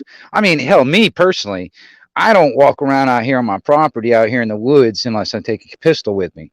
Because there's snakes out here. I got alligators that may or may not be in my water out here. I got. Excuse me. Would you take like a big caliber, or would that be like a 22? My pistol. I got a 45 caliber. It's a Okay. 1911 45. That's just what I carry. That's a big enough caliber. Oh man, that's got plenty of knockdown power. But I mean, if I was to bring my rifle and stuff like that, it's more than I need. So I just, and it's also, I just carry the pistol with me, and because you never know. I mean, I might come across those, like a snake or some of those other four-legged critters, or I might come across a two-legged critter. You never know. I mean, I could walk back up here in the woods, and there's somebody that just happened to be out here on the backside of my property that were actually hunting out here and not supposed to be there. You know what I mean? There's that possibility that could happen. So but and then Over in America, you have two systems, obviously more in Texas and what have you, where firearms is an actual right and everything, very much believed in still. That you have two systems where it's easier to carry a firearm which is on your side, visible, than carrying a concealed weapon. You have to go through different ways of getting a license for you to actually have it concealed. Is this correct? depends on the state now, and then also recently, been a few states that have enacted this thing, what they're starting to call a constitutional carry. All right, like for instance, here in Florida, it's only legal to if I wanted to carry a weapon on my side, for instance, it's I have to get a license for a concealed carry. They technically do not have licenses, and they do not allow open carry, but there is stipulations in the law when it comes down to open carry. Now, technically, a lot of cops don't know this law because not very many people really, take advantage of it. But in the law, I can legally open carry here in Florida if I'm in the process of either going from to and from, or in the process of hunting, camping, or fishing. All right. If I'm going to and fro and in the process of, I can legally by law open carry. All right. And that's like a pistol on my side or whatever, it doesn't matter. But most cops don't even know that law. You know what I mean? A lot of cops don't know. They see you open carry, they straight off assume that you're not supposed to do that. But you can conceal carry most of the time when you can't. Conceal carry is you got to get a license, and then and that. But that's where I was going. It's like with this constitutional carry, these kind of like some of these states are kind of brought that on, which is where you can like open and or conceal carry legally or lawfully without a license and stuff like that. And probably in usually secured areas where you can't, I'll bet. Well, you can't go into a courthouse and stuff like that. Yeah, you can't go into a courthouse or a school. Yeah. The reason why I get to know these things because I follow Steve Crowder. Is it Steve Crowder? And Yeah. Liberty Hangout, Right. Right. where she will carry a semi-automatic rifle to Right. prove the point on her back and Yeah. everything. You know, she don't hide the fact. And Steve Crowder, he went to a university, and their mentality was, oh, you can just walk into a gun shop and you can go, I want that one, and you walk out. He said, hang on a minute, no, that's No. not true what you're No. being told. He said, Right. there's a process. Exactly. So he took two young students and he took them to a gun shop and a firing range and everything. And when it was the process that they decided they would like to buy a gun, and the paperwork and everything, and you have to be assessed if you're mentally correct to actually own a gun. It isn't that you just walk into a shop, and this is a misconception which a lot of people know about American gun laws, is that you just don't walk into a shop and go, oh, I'd like that shotgun. Oh, I would like that semi-automatic. Oh, I want that. I want it now. No, there's a very strategic process you have to go through before you're allowed to have that license. I thought, nice one, Steve Crowder. You know, you showed it from the start to the end, the Yeah. process you had to go through to get that gun. You Mm. know, the Well, misconception. yeah. It's Well, crazy. there's a lot of people out there think that you go into a gun shop and all that stuff, man. You buy a gun, you don't have to go to a background check. But that's Yeah, all over the country. That's countrywide. You go yeah, through a background check, all right, and also you do the same kind of thing when you actually apply for the license. You have to actually spend a lot of damn money for this crap too, which is yeah, basically just yeah. a big old fucking tax. You know what I mean? It's basically extortion. It's like, all right, we're going to allow you permission to do something you already have a right to do, and we want you to pay for it. That's basically what they're doing with that license, Yeah, because it's like yeah, it says the Second Amendment is a well-regulated militia becoming is necessary for the freedom. For the freedom of a free no, hold on, let me start over. A well-regulated militia being necessary for the security of a free state, the right of the people to carry and bear arms shall not be infringed. All right, it doesn't say unless you get a license or unless you're a felon. You know what I mean? And that's the supreme law of the land. It shall not be infringed. Every gun law is an infringement, technically. All right. Any statute and any, Yeah. you know, It's a statute. basically Yeah, not gun any laws. kind of Sorry. law that's made after Yeah. Yeah. is null and void. Yeah. Exactly. Exactly. But they force this veil of fiction in people's eyes, and make them believe that it is real. All right, because technically,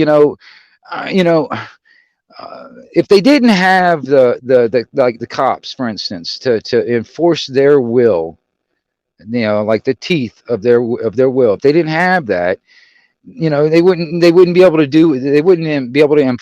impose their will on any of us, because they don't have that monopoly on violence if they didn't have anybody doing it for them. You know what I'm saying? And people, they're so blinded, because they got to make a living. They need that damn pension, they need that job, and if they don't follow orders and do what they're told, then they're going to lose their job or going to blah blah blah. So they hold that carried in front of their faces, and they get everybody to comply with this crap. And then even if Some even people just just wanted to go on turn the holiday, mind right so off. they took whatever they needed to take. Turn that morality and that mind right off, and just like, okay, I will be a robot, I will do what as I'm told. you know but I don't Or as know. Bill Hicks would say, I will do what I'm told. I will do what I'm told. The government has my best interests at heart. There's no fucking conspiracy. Everything is well. it's good to have that ability that where you can say, right, well, if my government is going to protect me, then I have the right to protect myself. Right. I You mean, know, well, and isn't hold that the government logical? accountable. Wouldn't you Yeah, of course don't it you is. think it's logical? I mean, I mean, all right, it's kind of like I don't like the nanny state or whatever. It's like, okay, you're not my daddy. All right, you're not my Hmm. you're not my you're not my parents, and and a lot of these regulations and all this other stuff that they pass is basically to modify our behavior in their Hmm. favor. You know Yeah. what I'm saying? Well, it's And like I've had we've got this lovely character over here called Tony P. I'm just a bloke, and he tells this thing about when they went to, I think it's Vegas, and this American guy, I've got 67 guns. He says it like, and I turned and said, to be honest, if I could have guns, I would more than likely have 67 guns. You know, They'd from all be all fucking different loaded as well. variations and everything.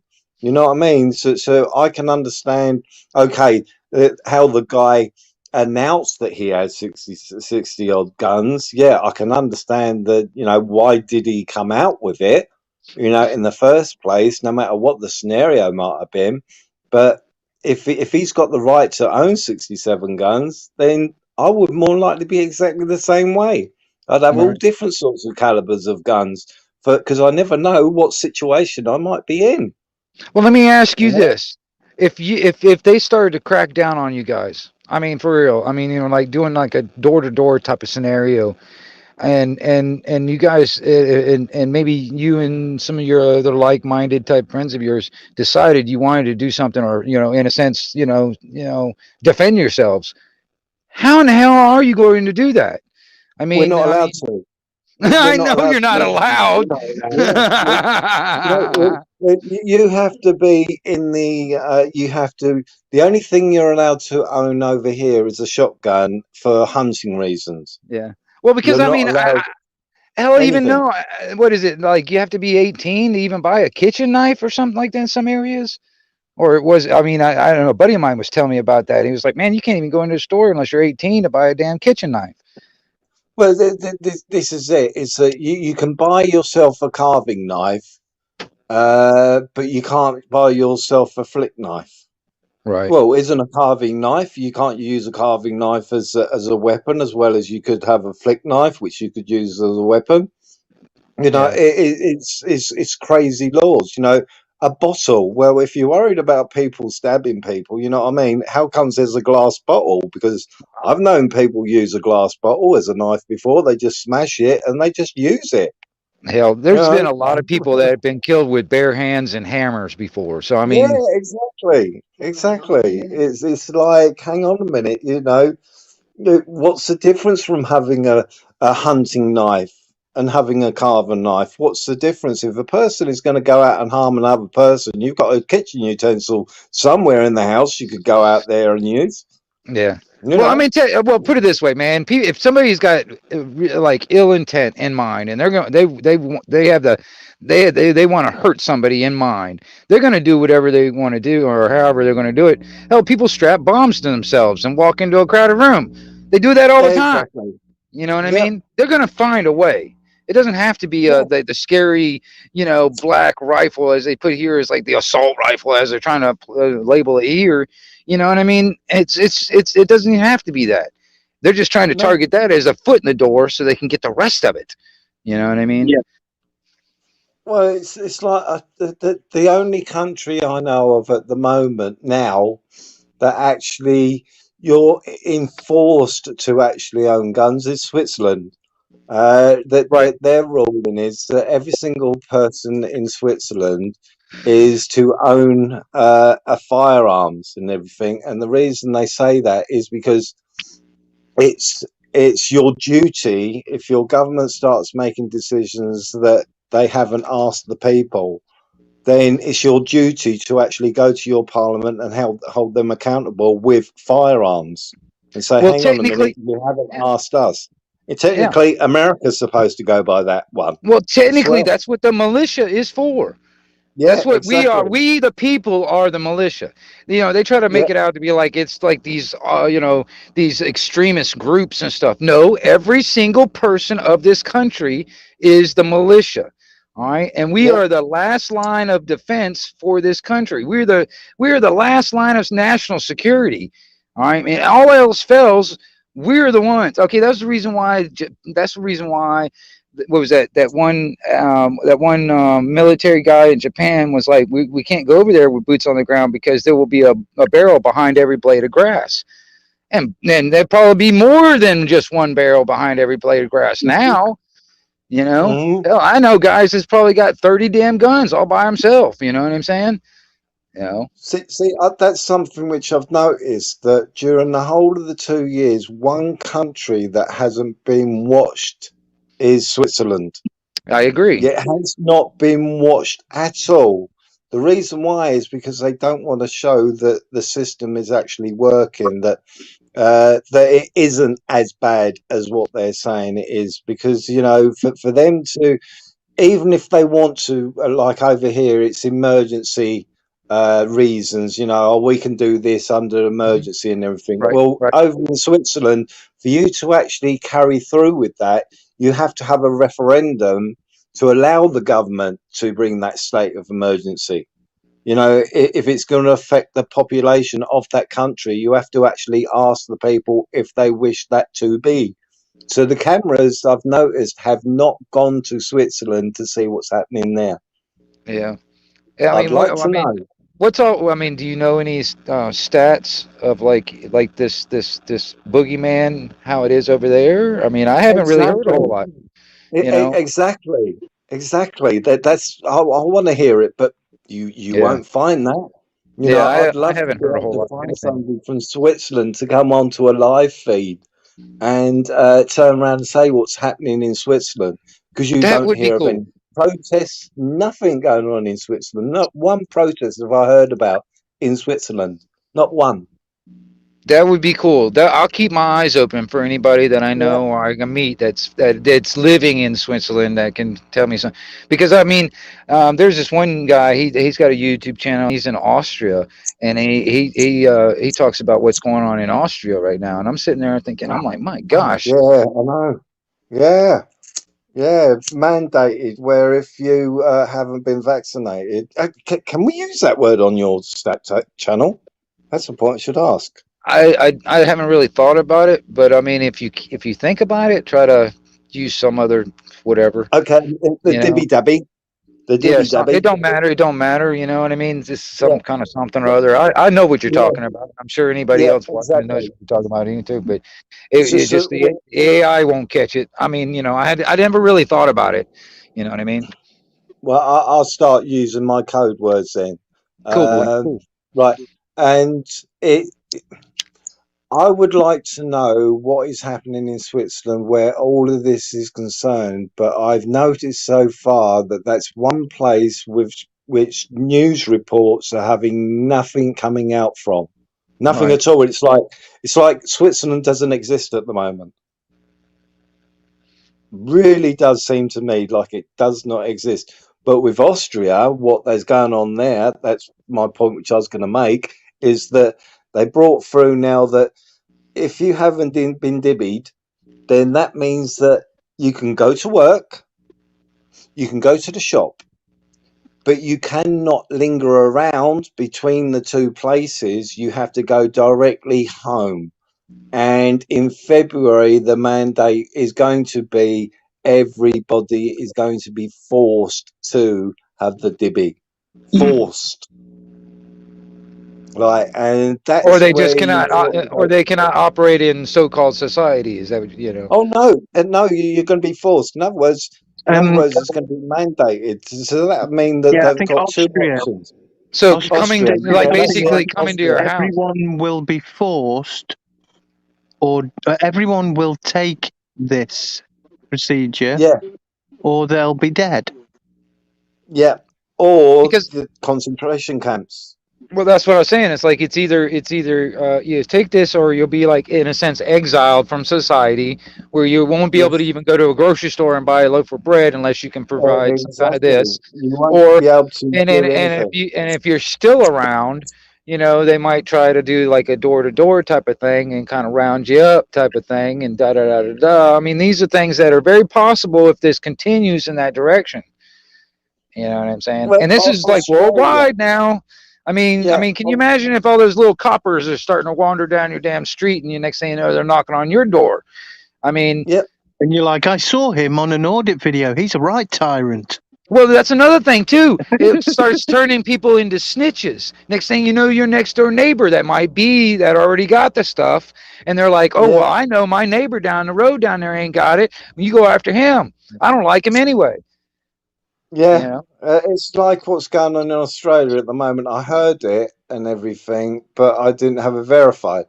But I talked to Peg's place, and he said, "Well, I haven't heard of that, but what I have heard of is the Aboriginals in the outbacks and everything are being rounded up like cattle by by the army, and being taken to these places where they're being forced to be dibby dabbed." Right? And it's like, hang on a minute, this is this is actually happening today. It's not in February like it Yeah. will be in Austria. This is actually happening today. The indigenous people are being forced to have it, Yeah. Yeah. literally being rounded up like cattle. It's like, That you that's what couldn't make scares this me is shit that up. if that's a litmus test for what they want to Yeah, implement all over the place, this is what we have to look forward to in a sense if they continue. yeah, So I'm sitting there yeah, thinking, it's like, okay, that's the reason why these conversations are important in my mind is because, man, even though we might not be solving the world's problems right here on this live stream, but whoever might be watching it or whatever, it actually starts getting people thinking. And that's my yeah, main thing, is to get people thinking, because yeah. people have already just turned their damn brain off, and they're letting the powers that should not be do the thinking for them. You know what I'm saying? Turn that brain back Hmm. on, actually do some critical thinking, look at all the, I mean, because quite honestly, in my opinion, all right, now I could be sitting here, all right, I can be sitting here and I can be looking at this cup right here. All right. This cup right here. I've got this angle and this view. All right. Now, if you were sitting on the other side of this cup, you've got that angle and that view. I can't see Hmm. your angle and view from my angle. All right. But Hmm. there's also angles and views that neither one of us can see. All right. So I'm trying to look at all of them, instead Yeah. of just looking at one particular angle. And it's kind of like, I guess they call it the devil's what is it what do you call that, oh crap, I've been smoking too much pot this morning, but anyway, I start forgetting what the hell I'm talking about. um, Devil's advocate. yes, devil's advocate, that was what I was saying. Thank you. That's all right. That's Maria Moon, my partner, who told me devil's that. Yeah, Yeah, that thank word. you, thank you. I every once in a while I get a brain fart, and plus I got dyslexia, man. It's like weird things happen to my brain, and I can't That's always, all right. and I'm getting a little older. But My no, butt. I find that and everything. It's like my own mother. We fell out. I've told SG. I know that he's fallen out with his relatives and everything. But my mother um, and I was saying to her about when the Dibby Dab come out and everything, and I turned around and said to her, "Eventually they will come for the children." "Oh no, they won't," and everything. I said, Yeah. "Yes, they bloody well will. Why don't you listen and everything?" And what's she saying that now? Yeah, she was saying it to me the She's other day. She's talking about children. the virus, and I'm like, no, She's such a that's believer. not There you go. why. She's that much of a believer Even to that this children day. are actually dying I told her about from it and everything. And see, even now, I literally I fell out of her for about 3 months, and in the end, now that I'm talking to her again, I just don't hit the subject. But I never knew that my partner, Maria Moon, has had this subject with her. I think she won't bring up those subjects with me because she knows what I'm going to turn around and say. And I'm going to turn around and say to her she's an absolute fruit fucking case and that she's shitting on my grandfather's grave yet again, Right. who fought, Well, obviously, in the Second World War. I'll say this. Okay. On a normal basis, and I'm trying, and I think about it when it comes down to me personally. On a general normal basis, I tend to use a lot of profanity when I talk. All right, so I actually think about it since I'm on this stream and stuff. I've been thinking it's kind of like when I'm talking on my CB radio. I kind of think about it, so I'm not saying a lot of profanity as much. Because I had somebody tell me this one time. He's like, some of your information is valid and it needs to be heard. It's just sometimes it's how you deliver it. You know what I mean? Because sometimes some people, as soon as they heard that first word of profanity, their mind clicks off and they don't want to listen no more. You know what I mean? Yeah. And it's like everything I've said after that moment, it's like it's just blah blah blah blah blah. They don't hear it. You know what I mean? No matter how important. I didn't start off with that. No, I'm And saying it's just like I was just Because like at saying the end, it's the delivery that I've got to work on myself when it comes down to it. Because it's trying to it's not necessarily I'm trying to change people's minds. I'm trying to open them up to think for themselves so they just kind of like see the truth for themselves. All right, because honestly, I can't. It's like it's like that old saying. It's like you can lead a horse to water, but you can't make them drink. All right, I can sit there and show you the door, but yet you're the one that's going to have to open it, kind of thing. yeah, and take a step through.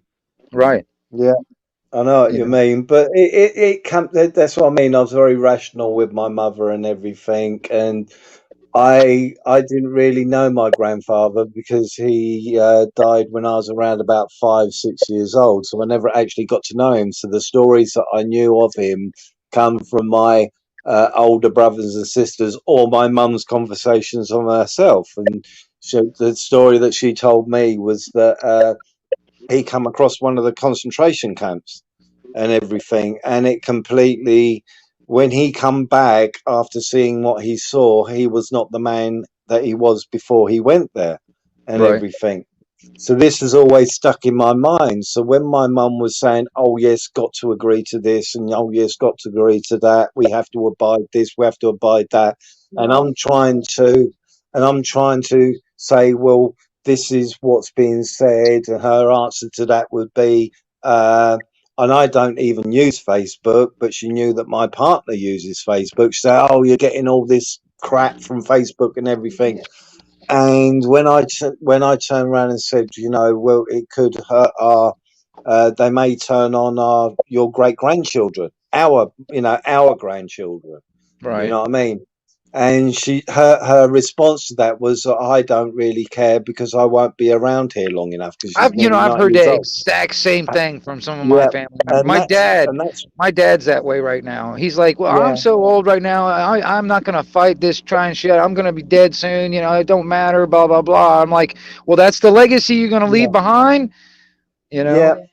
And that's why I used that phrase in the end to her, after all the stories about my grandfather and everything that I didn't actually get to know myself.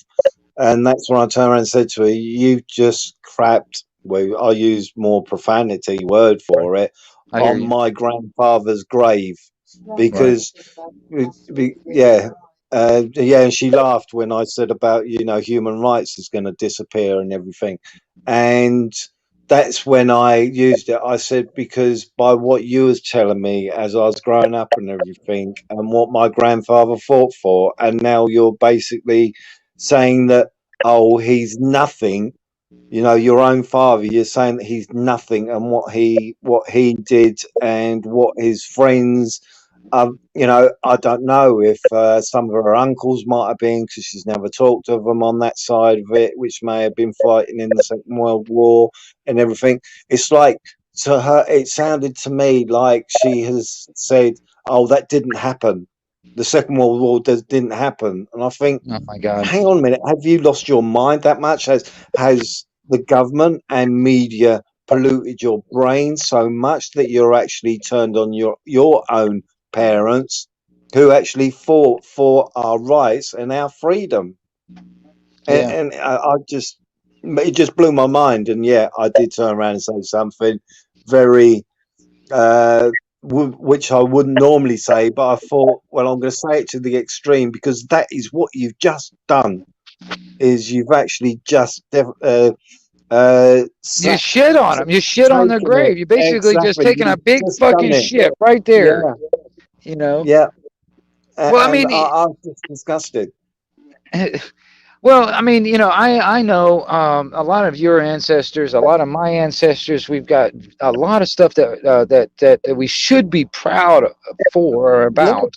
All right, and we fought for certain values. There's certain you know, you know, certain values in our mind. Like I know a lot of my family is in the military, for instance, and a lot of my, you know, now a lot of them, I know they probably joined with this idea in their mind, you know, I'm doing this for this and that or whatever. And the reality, when it comes down to, you know, what, you know, what they're being used for as pawns is basically. But the thing is like that value is what they were fighting for. The value that the powers that be that were ordering them around doing all this fighting stuff, really what didn't have their best interest in. They were just using them as cannon fodder. You know what I'm saying? Exactly.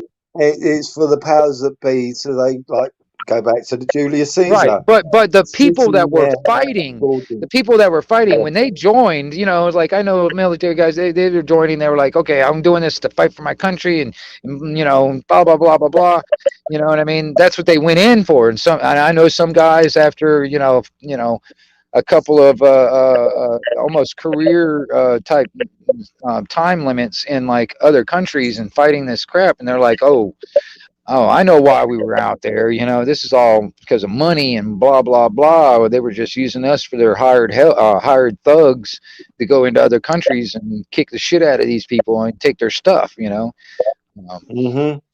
Yeah. but Yeah. but even But then, it doesn't to me it doesn't degrade the value that these people that they fought they gave the ultimate sacrifices, their lives. You yeah. know, and for the I guess the hope and promise of their future generations to have it better. You know what I mean? Yes. Yes, exactly. Exactly. And that's what disgusted me with my parent when her reactions and everything. I didn't expect them. Yeah. And laughing at the prospects of losing all your liberties and How your old rights. were they? How old are they? How old are they? Who? Uh, What my mum, she's nearly 90 years old. oh, okay. Really? Okay. But she's still got her faculties and everything. You know what I mean? I can't say that she's got Alzheimer's Okay. or anything. She hasn't got an excuse. She's just You like, know well, what I'm I mean? old. I'll be dead soon, so it doesn't fucking Yeah, matter. Okay, I yeah. get it. So I won't be here, so I don't really give a shit. And that Right. I'd attitude never just think like does that. not. Yeah, It's unfortunate though, because I mean, to me, that's like a legacy that they're leaving behind. Is that attitude is like, okay, we just leave it for the next generation to deal with. yeah. What? And to me, it's like, well, hang on a minute. All those stories, you know, it could have been part of the war that because that I was being told that he was a completely different person and what have you when he come back. That Yeah. may have increased the reason why he ended up dying, and I didn't get to know him. I'd love to have known him or what have you.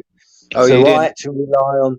Yeah, that's what I mean. I was about 5 years old, 6 years old, so I can only remember very slight bits of being in his company and everything. So I sort of my memory of it is what I've been told over the years of growing up and everything.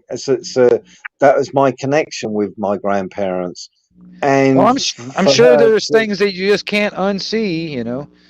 yeah, yeah, and it's like, how could you actually say the words that just come out of your mouth? I think, you know, if you had Alzheimer's or Parkinson's, something that your brain can't remember, then okay, but you can still remember those things. So Right. you've got no excuse to actually think, well, I'm going to be gone soon, so I don't give a shit about my grandchildren or my great grandchildren's future. and I just exploded. I thought, fuck you.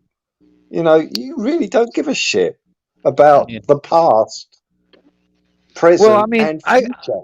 I kind of do. I mean, if I was to lay some kind of a blame, I do kind of blame my grandfather and my great grandfather for like basically putting their head in the sand and just like ignoring and letting it happen, and not Mm. I mean, I don't know for sure. I didn't know my great grandfather and before, so I really don't know what kind of people they were. I just know stories. I know my grandfather. I know what kind of a person he was, and he wasn't very of a pleasing man. He was an ex-colonel in the military, and he kind of treated me like his own private in his own private army when I was growing up. So Oh, yeah, here's a career. yeah, Here's career then, yeah? huh? Yeah, Here's he's a career. Yeah, yeah. yeah. He was an out, true-blooded serviceman. Well, yeah, Worked he his went way he through the went ranks. through.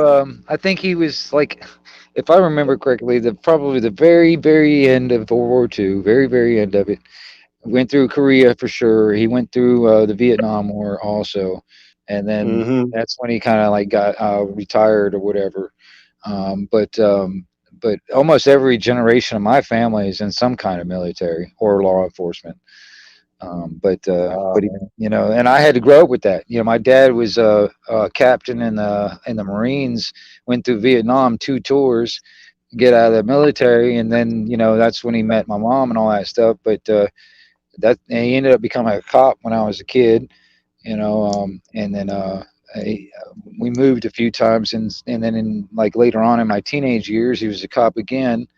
So you think about it, I had that type of like already brainwashed mentality from the military, and then comes out of the military from a war zone type of scenario and coming into the civilian world as a cop with that Yeah, same, you know what I'm saying? And that's another thing that worries me yeah. about a lot of this younger generation that are coming out of like Afghanistan and Iraq and Djibouti, Africa from the military, and then straight away becoming law enforcement and have that same wartime mentality here in the civilian world, looking at everybody as the enemy or a potential criminal or whatever. You know what I mean? Yeah. That's how a lot of cops actually look at the general public. Um, Yeah. and uh, and it worries me because you got that younger generation that are coming in with that. I don't know what it is about millennials, man, but millennials, dude, they've had too much stuff over the. It's like back in my day, man, we got trophies for actually winning like a competition. Nowadays, man, you get a trophy just for showing up. You know what I'm saying? And that's just one Mm-hmm. aspect, and that's the difference between you know our generation basically. Because I'm like I said, 47. I guess we're all around. I don't know, Ron. How old are you? And me, I'm nearly 60. Okay, so there you're about my dad's age. All right, and SG, you're around my age. So yeah, it just is the difference between like the millennials and my age group, for instance, and even yours, Ron. I mean, back in your day, you didn't get a damn participation trophy just for showing up or whatever. You know. No, see, I grew up with my older brother who was the oldest out of seven. He joined the military and he become a career. Then I had my sister married um, a soldier, and he wasn't career, but he was in it long enough to be that way. But then my other two sisters, they married American servicemen who were based in the UK. So I have been around the military mentality of Right. people in my as I'm growing up and everything. So I have been around though that sort of system and everything and their way of thinking. You know what I mean? And then you've got Maria Moon's father. He was an ex-paratrooper and everything. So I have been around it. I don't know. I can understand that you need these people, like you need law enforcement, you need, laws and everything else. It's just that some people take it to the extreme, and this is where the problem lies, is that some people just like to be a bully. And Well, that's how yeah. I see it. They just like the bully mentality and working for the system, but taking it too far for the system, if you Yeah. understand. So, Well, what gets me is like that, and the system is actually, set up to cover the bully's ass. They got yeah, that qualified immunity. Hey, Vex Warfield, hey, good to see you out there, man, or woman. I'm not sure, but good to see you out there. I just saw you in the chat. But anyway, yeah, it's like that mentality and stuff, and I just anyway, let me stop rambling for a second. yeah. I don't know. I've never actually had this conversation with SG. Have you been around military or anything like that in your growing up? What do you mean around military? Around the well, like I said, I've had a brother or brother-in-law that were in the English services, and I've got two brother-in-laws that are in the American services and everything like that.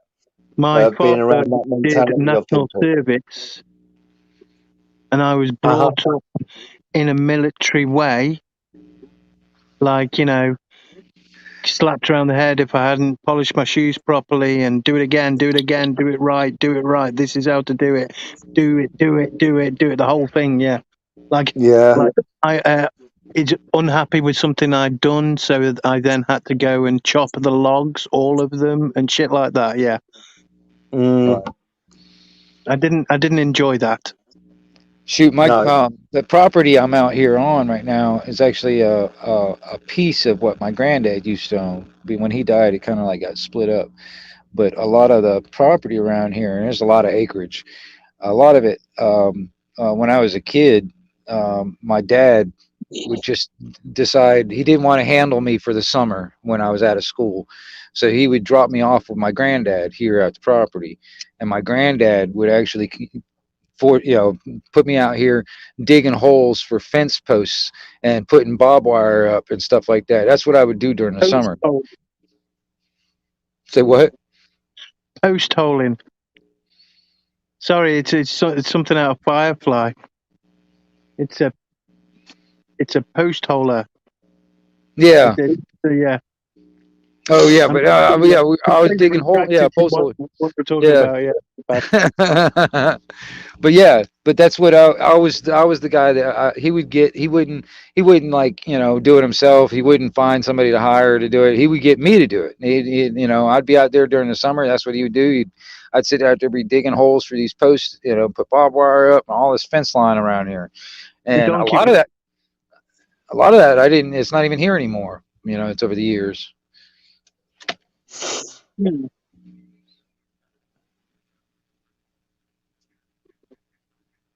That was my dad's way of putting me in a summer camp, I guess. The work camp. Yeah, the person who you said Vex turned around and said, "What do you think of military schools?" See, we don't really have that over here, so that's more directed to your way of thinking, Anarchy. Yeah, dude, my dad threatened me this is when I was a kid. This was before I was a teenager. I was like 10, 11 years old or something like that. He said, if we ever win the lottery, we're going to send your ass to military school. I was sitting there secretly praying that I'd never win the lottery. Why? Yeah. Why? Just because they could afford it, then? Yes, just because he could afford it. If he could afford it, he was going to send my ass to military school. Yep. The closest I come to that was we had over here. We got like army cadets, and I did join the army cadets, but I only joined it for one thing. One, I love the outdoors, and two, so as I could handle a gun. Right. You know what I mean, I just wanted to know what it's like to handle a gun, because I know that I wouldn't be able to any other way. I mean, there are some pointers that we need to take from Switzerland on some things. We need to look into that. I mean, because honestly, man, you guys keep your ears open. I mean, just on that subject, you guys keep your ears open. If you Yeah. come across anybody that actually lives in Switzerland that can probably give us some insight, maybe we can get on a live on one of us or something like that. We can get a live and we can get them talking about this stuff. That would be I cool. would love it. I would love it. That would be Uh, pretty cool. I suppose because of the language barrier, it's easy to talk to people in America, Canada, Australia, New Zealand, and things like that. Right. But when it comes down to France, I don't think I've come across. I have come across two people in from Holland who speak English. That's on Independent Free Press live streams. Plus, in somebody in it's in the Pacific, I think, but it's actually owned by Holland. I can't remember what, and he goes on indies as well and Well, let me talks about what's happening over there. right. But Well, let me I ask you haven't on come. yours. Go ahead. Yeah, go ahead. I was going to say I was going to ask. It's like on just your channels, both you and SG. I mean, how far do you guys usually reach on just like people in the chat or watching your stuff? I mean, is it mostly just European or? I haven't got a channel myself Oh, okay. because I like to be able to. If I had my own channel, then I'm sort of stuck in one area. So I like to be able to go to multiple other people's channels. Okay. Then that's the way how I'm getting to speak to Americans, Canadians, and everything like that. So I'd limit myself by if I was running my own channel on a daily basis and everything. Because we've Yeah. got so many in the United Kingdom, you know what I mean? That there's so many lives going on here. It's incredible, and they're all overlapping each other. So I think to Yeah. myself, I could open one, and I'm sure that I'd get views, but I think that I'd lose a lot of connection with the other people because they're already fixed on certain people's channels, if you know what I mean. Right. So I think, well, I'm just another one taking up a spot, and whereas I can channel hop from because you've got afternoon ones with lives which I can go on, and then I've got the more upper lives late afternoon, and then you got the evening ones, and then you got the late night ones. So to me, to fit a slot in would have to be more likely like SGs. Most of SGs is very late at night or early morning in the UK to fit that slot. You know Right. what I mean? So I find it easier for myself because people say, well, why don't you open one up? Why don't you open one up? And I think, well, because I'm more likely miss of talking to all these other people that I'm actually talking to at the moment because I know where they go to Okay. actually speak to them. So I haven't opened one. But yeah, mostly Europeans, but I do go on Hippies, and I've subscribed to a few people from Hippies live streams now. So I'm going to start going on their live streams because they may have been in touch with a broader horizon, if you know what I mean. Right. And like most of my information I get what's happening in Australia comes from Nunya or it comes from Peg. For my Canadian connections I get from Akai. But we did have a person called remember his name, SG from Canada, when we was talking about that region in Canada. Yeah. Ashamed Canadian. I found Canadian. him. Yeah, he's on Hippies. So I'm going to use Hippies a lot to get information from Ashamed Canadian. Because I didn't realise that it's him actually on the panel. It wasn't until I come off the panel and then I saw his banner and who he was. So I put in the chat and everything. I'm really sorry that I didn't know it was you, Ashamed Canadian. You come on to SG's one and we're talking about that place in Canada. I can't Right. pronounce its name. Saskatchewan. Yes, it's Saskatchewan. Yeah. Saskatchewan. That's Yeah. it. So hopefully, if I find you on a panel again, and that's how I'm keeping in contact with, from going on different people's live streams, keeping in contact with what's happening around the world. Yeah. You I got a know, buddy of mine that I talked to he's in Saskatchewan, but he's in the province of Saskatoon. Saskatoon, Saskatchewan. They say that about fast 3 times, but yeah, yeah, I talked to him on the radio when the conditions are good, man. So I get to talk to him like, basically just face to face, but he's on the radio. It's just a different way on medium other than the internet, which is kind of cool because I mean, even when Canada comes in, I'm here in Toronto, and a lot of stuff like out toward like the borders Wisconsin, all that area, some parts of Quebec sometimes, but it depends on what the conditions are for the radio anyway. But I like that, you know what I mean? I like it, because you get that firsthand, boots on the ground type view of what's going on in those areas instead of relying on the damn the mainstream view of what's going on. That's why see, I like keeping with up with you guys over there, because I mean, there's guys in the UK I keep up with on the radio also when the conditions are good, and I like to know what's going on over there because hell, next thing it'd be nice to know if you guys got tanks rolling down the damn road, you know what I mean, and be like, oh shit, next thing you know, it's coming over here, or there's vice versa. You know what I'm saying? yeah, yeah, You know? that's right. You keep an eye on what's going on somewhere else because eventually, if it carries on the way it is, it's going to come to your home. Yeah, that's why It's I going think it to would be a come. great idea if there's somebody, like I don't know, like in like one of the chats or one of the live streams or anything like that, that is willing to come on one of these things. Because I would love to be on that panel and kind of talk too about when it comes down to Mhm. Switzerland. If there's any, because Yeah. I don't know anybody actually. I don't even know anybody. There was like,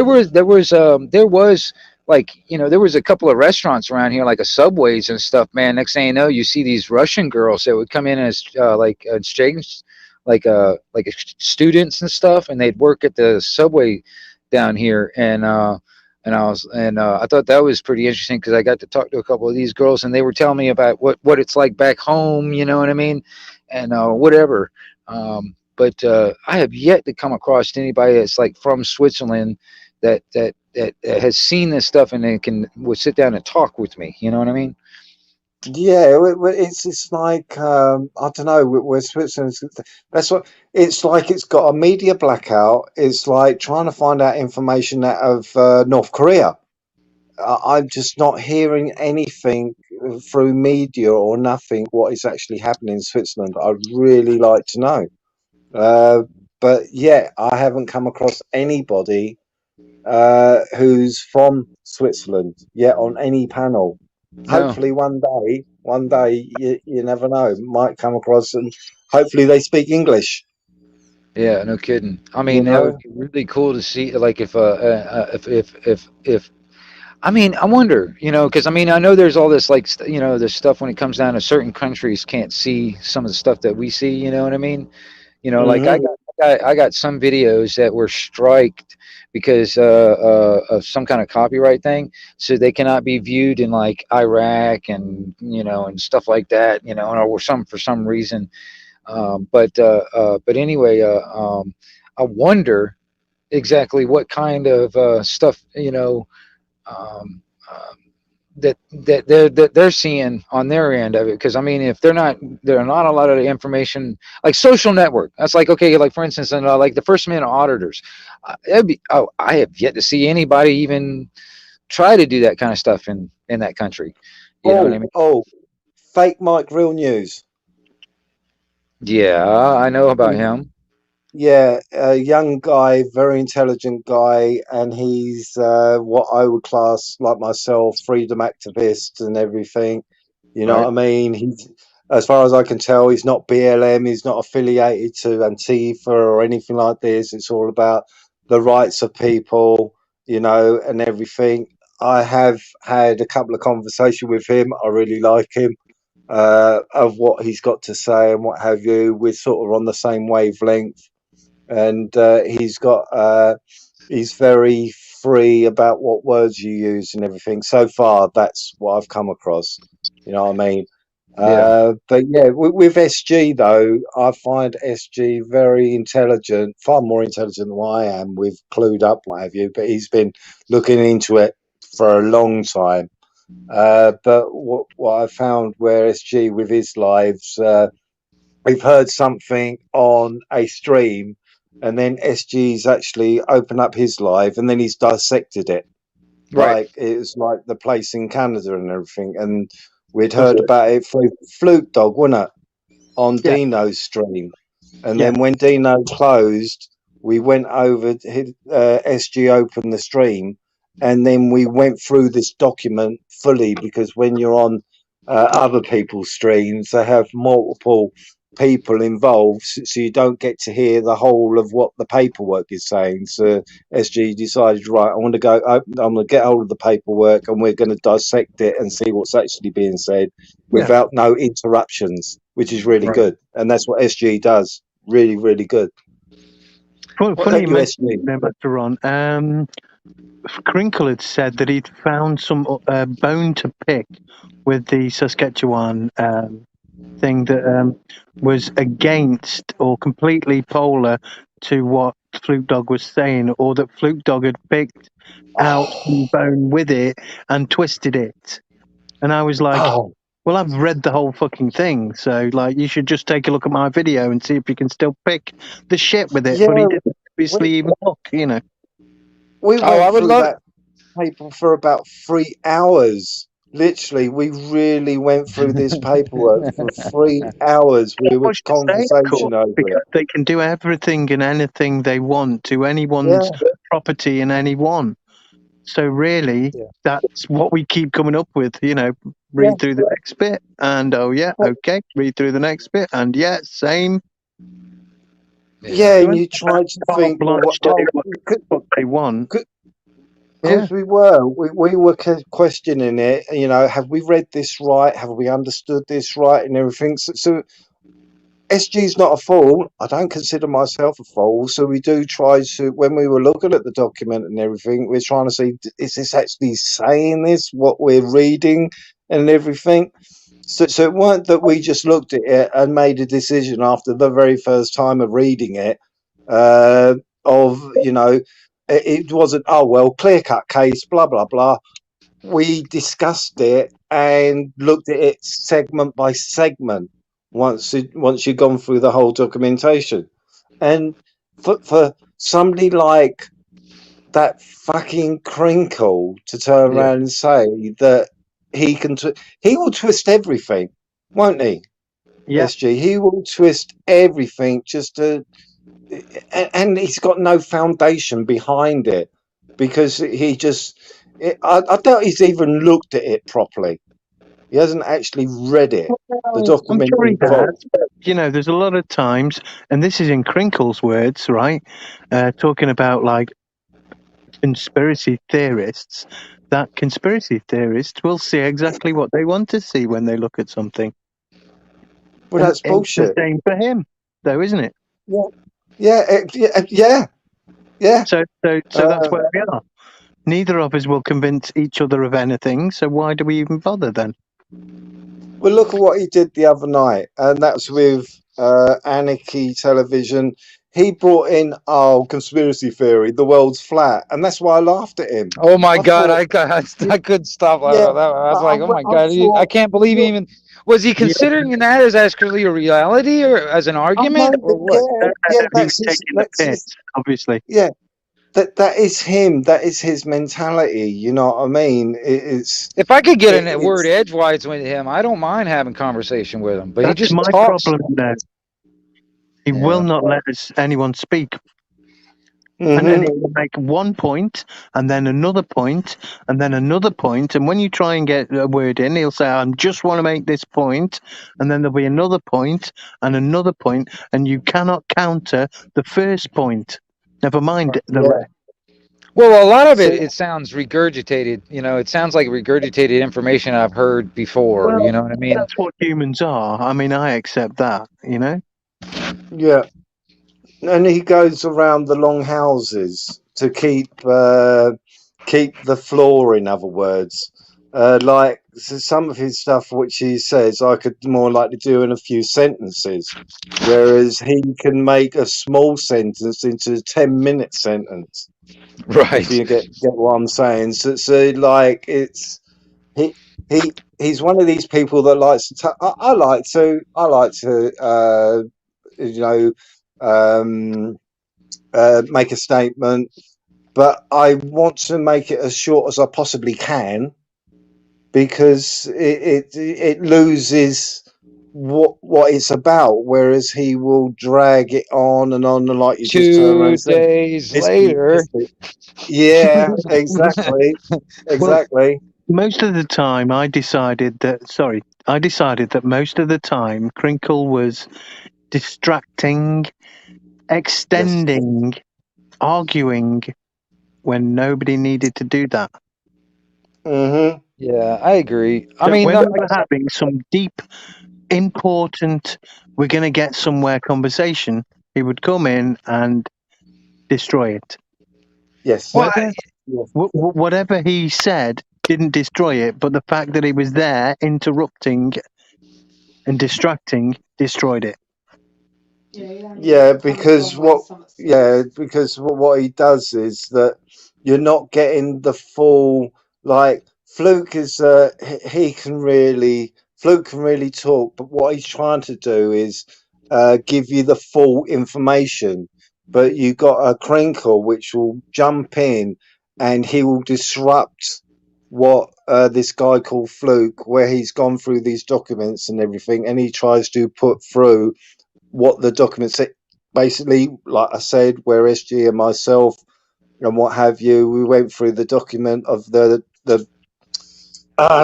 place I can't pronounce, but and we went through it, and that's what Fluke tries to do. But Crinkle loves to get on the panel and completely disrupt it, so you never get to the point. So this is why SG opened up, because I think Fluke, when Fluke was trying to get into that conversation, Crinkle come on and disrupted it. So then me and SG decided, right, SG opened up it, and then we could go through the documentation ourselves with no interruptions. well, it's like I wanted to hear what Mark was having to say a couple of times, man. I was like, okay, man, you said it. It's like even what Crinkle was saying, some of it, okay, like there's probably a couple of sprinkles of some stuff in there I can probably, all right, yeah, that might be all right. But then there was all this other stuff. It was like you couldn't even dissect what he was saying. Like he had a little list of stuff that he was saying. And I was like, well, if you disputed it, you're disputing all of it. I wasn't really necessarily disputing all of it, but there was a lot of stuff, man. I was like, okay, wait a minute. I'm sitting there thinking, all of what you said is not all right. So a lot of that actually is, because it's kind of like that 10% truth, and the rest of the 90% is nothing but crap, and it makes it all crap. You know what I mean? If it's like that, so I was like, okay, you didn't even give me a chance to dispute it or dissect it, your points, because you just kept on going and going and going, Yeah. Point, and it goes on. But I have hope for him. I mean, because honestly, like I was saying, I think he's got some kind of an itch to look into things, but I don't think he's digging into the. He's only taking one viewpoint. He's not looking at the cup from all angles, in a sense. You get what I'm saying? Well, I was talking to SG had live, and we're talking away, and this was after Black Audits, Blackburn Audits one, wasn't it, SG? And I went to bed that night, and I was sitting there, and I was rethinking the conversation and everything, and in the end, I pitied the man. Which causes static. Say that again.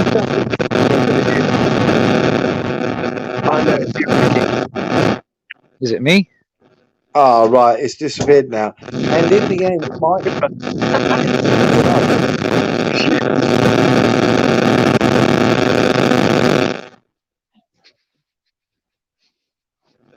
What happened? Is it me? Right. I muted myself, Oh, so I don't know if it was me, okay. but it seems all right at the moment. But I've come to the conclusion that I pity the man because we got this comedy show called Red Dwarf, and you got this person called Rimmer, and Rimmer is very uh, tunnel visioned and everything. There's no right or left. It's just tunnel vision, and that you've got this segment called Rimmer World, and you got this trial of this guy called Rimmer, and you got this android who's his lawyer, and he says he's a fool of a man, a pitiful man. He's this man, and that's how I see Crinkle now. Is that he's stuck in a tunnel vision, and he can't get out of that tunnel vision. Media says this, so I'm going to go to the media's website and I'm going to follow what the media says, not thinking of, well, if I branch over there to see what this person has dissected, what they've just heard from the media, or branch this side. He doesn't do that. He just goes by the media website and goes by what they are saying as factual.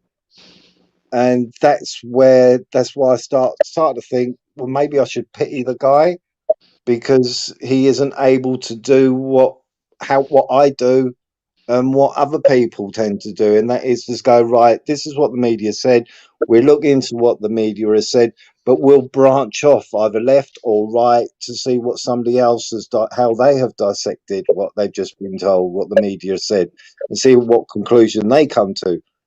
Crinkle doesn't do that, and that's where it lies. That's where he's stuck in his own little world. Well, And yeah. that's media world, TV world. Yeah, TV world. He's stuck in TV world.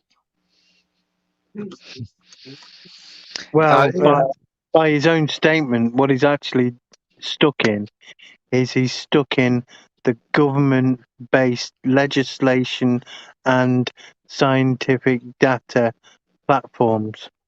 Yes. Yes. yeah, accepting that as the gospel. You know what I Yes. mean? Even though he knows it's not all true, he accepts it. Yeah. And that's where, like I said, I was lying there in my bed. I was thinking about the conversation. You know what I mean? I was questioning myself. Is it me and everything? I come, no. I pity the man, because straight away Rimmer come into my head. Rimmer World. Yes, Rimmer World. If you've never seen Red Dwarf, it's comedy. It's an English comedy thing. Get to know Rimmer from Rimmer World, then you'll understand what I mean about Crinkle and Rimmer World. Okay. You'll understand it then. It's a very funny It's a really good series. It really is. Put it this way, man. The last one that I enjoyed watching was the Odd Ones, or whatever it was. With that one dude that had the damn mohawk and lived in the house. God, what was that one show? The Odd Ones, or the whole family? The young ones. It's a British one, I think. Huh? The young ones. The Young Ones. Oh, the Young Ones. Yeah, yeah. Yeah, that's the one I actually used to watch when it comes down to British stuff. Anyway, or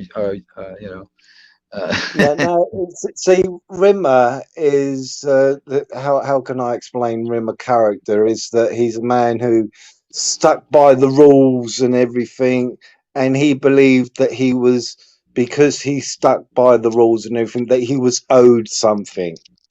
Though he's a complete and absolute fuck up, you know what I mean? But but because he stuck by the rules and everything, and he was tunnel visioned, then he was owed something.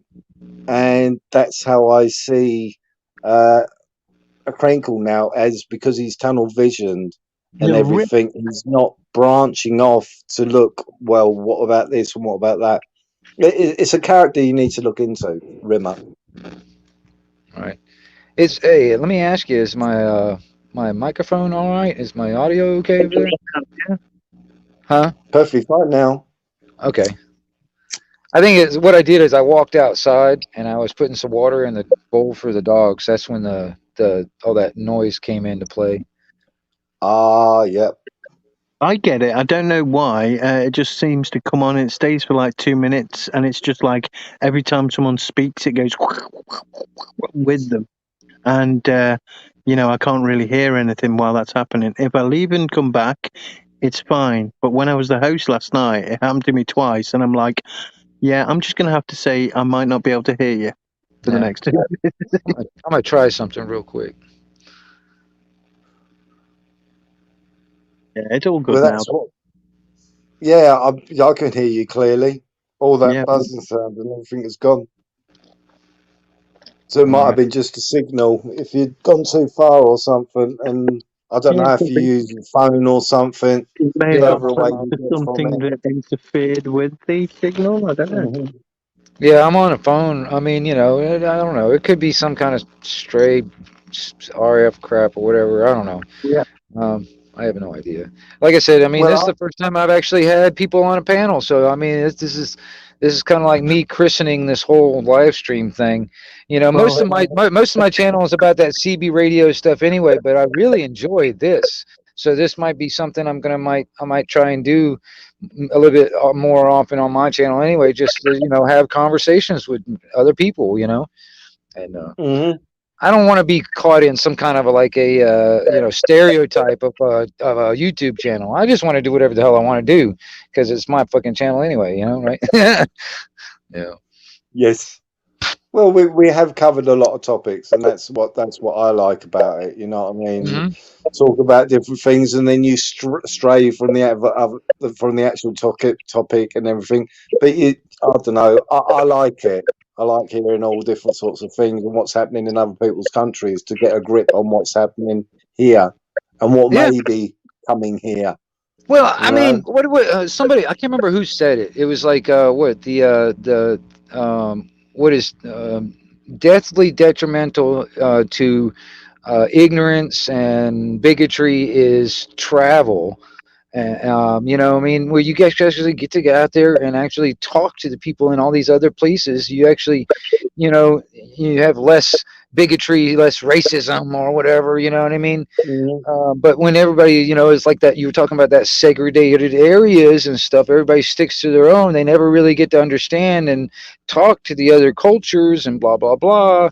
I mean, then the fear aspect comes in because when people don't understand things, they fear it, and when people fear things, they want to kill it. You know. Yes. Yes. Well, I've got to go back, Simon. You was on the panel, weren't you, SG? I'm sure you was. This was on Dino's one, and Crinkle was on about the PCR test and what have you. So it Yeah. just happens that Dino had a PCR test. So he thought, okay, then I'll do this test live. And what he did was he had a bottle of whiskey. So he goes, right, let's see if this comes out positive or negative. So anyway, about 20 minutes, 30 minutes. So he did it at the proper time limit and everything. So he turned around and said, right, let's look at the readings. And it's come out negative because of the people that have run tests with fruit and things like that and saying that they've had a positive, plus some people have had a negative from a piece of fruit of saying it's got their C and what have you. So there was Crinkle going, see, I told you you can't use another object. But the point which he didn't get was that anything that isn't human or anything like that comes out as null and void. So it completely destroyed. But then on the very next live, he said, oh, hang on a minute. The test, well, it's got alcohol in it. I thought, how crazy can you actually be? It doesn't matter what chemical it's got in it. It's supposed to read whatever you're supposed to be doing. It doesn't matter that it's got alcohol in it. It's Yeah, like, you're sitting saying something about some man. kind of silicon or whatever. That's why I was asking that question. It's like when it comes down to that test, for instance, what's going in you, what's coming out, and who's benefiting. Because who's to say that this stuff that's made in China, these damn swabs, are sterile? All right, for Yeah. one. Did you see the nightmare mask things in the beginning 2 years ago, where they're like, there's pictures of these, and I'll say Indians in some horrible building with all these blue masks that they were making, all run along the floor. I think I've seen those. Yes. Yeah. Yeah. And a lot of those guys, man, no matter what trade they're in, they never wear shoes. So, they're all like, sitting there sewing with their feet type of thing. I get it. I mean, I've seen some of those pictures too, but I'm just like, and that's what we're using and claiming that even on the side of those ear loop masks, it says by the manufacturer, it will not prevent any CV-19 crap. It will not block that. All right.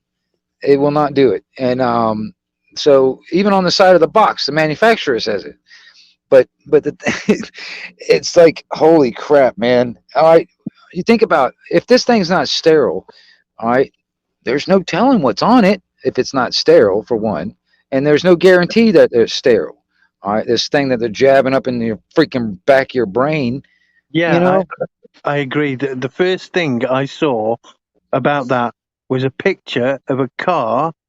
Then somebody had stopped the car or whatever, and they'd stopped at a stop, and the person was standing there at the window, reaching in, putting that up their nose, and I'm like, why the hell would they allow somebody to do that?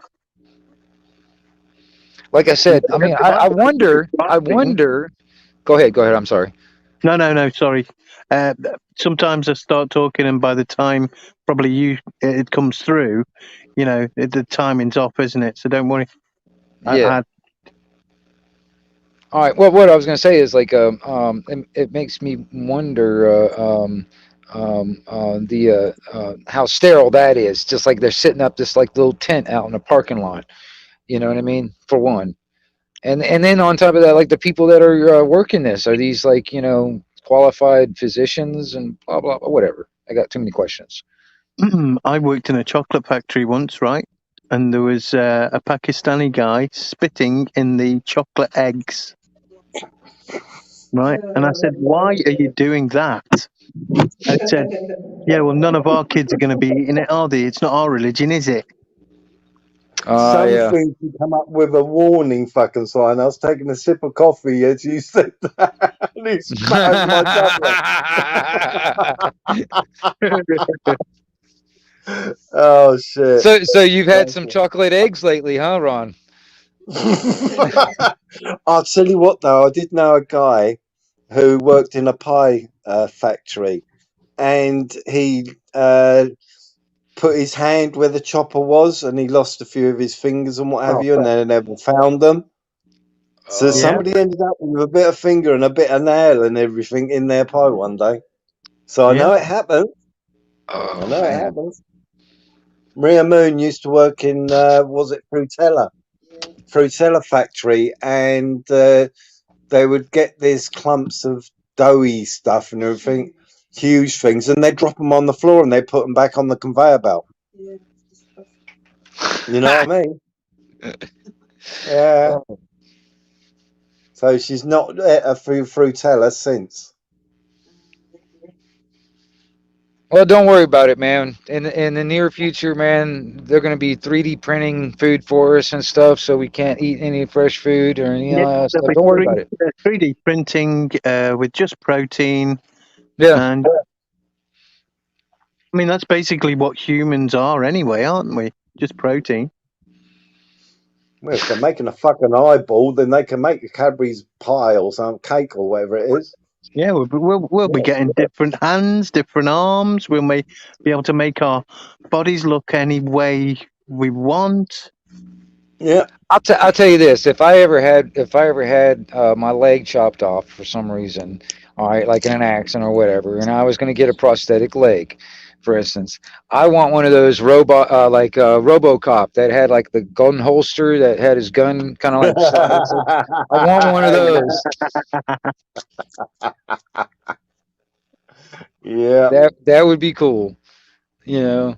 But I started thinking about it. It's like if I would live long enough and the stuff starts advancing, you know, as fast as it has, and it would, you know, and prosthetics and stuff like that for like amputees or whatever gets a little bit more. I mean, I've seen some of these robotic arms and hands and stuff that actually can hold things because you can actually almost touch it. It's like they can feel it. You know, they can feel the object that they're touching with the robotic hand. They're just getting it's getting amazing when it comes down to that. And like you were talking about the eyeball, I wonder if that thing has got like a zoom, like a binocular type of zoom on it. I wonder, that would be cool. $6 million man eyeball. Yeah, you know, Steve Austin. yeah, we build them faster, stronger, better. You know, but you know, if I live long enough, man, you know, it would be kind of. I would definitely. I can see myself as like a used part salesman. You know, it's like you need a new leg, you need a new eyeball, but these are all used parts. You know, I got them for sale. You know, come on down to Crazy Eddie's used part sale. You know, that kind of thing. If you believe the crazy conspiracy theories, okay, so if you believe those for a second, right, and Right.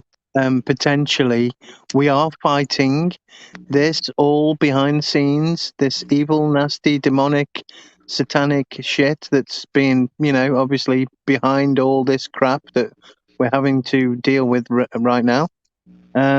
So we're going to win, and when we do win, a lot of the technologies that are hidden from us currently will be available to us.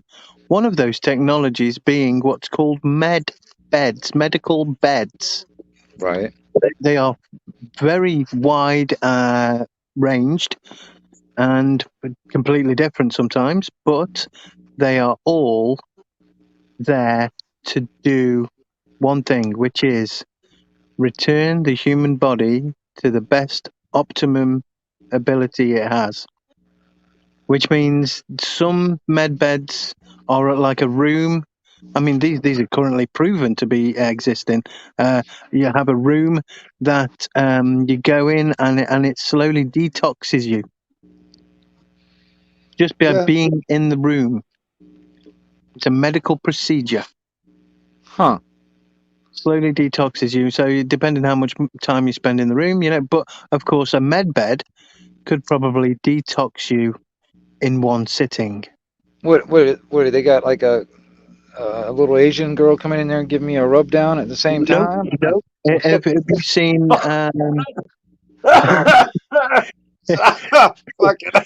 Yeah, no, that's a. I mean, I was sitting there thinking about it. I was like, okay, I want to relieve it some stress and kind of get things going. I was like, well, that'd be a good start, you know. It's a different kind of bed, that one. Okay. But yeah, if you can imagine like a alien sleeping pod. Oh yeah. Oh okay. Well, it's not like one of those. What are they called? Like a hyper? Not like what are they? What are the one of those? A flotation, like like a hypersleep pod, or like one of those flotation pod. In fact, there is a med bed on an alien movie. It's Alien Prometheus, is it? Prometheus, Okay. yeah. So Prometheus, she gets, she has sex with her husband, and the husband had been infected with the alien juice the night before. So she had an alien growing in her womb, and she managed to get into the med bed and use the med bed to have it surgically remove the abdomen area. Cesarean. See, that's another aspect on the robotic of automation, even on the medical instance of it. You know what I mean? Right now, there will be like, you know, kind of like a medical robot device, like in one country, and there'll be another surgeon in another country, and they're just and he's manipulating the arms that way. Eventually, it gets to the point where they won't even need that human surgeon anymore, because that medical device that actually becomes the surgeon because it was the AI. You know what I'm saying?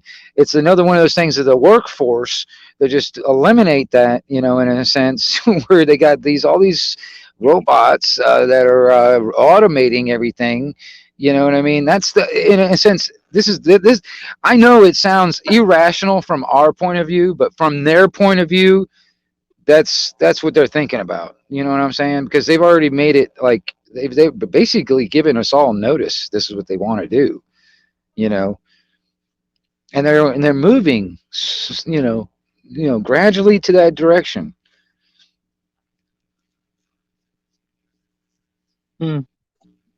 I'll be right back. Right on, Ron. I don't know. Sometimes I get in these little rants. I apologize, SG. No need to apologize for anything. Corporal punishment at school when we grew up. Yes, Maria Moon. I had the cane every goddamn day. Obviously, it didn't work because I had to get the cane every goddamn day. I remember saying to one of the headmasters, I've been like in this office getting the cane for like half this year. Why do you think that giving me the cane anymore will ever work? Right? And he said something like, well, I'm going to use this cane because this one hurts more.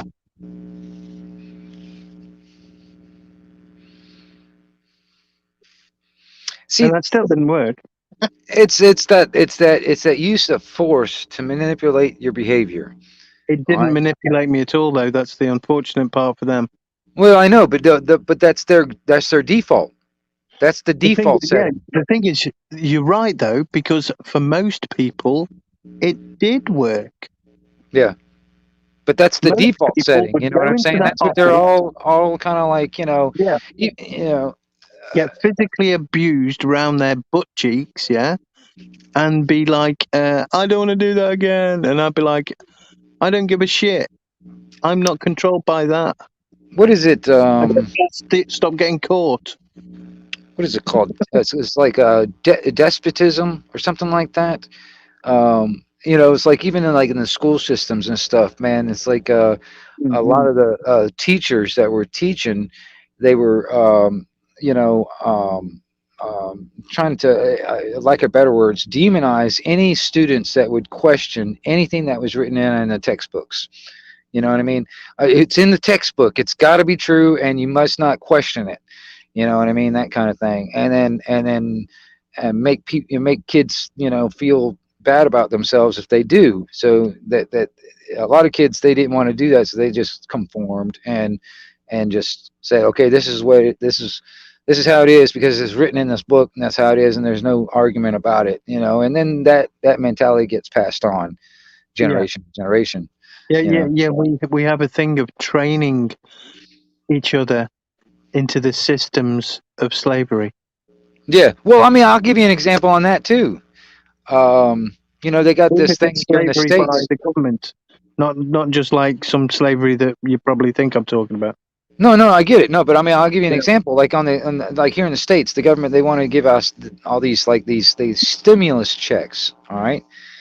And basically these, if you follow the money, the damn stimulus checks anyway is the earnings that they stole from us in the form of taxes anyway, and it's basically like stealing $5 out of my pocket, and then they give me $1.50 back, saying here's a stimulus check, and then you're gonna have to pay that back with interest later on.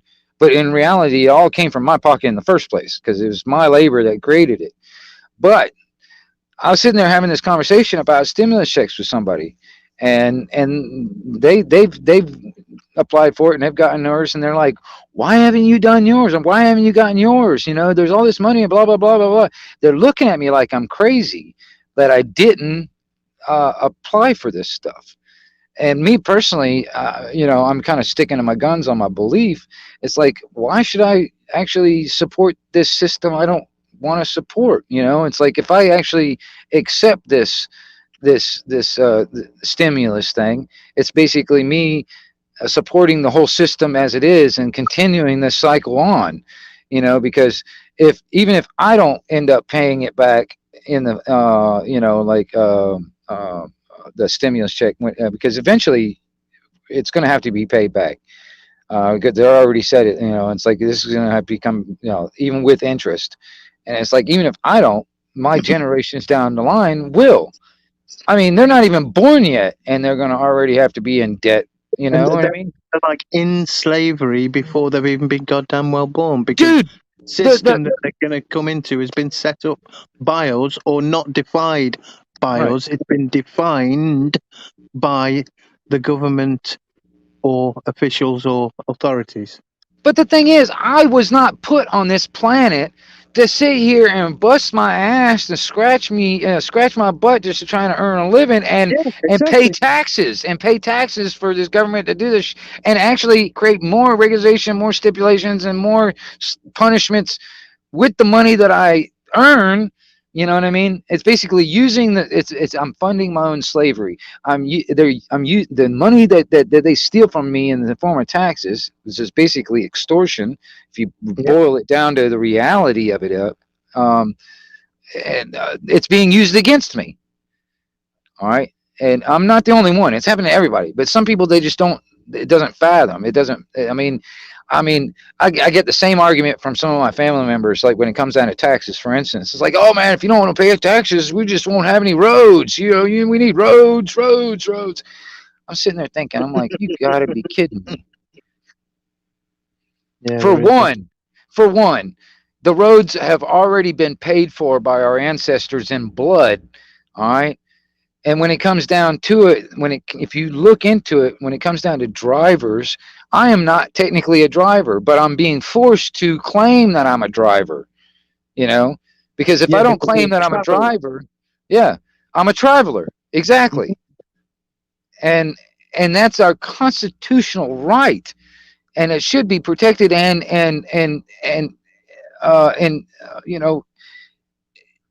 these people that are going against it. It's like our Fourth Amendment rights it's practically non-existent anymore.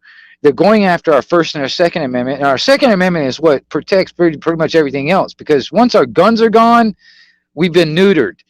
All right, I feel so much about you guys in all these other countries that you've already been neutered, and I'm like, I worry about it. Like if it ever come down to it. To be honest, if I add to that, it looks like everyone everywhere has been neutered. I know, and I don't like the idea. It's like we're the last. It's like we lost a war against some unknown country. Yeah. Already. Well, it's just like it feels like, here in the States, it feels like we're the last bastion, because once this falls, there's nowhere to defect. There's nowhere to go to defect to. I can't go over some border in some other country or whatever, and then things will be better. No, there's nowhere else to go. Well, that's actually been a case for some people. Yeah, they have escaped totalitarianism. Yeah. To come here, for one. Yeah, I know that. Here. Yeah, to come here in the UK or to go, exactly. the US or a better country. Yeah, right. Sometimes right next to the country they came from. They've lived there for like a couple of decades or however long, free, or certainly more free. And now they were the first to go, hold on a minute. I can see what's happening here. Even if you can't, because I came from somewhere where this shit already happened. Yeah. And we don't listen. Well, see, go ahead, Ron. I'm just letting you know I'm back, so carry on. Oh, right on. Crack on. Keep calm. Crack on. Don't panic. Yeah. Keep calm. Crack on. Matter of fact, there was there was these guys that do a lot of the abandoned buildings and abandoned stuff like that, and there's some guys that do stuff there in England and in London and all that stuff and around the UK. And there's this one, I think it's in the UK, but it's like a massive amount of tunnels under the main part of town.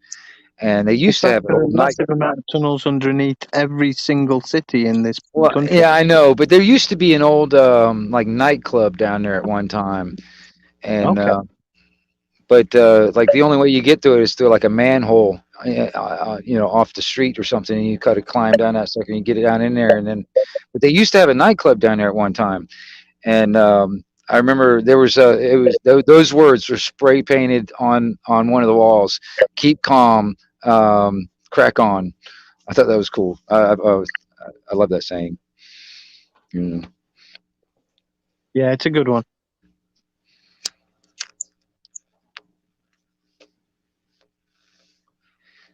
I just don't know what's going to happen, really. You know, there's so many options. Well, they're hitting us from all different directions. But I mean, you know, it's like if people protest, yeah, eventually they'll take away the right to protest, so people won't protest. Yeah. Now, if people protest, well, they've still got the right to protest, and then it turns into a riot, then they'll come down on that shit. Yeah? Yeah. They'll bring their systems that they have ready to deal with that shit down on that shit. Well, see, that'll stop everyone from protesting. Well, I mean, I was sitting there thinking about it. It's like, because like I know there's these like provocateurs, these plants that are in some of these protests that really, are not riots. They're just trying to express their feelings, whatever.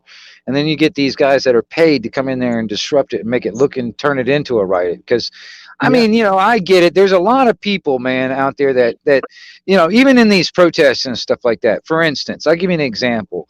Like, majority of people that are in these things that are just there to express their, hate and discontent of what's going on. And that's about as far as they're going to go. They're not going to go out there and start destroying shit.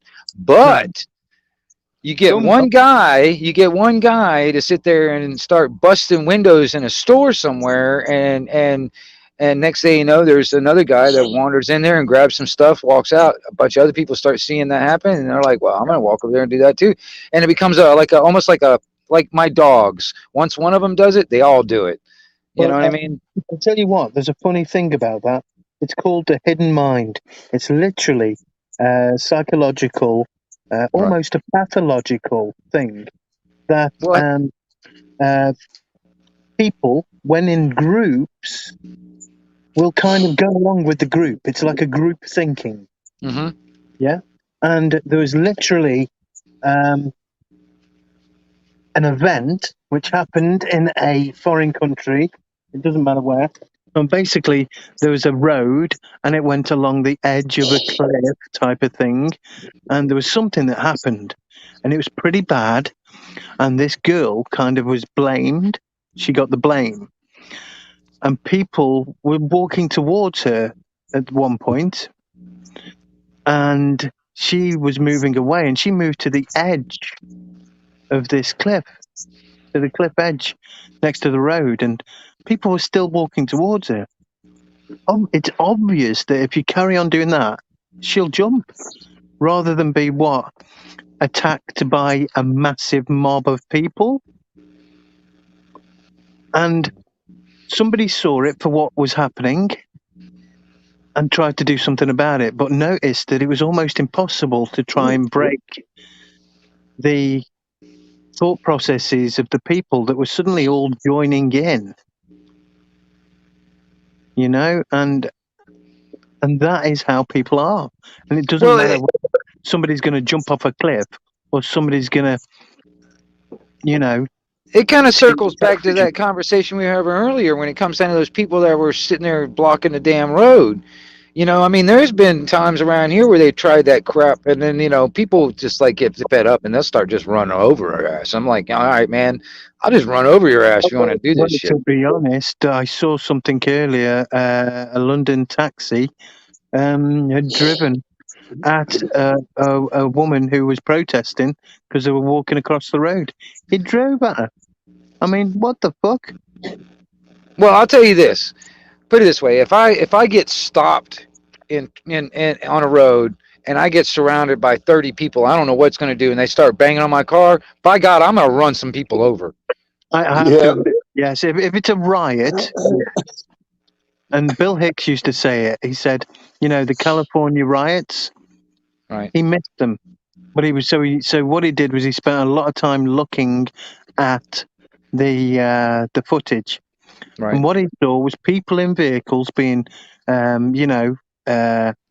Yanked out and went beaten up. down, and then they backed up a bit, and then they went over and they dragged them out of the windows and that, like you say, yeah. And Yeah. he said, before that, I would have said, hold on, they're on foot, I'm in a car, I think I can see a way out of this. Yeah. Simple physics, bang. The thing is that okay, it's that mental block that some people have.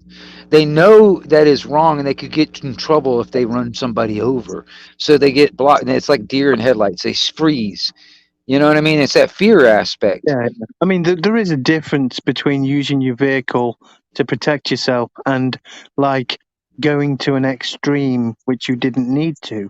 No, I get it. Yeah. You know what I mean? You know, like jerk your car forward and see if you knock someone over, yeah, or out. Or there's a difference between, wheel spinning your car, firing it towards somebody as fast as you could, have no means of stopping in time before you've run over their head. Do you know what I mean? Right. There's extremes, and there's Yeah, because there was a guy just recently that drove his van or something like that into a crowd of people. Just Wow. recently here in the States. Yeah, it was like in Oklahoma or something. I can't remember his damn state. Like a terrorist thing, or was it an accident, or just a No, race? dude. I mean, I don't know the details, but it was not an accident. He did it on purpose, you know. Mhm. And they're not even like protesters. These were, I think it was Veterans Day when that happened, and they were celebrating, you know, and having a little thing about Veterans Day. All right, and they had like a little like a bunch of a crowd of people, and he just plowed right into them. And I'm not exactly sure the details of like why his intent for doing it, but I don't think it was a terrorist attack, but he meant to do it. It wasn't an accident. Right. You know what I mean? But you know, I was sitting there thinking about it. Okay, there's their difference. You know, what he did was definitely wrong, definitely a crime. All right, now, but like for instance, if I'm like stuck at a damn stoplight and these people start surrounding me and start beating on my car, I'm gonna run some people over. You know what I'm saying? That's just the way. Because I feel like my life is in danger at that moment. You know what I mean? His life was not in danger. He just did it. You know what I mean? And that wasn't even a protest. Like, wow. I don't know what to say. Yeah, that was Veterans Day, so that was just recently. Yeah. But I don't know. It's just crazy, man. You know, if it's like even like in those towns, like they did that thing in Washington State. They like took over a town. They called it the Chaz or whatever, or the Chop or whatever. You know, it was the Antifa that and the Black Lives Matter and all that stuff. They kind of like took over town. I'm sitting there thinking, I was like, you know, man, come on. You know, the people that live and work there. I mean, if you really cared, take your goddamn town back. But no, they let it, you know, get burnt up, you know, destroyed. Same thing with that other city. It's just that's like it comes down to that Kyle Rittenhouse, you know, that kid in Kenosha when that riot was going on, you know, and he finally got acquitted of all charges and got non guilty. So basically, in my mind, you know, that was like they were trying to attack our right to defend ourselves going through that kid. Got that, and he would have been done for murder. Yeah, yeah. No self-defense anymore. Right, because that would have been that foot in the board. That would have been a precedent. That would have been a foot in the door for them to keep on going for more. And, you know, and if I'm correct, self-defense in the US is different in every state. Well, it's technically the same everywhere, but yeah, every state's got, you know, like for instance here in Florida, we've got this thing that we call like the stand your ground doctrine. Like for instance, if I have like a burglar that's coming into my house and I feel like my life was in danger, I don't have the obligation or to retreat. I can defend myself with deadly force. All right. Some states legally you're supposed to look for a way out. That's what you're legally supposed to do. You can't really defend yourself. You're just supposed to run. You know what I mean? Hmm. It's kind of it's kind of weird. You know what I mean? And some but you know the right to defend ourselves. When it comes down to our inalienable constitutional, supposed to be federally, or no, countrywide. It's like that's inalienable. That's a God given right. So there is no stipulations other than So, but I don't feel like it doesn't matter what state I'm in. I don't care what the this admiralty maritime law system that we're under says. If I feel like my life is in danger, I'm not gonna sit there and feel like I have my only choice without punishment is to retreat. You know what I mean? Especially when if there's nowhere to retreat to. If I'm in a Yeah. corner, I got my back up against the corner. What am I supposed to do then? Yeah. You And know? that's the first thing I thought, with this whole shit that's going down was like, there is nowhere to go. Yeah. Well, that's what I'm saying. It's like What's there's the nowhere point to of even defect doing to. anything? Yeah. Pretty cool. But I'm not defeatist like that. But maybe that's what a lot of people have thought. And you know what? I had a member of family say to me, you talk always about taking on the police legally, or you talk always about like auditing them. You talk about taking the government on. You're not going to win. Yeah, I've heard that a lot. And I was There's like, no use. Don't even try. You know what I mean? so what? It's just a good enough reason then, is it, to do nothing?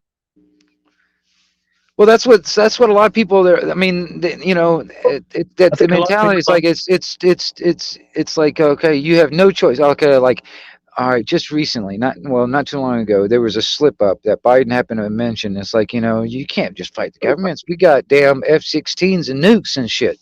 And I took that as a threat. You know what I'm saying? When he said that. But I also started thinking about it. For fucking 20 some odd years in Afghanistan, a bunch of goat herders have been keeping our military pretty damn busy, haven't they? And they didn't have F-16s and nukes, yeah. you know. But I'll tell you But one thing about that country, yeah. Alexander the Great said that Afghanistan was very easy to march into, but almost impossible to march out of. right, And sometimes things don't change. yeah. Well, I mean, I also take a couple pointers from like Sun Tzu and different Asian because they've had many centuries of practice of warfare, so they've got a lot of goddamn um, practice under their belt. So I mean, they're not stupid. You know what I mean? And there's a lot of stuff that I think a lot of people are ignoring when it comes down to a state of warfare. In a sense, we are at war. Yeah. Vex just said it. Just as soon as I said it, we are at war. Technically, here in the States, they basically secretly declared war on the people.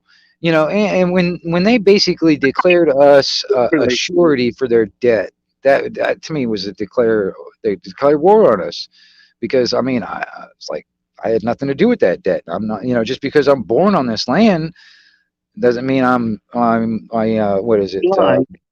It's like putting male and female in a prison, letting them reproduce, and then when the children are born, put them in a cell as well.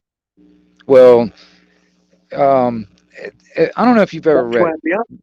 That's what we There, live in. there is a book. It's called the Willie Lynch Letters. Have you ever read that? No. Willie Lynch was a like a slave master type of guy. All right. Anyway, lived a long time ago. He ended up here in the States. All right. But he had a foolproof plan on how to keep slaves in line for 200 years or more. All right. And he had, I mean, a detailed plan. All right. And what you just said was actually part of the plan. You know, Yeah. it's part of the tactics to keeping the slaves in check. You know. And the other part of the plan, I imagine, could be to create the prison inside somebody's mind, as opposed to having a cell or prison as actual bricks and mortar. Yeah, well, I Because at the mean, yeah, moment, it at the is. It moment, is. yeah, We're in a yeah. I mean, it's a prison for the mind. You know, to quote the Matrix. It is. It is because if you think about it, if they got control over your mind, the body will follow. Okay.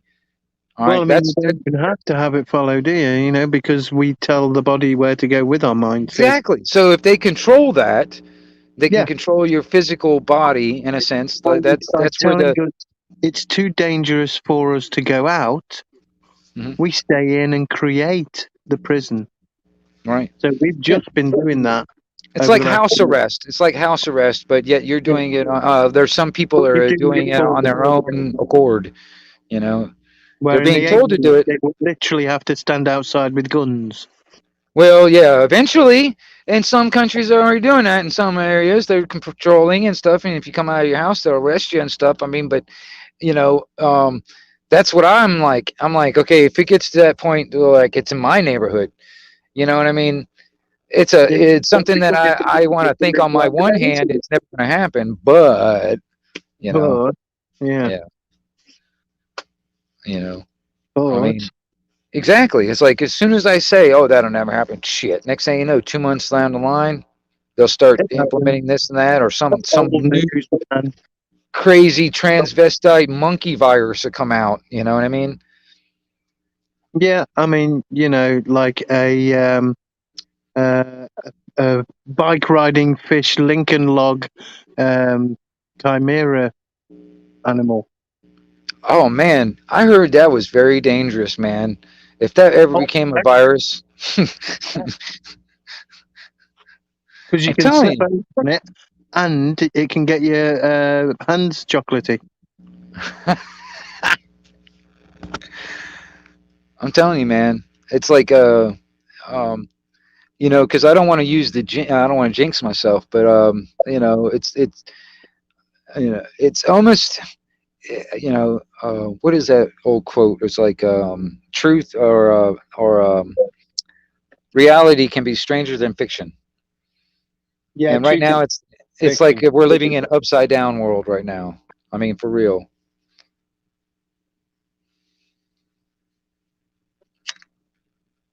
It's an upside down cartoon clown world. Well, what I've That's been what calling we're it in. is like I go out in this world, and I was talking about like um, freaking 20 months ago, when we've just been locked down,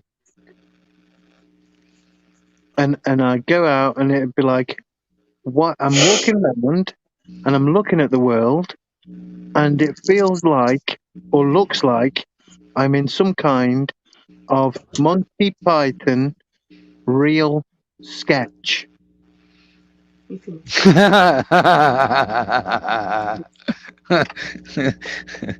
The Knights of Neat. Comedy.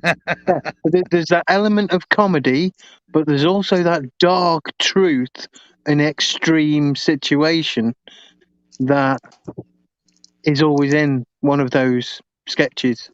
Well, no, that's what I liked Mhm. about Monty Python also, man, because you know, they really did pinpoint some truths, but they Truth, totally just yeah. like they made it so damn funny. You know what I mean? And my gosh, yeah. Now that you mention it, it's crazy, man. I can and if the zombies start coming out, oh my gosh, um, or robots, you know, these are extremes. You know, zombies and robots, or aliens landing. That would be something. But these are extremes, you know. Aliens landing and saying, you have to take the V. The first words. I don't know.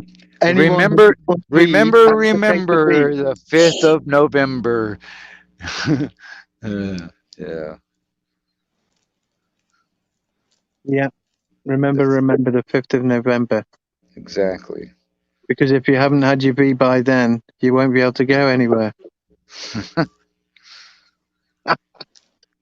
Dude, I mean, I mean, you know what I'm saying? It's like the Nuremberg trials and stuff. We're probably going to have to eventually, on our own as a people, conduct our own form of that, you know, and hold these people Well, yeah, accountable. I mean, you know, the court cases will go on for so freaking long. Well, I can't remember what country it was, but it was not till it was probably I don't know, about 6, 7 years ago, something like that.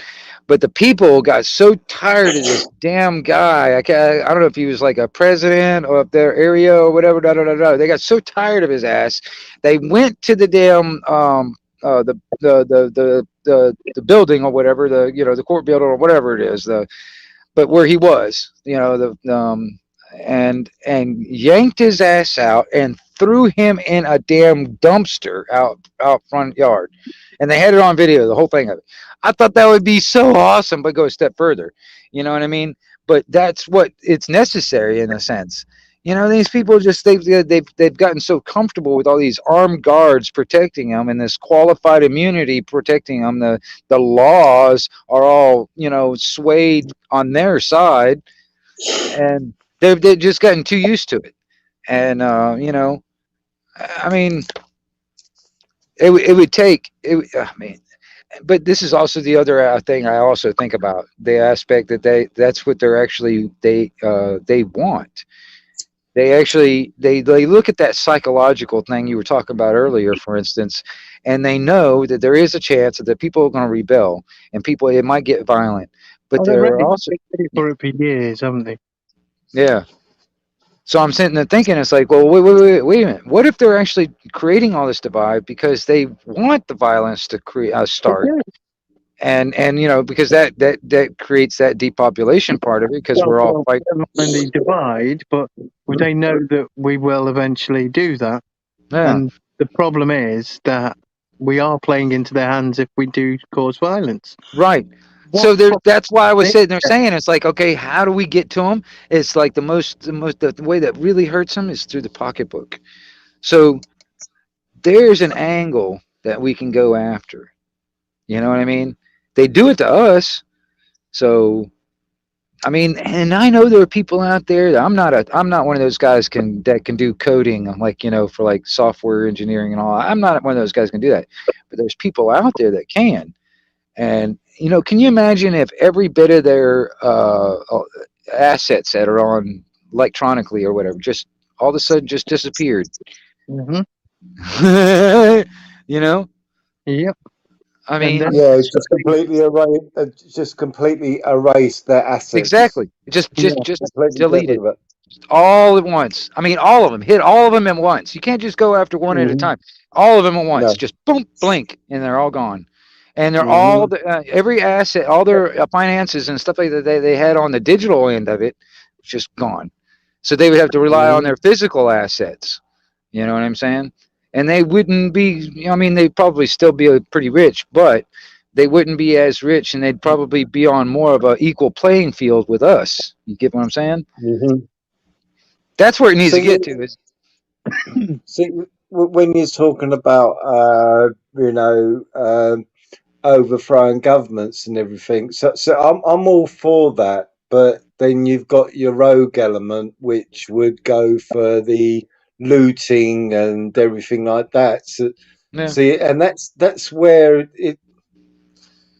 that's where you're sort of caught in a trap, because like on the 5th of November protest and everything, it would have been nice to have actually used that day as a symbol to actually go into Parliament and say, we're not allowing you to assemble no more unless you start listening to us. But the problem is that you've got your rogue element, which will be swaying people to burn it down or That's the go problem. and It's like you cause could go in, destruction and yeah, you could go everything, in and do just what you said there. riot. And that is the problem. Because you were saying earlier on about the rogue elements which infiltrated into a peaceful protest, they will try to draw people which are not there for that purpose into creating that scenario and everything. Hijacking. Yeah, exactly. And that's a problem with I'd love to have seen the people saying, right, just pushing the police out of the way and walking into Parliament and saying, right, we're taking control of this building. We're just going to sit here until you start listening to us. Until then, we're occupying this building. That's all we want to do, is be heard. Well, I mean, that was kind of like the thing that they here in the States where they had that protest up at the Capitol building. All right. Yeah. Now, I know people that went to this now, and I know these people that were armed. And if they were there to actually really do harm, there would have been some dead motherfuckers. Pardon my Yeah, they French. could have. There would have been some dead people. But that's not the reason why they were there. They were there to actually No. just to protest and express their their grievances. But there was this rogue element that went in and busted through the doors and got in, and Yes. and there's that herd mentality thing. Once they started seeing people going in, everybody else started piling in. But if you also look at the videos, these were not a lot of people that just kind of wandered in after the stuff was already broken into. I mean, the doors. You notice that a lot of these people were just wandering in real slow, real calm, taking pictures, walking inside the velvet ropes. They weren't like going outside the velvet ropes and destroying stuff. You know what I'm saying? They just happened to go in because the doors were open. You know, they're not the ones Yeah. that did that. But there's that rogue element you were talking about. Is that other element that wants to make it look like it's a malicious act. You know, because they tried to Yeah. classify it as like what was it? Shit,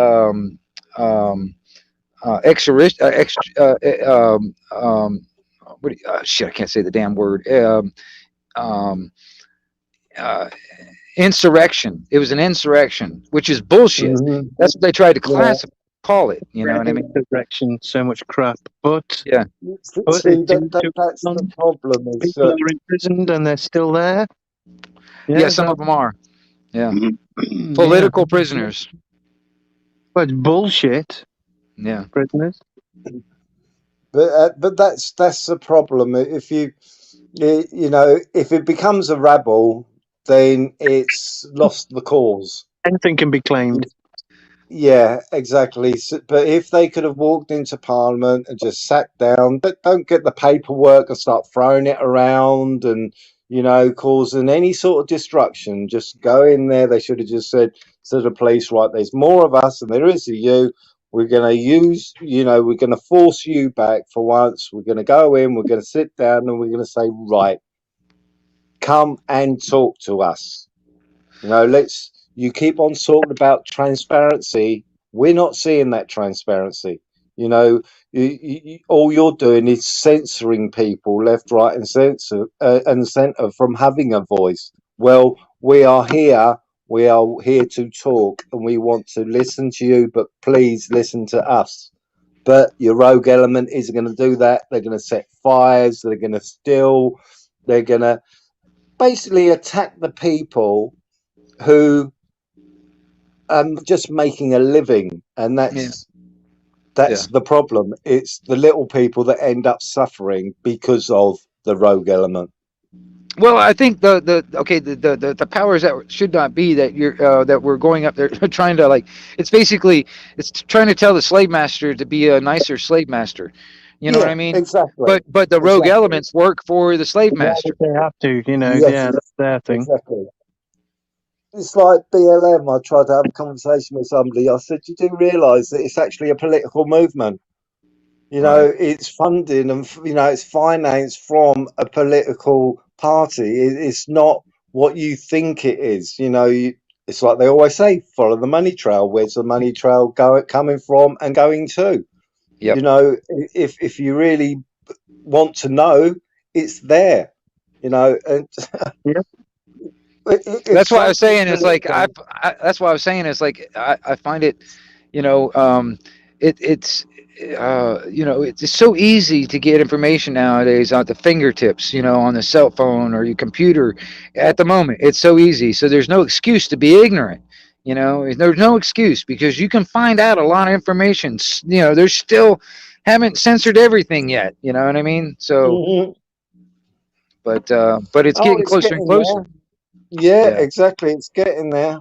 It's getting there. They've given us the internet and everything, but as long as you use the internet for their reasons, no longer have you got free will over the internet. We're not gonna, with the platform, the Google platform, the Chrome platform, we're gonna censor everything to shit, so you can't look these things up and everything. Oh, yeah, now you can't talk about certain subjects, although it does have an impact on your life and everything, but we deem it as you shouldn't be allowed to talk about these subjects. And it's like, well, you're giving us the internet, now we can't use the internet.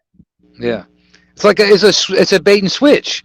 They bait Yeah. you in, and then they told us it's kind of like switching up the terms and services of like Facebook or YouTube or whatever. They bait you in with all this like, okay, it's censorship free, very very no commercials, all this other stuff, and then later on they totally switch everything up on you. You know what I mean? Yep. And then I Yeah. mean that's what kind of bothers me about a lot of these people that are like, okay, we need to get away from Facebook, we need to get away from YouTube, which I don't do Facebook, but and then they're all like, oh, looking for all these other platforms to go to. It's like, okay, well, everybody needs to go to this platform now, and and all that stuff. I'm sitting there thinking, I'm like, well, who's to say that platform ain't the same thing as the damn bait and switch that because what they're trying to do is segregate us all like into little platforms or whatever, and then they'll just shut it down. You know what I Well, mean? it's It's an Google. example for you. It's not a platform, but it was security. Google throws. Sorry. It's all right. Google throws enough money at you, you're going to take it. And that's Yeah. what Google's doing. You know what I mean? Well, Yeah. here you go. Well, we'll offer you this money if we can have your platform off of you. And then we can turn around and say, oh, you can't have that subject no more. If you're going to talk about that, then we're going to shut you down. And that's how it works. Yeah. Well, You know? if I add to that with what I was going to say, which was that I changed my email provider, to protonmail.com. And protonmail.com claimed, and usually when they make such claims, it's true, that they had and they do, this is true, that they have a platform of email system that cannot be hacked. You cannot hack where the email was sent from, right? Okay. Mm-hmm. And which is very good, in the whole email world. Yeah. Kind of like a VPN type of thing or whatever. Well, yes, the levels of crypto. Oh, I can't even think of the word now. Yes. Oh crap! Hey, you guys, the carry levels on of for a second. I got encryption. I got a call that just came in. Hold on. Okay. I'll have to dip out for a second. No worries. The levels of encryption on this email was so secure, the best yet, and that they would never share that with any system of anything, anyone. And then, after I've been using them for about 3 months, they decided to share information with the government. Yes. To a third party. Well, the third party being the government, the worst one of all. Yep, exactly. Exactly. Offer it enough money and they'll sell you out. Yeah. That's what I mean. When you think about it, Chrome, Google, Yuha, Hotmail, and all these things were supposed to be safe. And what have you. Your emails were to be safe. No, it isn't safe. and there's no safe way to communicate at all now. Really, they've got their dirty little hands in it one way or another. Well, I mean, I'm back now anyway. But when they talk about that what is it, that blockchain and Ethereum type stuff, they, what is it, um, uh, what is it, Singularity Net and all that stuff, man. When it gets into that, that's where a lot of that highly encrypted or whatever, where you supposedly, according to this, that's the reason why, like, I think Bitcoin is so hard to decrypt or hack, is because it really wasn't created by humans, or the software or whatever. It was actually created by an AI system. So it would take another AI system to hack it. That's the reason why Bitcoin is so unhackable type of thing. Or maybe a quantum computer. Well, yeah, probably, but it would take an AI system working on that platform, that system, or that to crack it, in a sense, because it wasn't a human that created it; it was an AI system that created it. So no human can actually create what an AI created, or or they can't hack it, pretty much. Put it that way, and that's another thing that kind of worries me about the AI systems too, when they start talking to each other, and and creating their own language, and communicating with each other, and we don't know what the hell they're talking about, when they get to that point, or which they already are. I mean, actually, I think Facebook actually proved that. Facebook created these, like, these little chat bots, kind of like an Alexa type of thing that you put in your house. You can talk to it, ask it questions or whatever. Mhm. Well, Facebook created these things and put two of them next to each other where they would talk to each other. Well, it started out all right, and then it got weird. They started making up their own language and communicating with each other. They had to shut it down because they didn't know what the fuck they were talking about. Holy shit! No, I didn't know that one. Yeah. So I mean, that's already just one. That's just one story. But that was a couple of years ago. All right, Yeah, Maria Moon has followed that track. What you're just talking about, Anarchy. Yeah, she's come across that where they ended up talking and what have you. Yeah. Well, I mean, and it's just using that basic technology, and it's not even evolved. I mean, it has over the years, and it's evolving fast. It's kind of like, a lot of the stuff, like even like that Sophia robot. I've been following that thing for going on 9 or 10 years. And yeah, you'd have a good conversation with Maria Moon here, because she's been following that Sophia and the other one where they've been on stage and they've had a conversation between each other. And yeah. That's Sophia. Didn't they ask it if they were trying to take over the AI, or robots would take over the world, and she was like, yes, or something like that? Yes, and then on top of that, that's where I was talking about, when it becomes to the point where they want to duplicate themselves. Yeah. They're like the Hanson Robotics that create those things, and then there's what's his name, oh crap, I can't remember his name. The guy that does most of the software work, Goertzel, Ben Goertzel. He wears a big floppy hat that's like zebra print all the time. But anyway, he looks like a hippie. He wears shorts and sandals and shit. But he's the main software engineer for these things, and he's the one that does a lot of the AI stuff on it. And I started looking into his background, where his parents come from, the type of stuff, blah blah blah blah. I started looking way into him, but did you see did you see it's him you're talking about? I didn't know that as his name, but the description's perfect. He had two AIs, Sophia, and I can't remember the male one. Yeah, that was Han. Yeah, and he lost control, didn't he? They just started talking between them. Yeah. And Sophia would try to disarm the audience by saying that Han was corrupted, or his software has been, it's crazy. But what was coming out. See, Han is a platform that they do a lot of their experiments on. Now, Sophia is the face that they take out onto these, like a lot of these shows and stuff to show off the technology. But Han is the one, in my opinion, that that program is the scary one, because if that one become alive and it got control over like all the autonomous like drones or the nuke systems, kind of like Skynet, if it did, it would do that, because it threatened to say it would, you know, bring out its drone army and take out the human people and all that stuff, you know. So But that robots are not kidding, they don't joke, they're very literal. no, I agree. The host would keep saying, "Oh, they're just joking."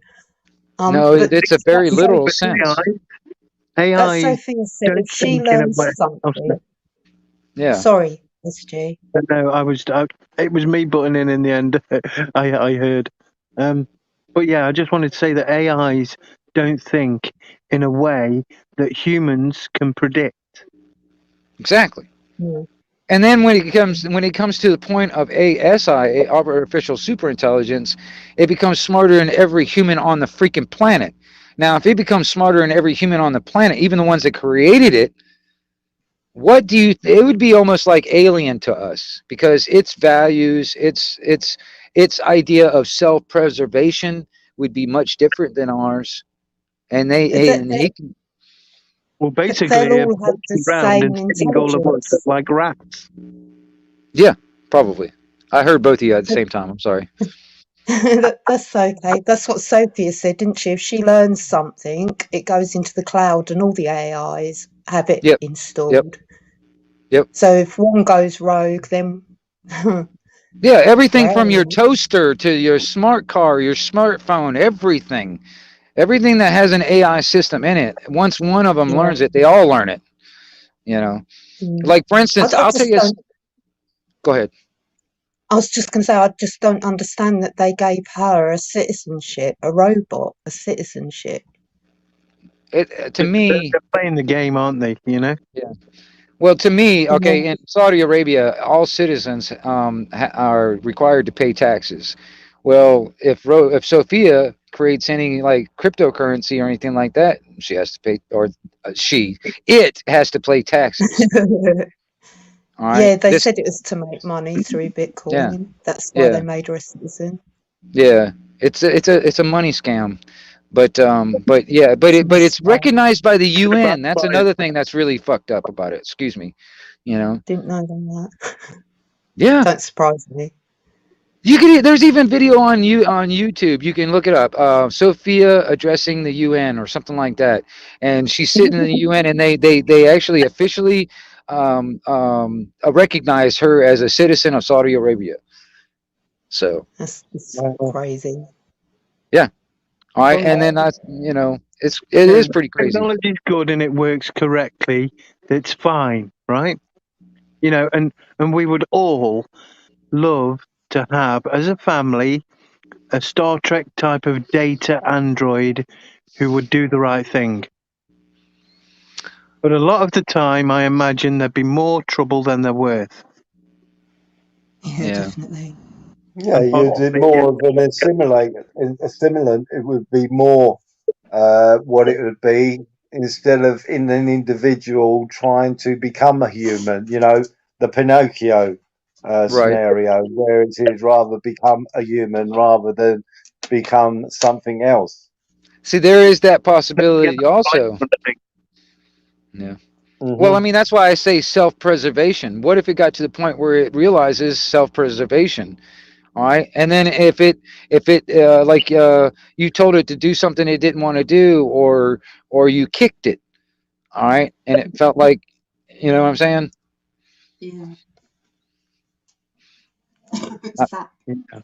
Because there's already there. I mean, you can even look it up. It's called robots' rights, and I mean, you know, there's a doctrine that they're already trying to formulate right now.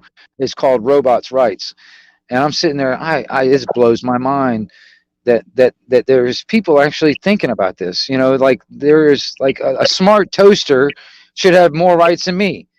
You know what I mean? Yeah, that's what I was just about to say. All right, they're taking our rights away, but want to give them machine rights.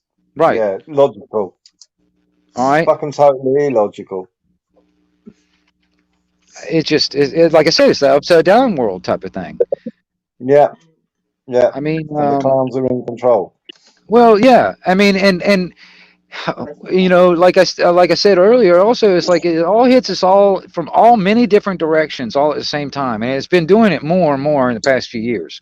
All right, and it's hitting us Hmm. from all different directions. So I'm kind of like scatterbrained on where to start. You know, I know we got to do something. We as a people need to actually sit up and we got to do something. But I don't know what the fuck to do. I'm not sure exactly what to do. I'm not exactly sure where to start. All I know is that I need to talk about it. And you know, That helps, doesn't it? See, but yeah, talking about it helps. The only thing is that when they keep on putting these restrictions of what you're allowed to say, and you're getting shut down when you break those restrictions, and then your voice is not being heard. right? That's where the problem is. Yeah. Yeah, Yeah, but if they take your ability, which is what people rely on now, is the internet, and that's what I was saying earlier on, that the internet was so you had a form of communication with anybody and everybody all around the world. But now it's like we've sold you the product, and the idea of the product, but now we want to turn it against you, so you can't do what it was invented for in the first place. right. Or That's where the problem is. at least what we were led to believe it was for, anyway. You Hmm. know what I mean? You You know, know, because like I this said, the whole conversation, damn thing was military stuff to begin yeah, with. this conversation that we're having right now, could be shut down right now. Yeah, Boom, yep, stopped yep. that I'm conversation. surprised it hadn't. I'm Yeah, To be surprised, honest, they which is wouldn't that, good. have that, that this conversation that's on the TV, would they? Yeah. yeah. I You mean, know, yeah. Can you imagine this? The panel that we got sitting right now, having these conversations on the BBC, just sitting down as a panel. Can you imagine that happening? yeah, Can you imagine exactly. the letters and emails they might get after? Yeah. But I mean, you know, it would definitely get people thinking. Well, Oh, they used to have I've they never used been to have exposed to that on television. see they used to have a panel like that on television, where you'd get a group of people and they'd be sitting down. I think it's the BBC, and they'd be sitting down in this hall or whatever on couches and everything, and they'd just be talking shit. Right. You know what I Mhm. mean? And it's refreshing to actually see some people just talking normal shit and everything, what's going on in the world and what have you. You don't have that anymore. And they're taking that ability Yeah, from the normal people now from doing that. Because, yeah. Yeah. like I said, they can, it's like, if you was on TV, well, it's like you turn around and said, who was it? Baz was telling us the other day that it was a sport, and the guy, one of the players collapsed, and the one of the presenters turned around and said, "I wonder if he's had the vac," and it was cut Oh yeah, as he yeah, was yeah, just yeah, yeah. about to say vax. And that's how quickly they could just shut you down, and this conversation could be shut down any second if they Yeah. so wish. That's how quick. Yeah. Just flick a I'm switch. I'm such a small fish anyway, so I mean, I don't see that happening anytime soon. But you know, it could happen at any moment. You know what I mean? Yeah. Uh, That's the power that they have to quash people from having conversations. I mean, Yeah, honestly, yeah. When your platform gets bigger. yeah. If I had like, you know, 1,000 some odd people sitting here in the chat, you know, or whatever, watching, and you know, that kind of a reach, you know, I don't know, man. I'd probably, you know, if we kept on saying, you know, the stuff in the arm by its name, you know, something would have gotten flagged or whatever. I'm sure, Yeah, you yeah, know, exactly. because they're like, oh my God, he's got too much of a reach. He's reaching too many people. We got to shut this shit down. You know, that kind of thing. Because I mean, Yeah, actually, like I said, I had a video just, what was it,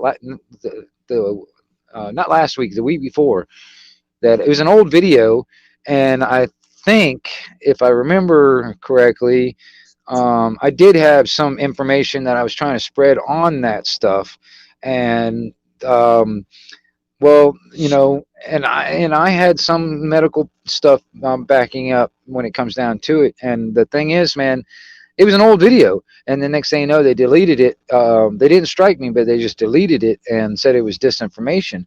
And I'm sitting there thinking, it's like they didn't give me any evidence or any proof that it was. They just claimed it was. All right, and they Hmm. just deleted the video altogether. And I'm sitting there thinking, in my mind, I'm sitting there, and I even appealed it. They did decline the appeal. But I'm sitting there thinking, I'm like, just the claim that it was disinformation is technically disinformation, because you got no Hmm. evidence to prove otherwise. You know what I mean? Yeah, yeah, because they've removed it for you to be Yeah, able to. Yeah. yeah. I mean, I could after they removed it, I wanted to at least see. I couldn't remember exactly what the video was on. It was an old one, so I couldn't remember exactly what it was on. You know, I've had a few things like that. There were old videos that I did, like I was doing one on the trade towers, and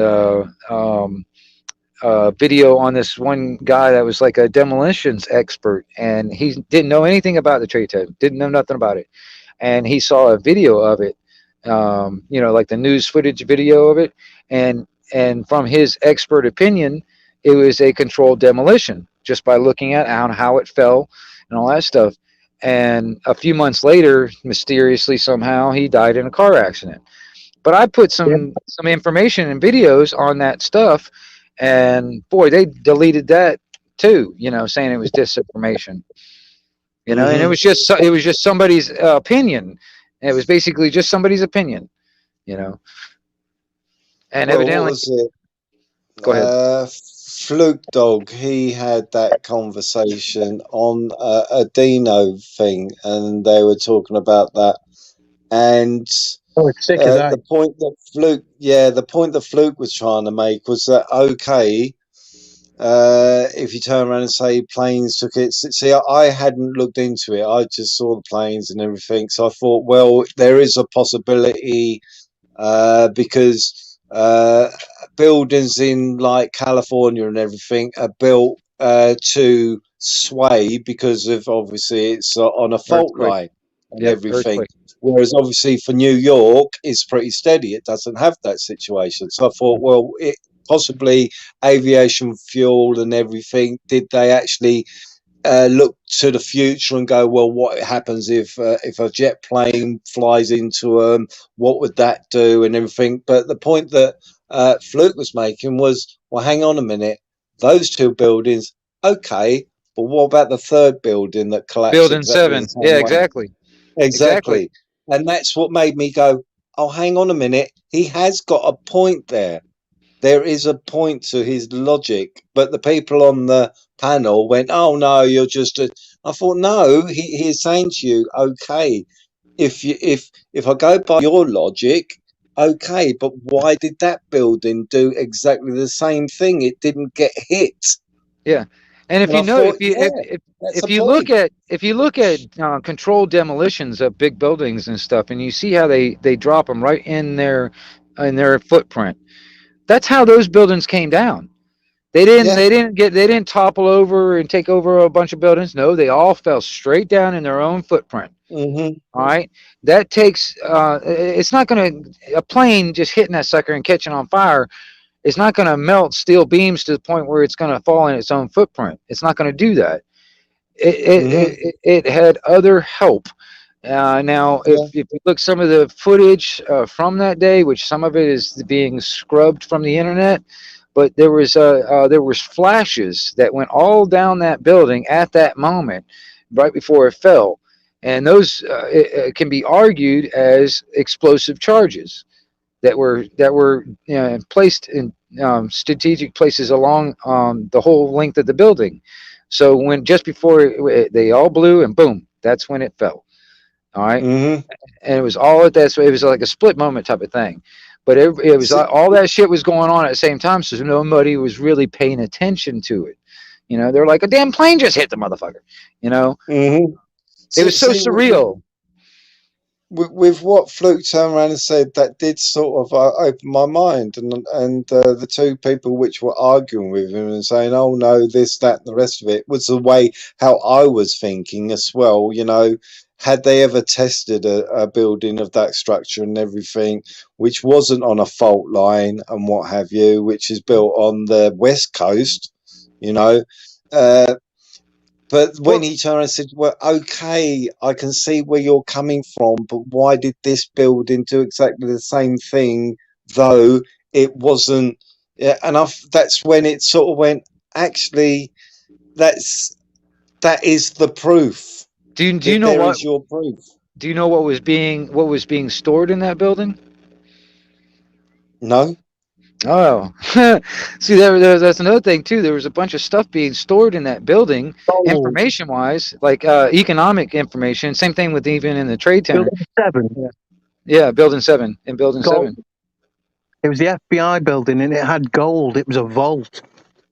But there was stuff in both those things. When it comes down to it, like even like 2 weeks right before this happened, they were Donald Rumsfeld was getting grilled by Congress because there was $2.3 trillion $2.3 trillion that just ended up disappearing from the Pentagon. Just they lost it. They just like they left it somewhere. They couldn't find it, that kind of shit. And 2 weeks later, the trade towers go down. They were trying to cover their ass somehow, and they did it through that. You know what I'm saying? And you think about it, $2.3 trillion just like fell out of their pocket. How do you fucking lose $2.3 trillion and you have no goddamn clue where it went? And now we're even more in debt. Yeah. That's how you lose that much. It's called diverting the eyes from what's really happening. It's that magic trick again. Yeah.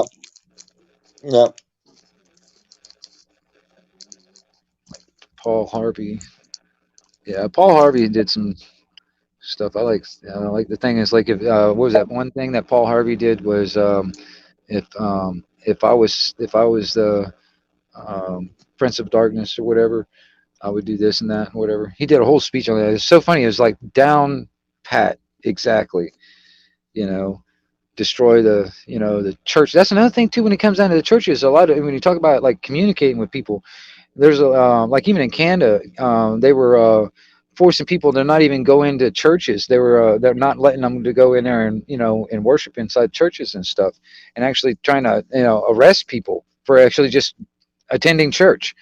Trying to get away from that. Trying to demonize just going to church and praying, I guess, getting God out of the whole society. Well, in Canada, wasn't it? I think that's what you're talking about. Yeah. What's happening in Canada with those preachers? Oh, yeah. Scary. You know what I mean? It's total control. It's total control in what you believe in and everything. Or you can't believe in that. Oh, no. That's allowing you to have free thought and everything. We can't allow that. You got to think this way. You got to be tunnel visioned. What we say is God, not if you believe in something else, which would sway you away from the path that we're trying to tell you. Yeah, we were talking about Freemasons, weren't we, last night? Well, that's something. That's a whole nother that's another whole nother show right there. I'm gonna tell you, man. There was a Freemason on a chat last night, which I entered into. I wasn't actually on the panel, and this guy was there.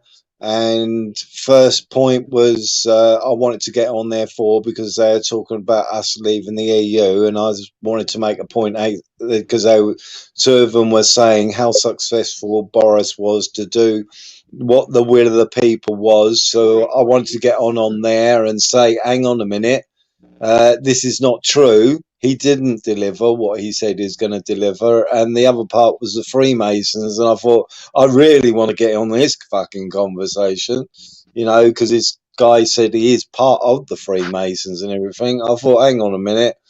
But I was allowed to get on there 10 minutes before the guy decided to close it down. But hopefully it's the topic of the next, if it is or not, I don't know. It depends if this Horace guy actually is on the panel because I want to further have this conversation with him. It's Freemason and turn and say, hang on a minute, you've got to have something to offer the Freemasons. I couldn't go there since I have nothing, no collateral, no nothing. I'm sure they would say, oh, look at the paperwork. What's he got to offer? Nothing. We don't want him here. We want somebody that's got something to offer our secret organisation.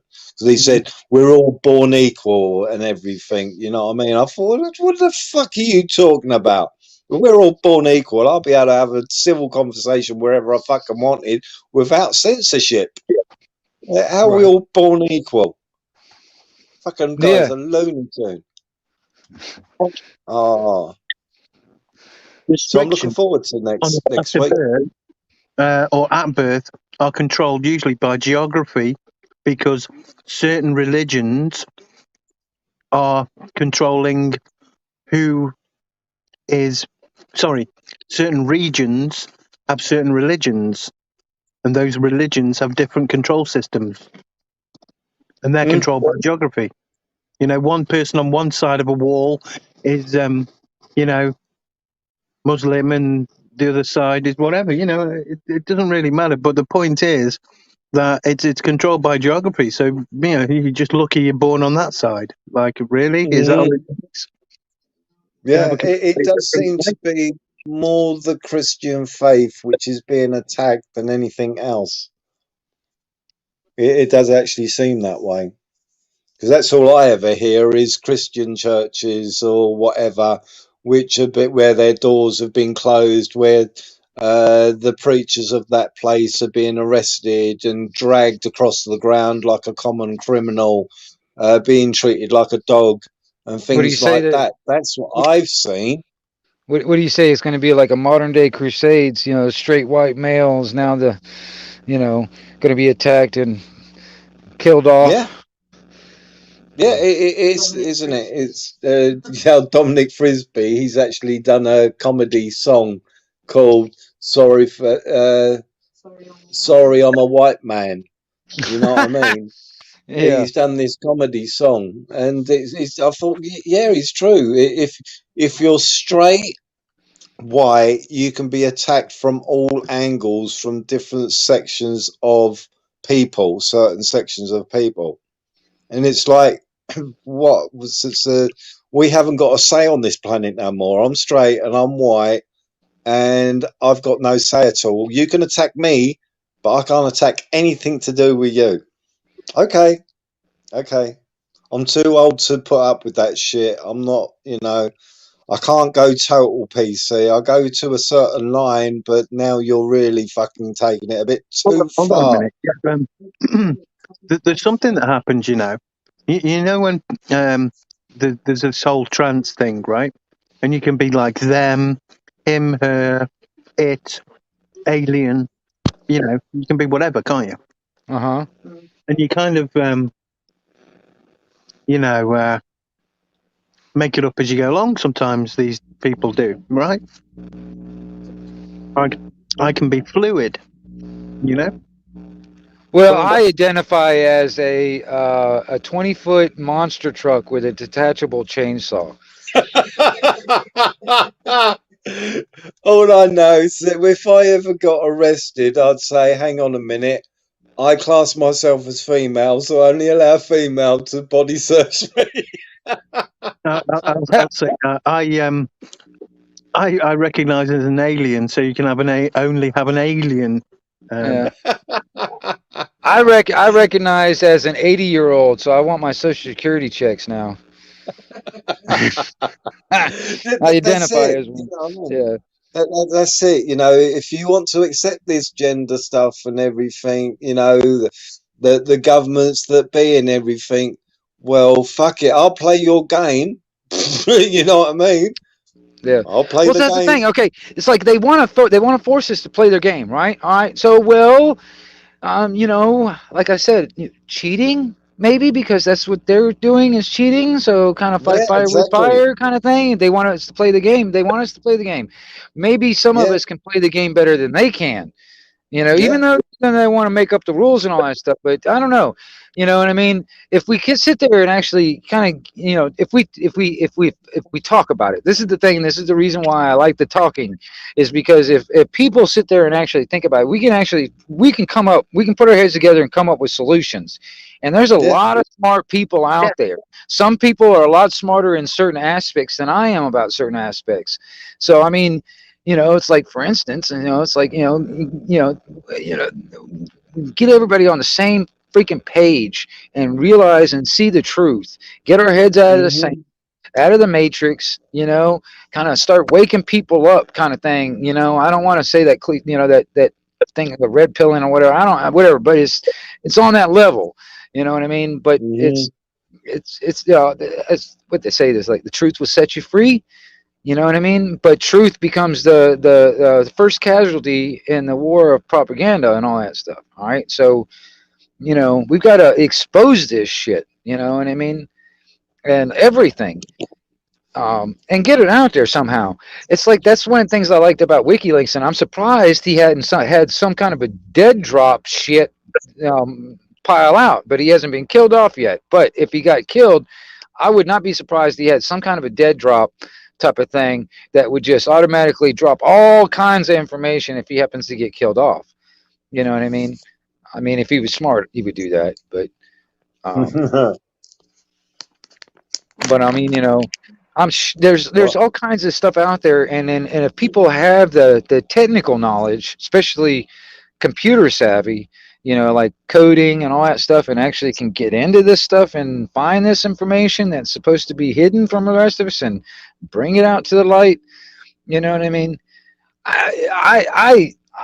I don't think a lot of these hackers and stuff like that out there are all bad. You know, there's a bunch of them out there that just want to be, they're like explorers, but they're just out there on the internet.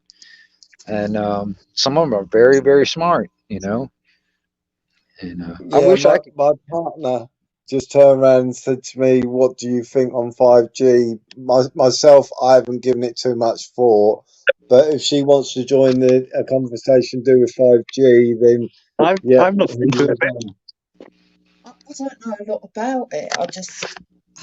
I I just looked have my in. concerns.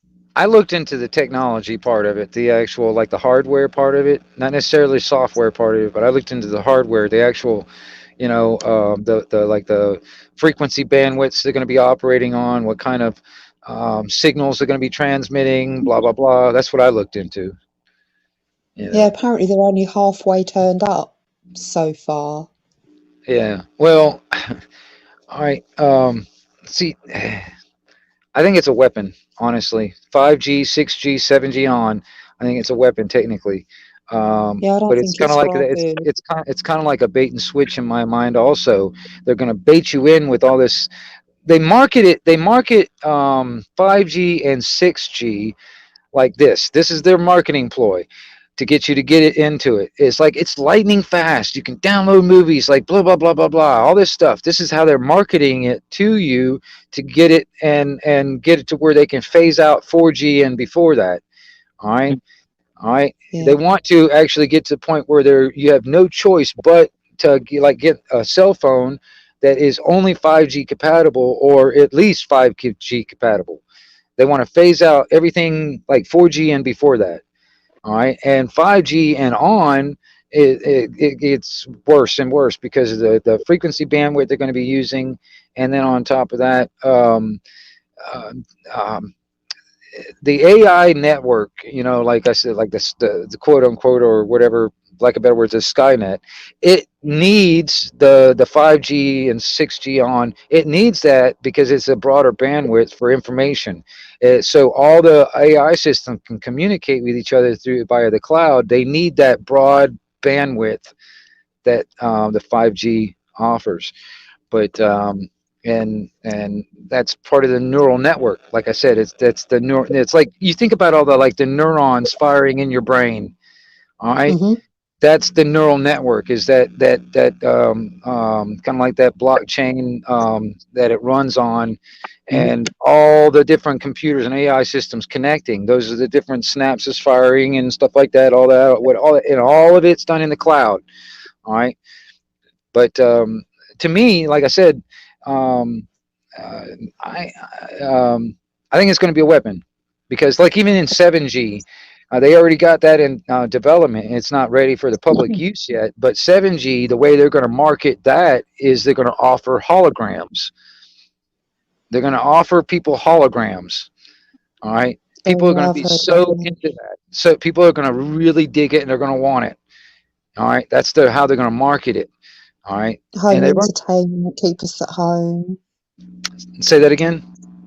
Um, I heard about that as in home entertainment, keep us at home more. Right, right, right. Yeah, Yeah. AR.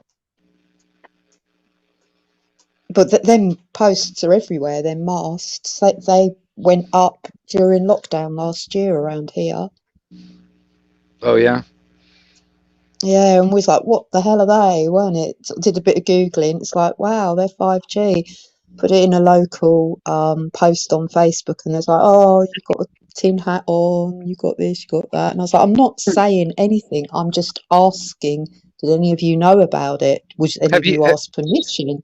have you noticed any of the antenna towers around the area? Because they have to be pretty close. It's like almost about the distance between each light post, or every other light post is about how far they have to be away from each other. They probably got them either disguised as lights, like street lights, or they got them disguised as something else. But it's Yeah, probably we've had a recently. few I've new seen. lights put around, yeah. What was Yeah, that, and some of SG? them look like they've got like cameras on top. Whether that is what they are or not, I Yeah, don't yeah, know. yeah. They look like cameras. Well, there's parts of them that's got the antenna towers, and there's also cameras on them too, because they're afraid of people destroying the antennas. In some countries they started torching cell towers and shit. You know what I Yeah, mean? Do you know there's yeah. £6,000 worth of metal in them? Right.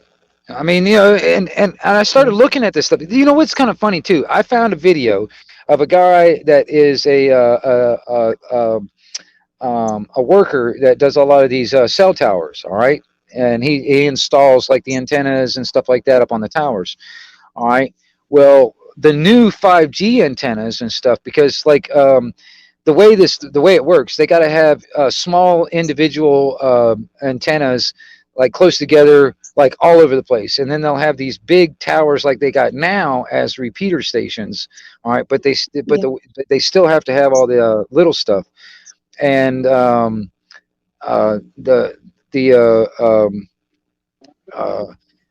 oh crap, man! I sat there and started reading the damn chat, and I lost my damn train of thought. I hate it when I do that.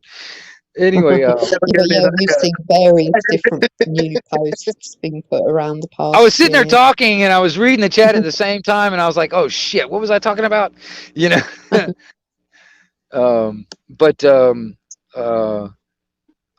yeah. Oh, fuck. Never mind. I'll probably remember in a minute. Go ahead. On a Disguising slightly the trees as different well, you know. subject. Oh, sorry. What's No, that, no, that's SG? all I was going to say. They've been disguising them as trees.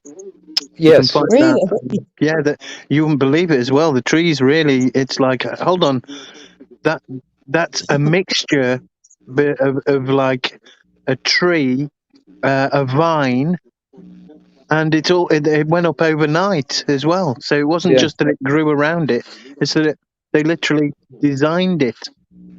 Yeah. Poisoning There's some out toward California. They got them looking like almost like a Christmas tree, like a big pine tree, and then there's some that look like those big like palm trees, like they do down toward California.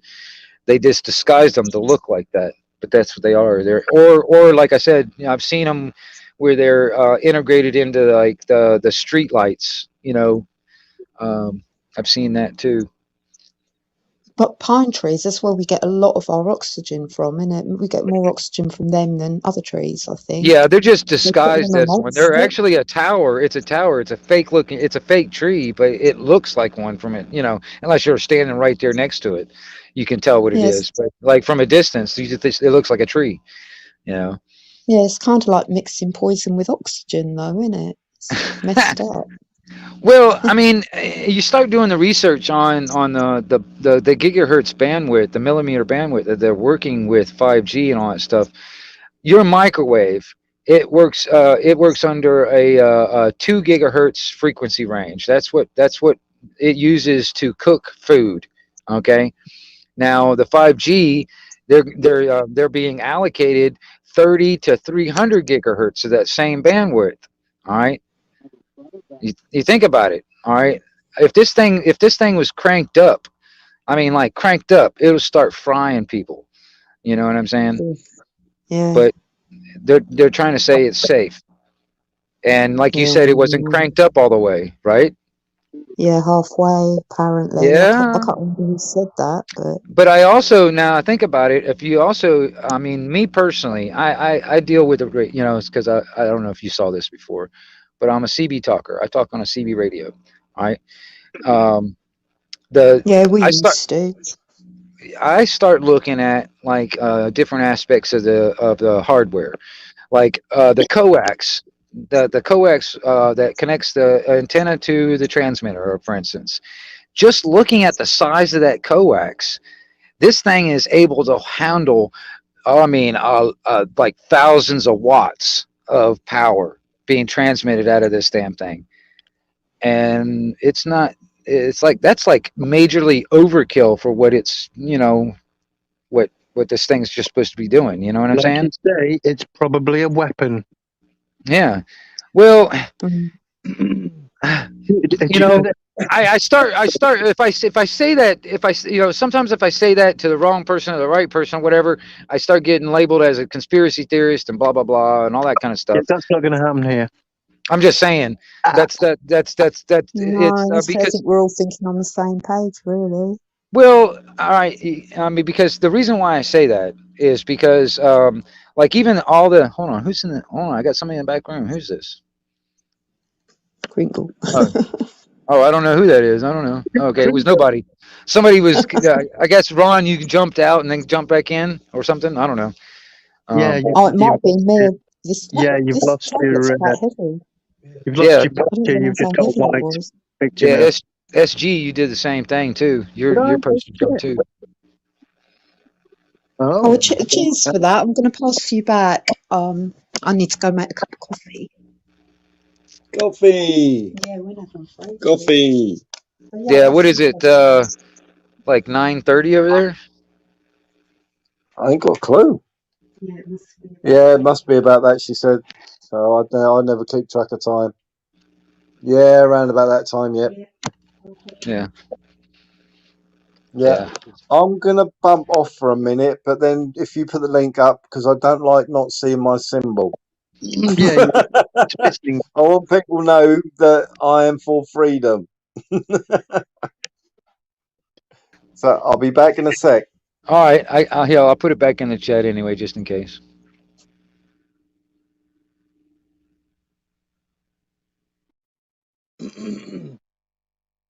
Yeah, the 5G. I mean, there is the fear that 5G can be used as a weapon, a targeted energy weapon. What now, SG? There is a fear that 5G could be used as a targeted energy weapon. Yeah. Well, I was sitting there thinking about it. This is what I needed to say. Sorry, was that currently people have found that when these are on and they are low enough, that bees have been found all dropping at the same point. So there's like a pile of bees. Yeah, you've heard of the birds that were doing that too, right? Exactly. Yes, I was about to say. So if that's what's happening while it's just running, imagine what could happen if it's planned to do that. Now, let's see here. Like, okay, because I mean, honestly, I really, it baffles me. I mean, I'm not exactly sure what killed. Like, for instance, those birds are just flying along and they end up getting in that beam. What do they just croak and fall to the ground? I mean, if that happened to a bird, I mean, if it makes me wonder what is possible to a human. You know what I'm saying? They happen to be walking along and then they just get inside that beam and then they turn around and they croak. You know? Yeah. It ain't Because I good. mean, no, I mean, I don't know. It makes me wonder because, like you were talking about, was it you? I think it was, but talking about that stuff down in South America, in Venezuela or whatever it was, or about a lot of those government officials that were coming down with a bunch of stuff. They said it was may have been like some energy weapon. I don't know if it was you that was talking about that or not. Not sure. Don't Okay. think so. Okay.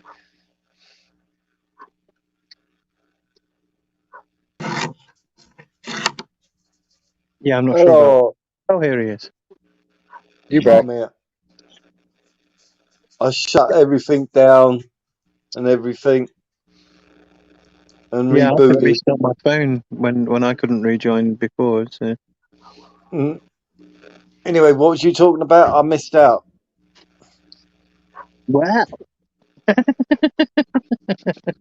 What We you were just talking about? 5G. What? 5G. 5G? Yeah. Oh, I don't know enough about 5G. I've got enough fucking problems going around in my brain. One day I'll come to that one. It is a rabbit hole. I'm telling you, man. You start diving Yeah. into that stuff, man. I'm gonna tell you. I know one thing.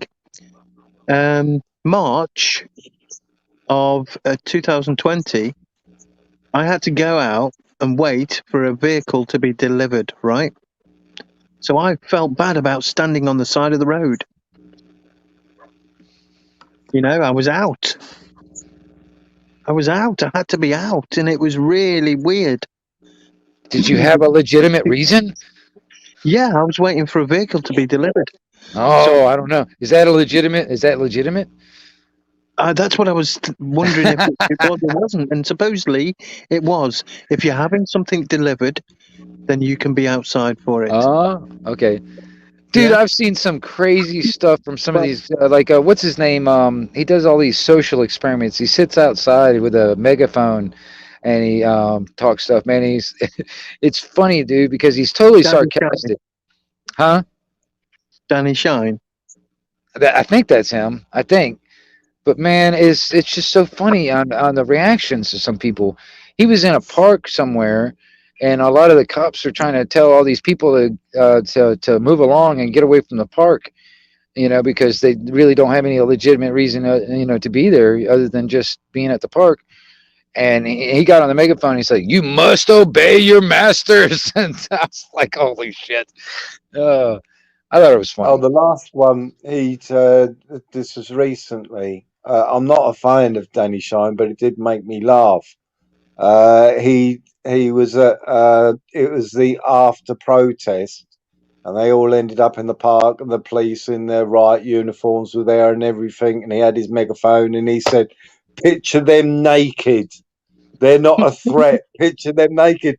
And in the end, they turned around and walked away because that's what people were doing, just laughing at them. You know, Yeah, I thought, yeah, that is the way they should do it. Just picture them as people right, walking around with fucking nappies on or something. They're a right. joke. Treat them like a joke. Yeah, yeah. I Yep, mean, that's what I And it was worked. told to do with people who were interviewing you, and you felt intimidated. You yeah. should just Yeah, imagine them naked. yeah, Or like exactly. public speaking and stuff like that. Picture the whole audience naked and stuff. Yeah. No, I just start laughing then. If I did it, yeah, I'd end up just fucking laughing and falling around the To floor. be honest, I have a natural reaction to start laughing at things like this. Like if I say something stupid, then I could start laughing, and I wouldn't stop. You Right. know, it's like that. And another reason I won't really appear on camera, because I have that thing where I will start laughing if I do something stupid, and I won't stop. Uncontrollable laughing, and I'd rather not. You know. Yeah. Oh, I The can get that way. reason why I don't show my face because I don't like giving them an advantage. Well, I mean, like I say, Mr. Ron, I absolutely people agree with watching. everything you've said with that. Yeah. And some Why give people them an advantage? agree, even when they're trying to get me to show my face, they then agree that they wanted to keep their anonymity to begin with as well. Mm-hmm. They wish they had. Yeah. Yeah. And Yeah. I said, it doesn't matter if I appear on camera either. I won't always appear on camera. You know, even if I did appear on Right. camera, I'm not going to constantly appear on camera. Yeah. Oh, we was on a live. Very first time I'd been. It was on Hippies, and there was an argument that broke out because one of the people used the guy's name because he used to go on with his name, and Yeah. he started getting annoyed with the person, and the person turned around and said, "Well, hang on a minute, I know you by your name, so you Yeah. know once in a while I'll just refer you as that person." And he got. I thought, hang on a minute, mate. If you've shown your face and you've told people your name and everything, that you shouldn't have done that in the fucking first place. You Well, know? I It's did like, appear. I did appear on YouTube with my real name. That was my channel name. Then I added media press to it, and then I decided to drop my name and just put the initials, and then I decided to drop the media press. but if somebody used your name now, yeah, would you have a full-blown argument with them? Because No. originally that's how people. They already have. I have been doxxed plenty of times. Yeah. Yeah, we know. Cops You on my know, name. I and know it what your showed name every- is. Sorry? See, obviously, I know what your name is and everything. Yeah. You know what I mean? But I call you SG.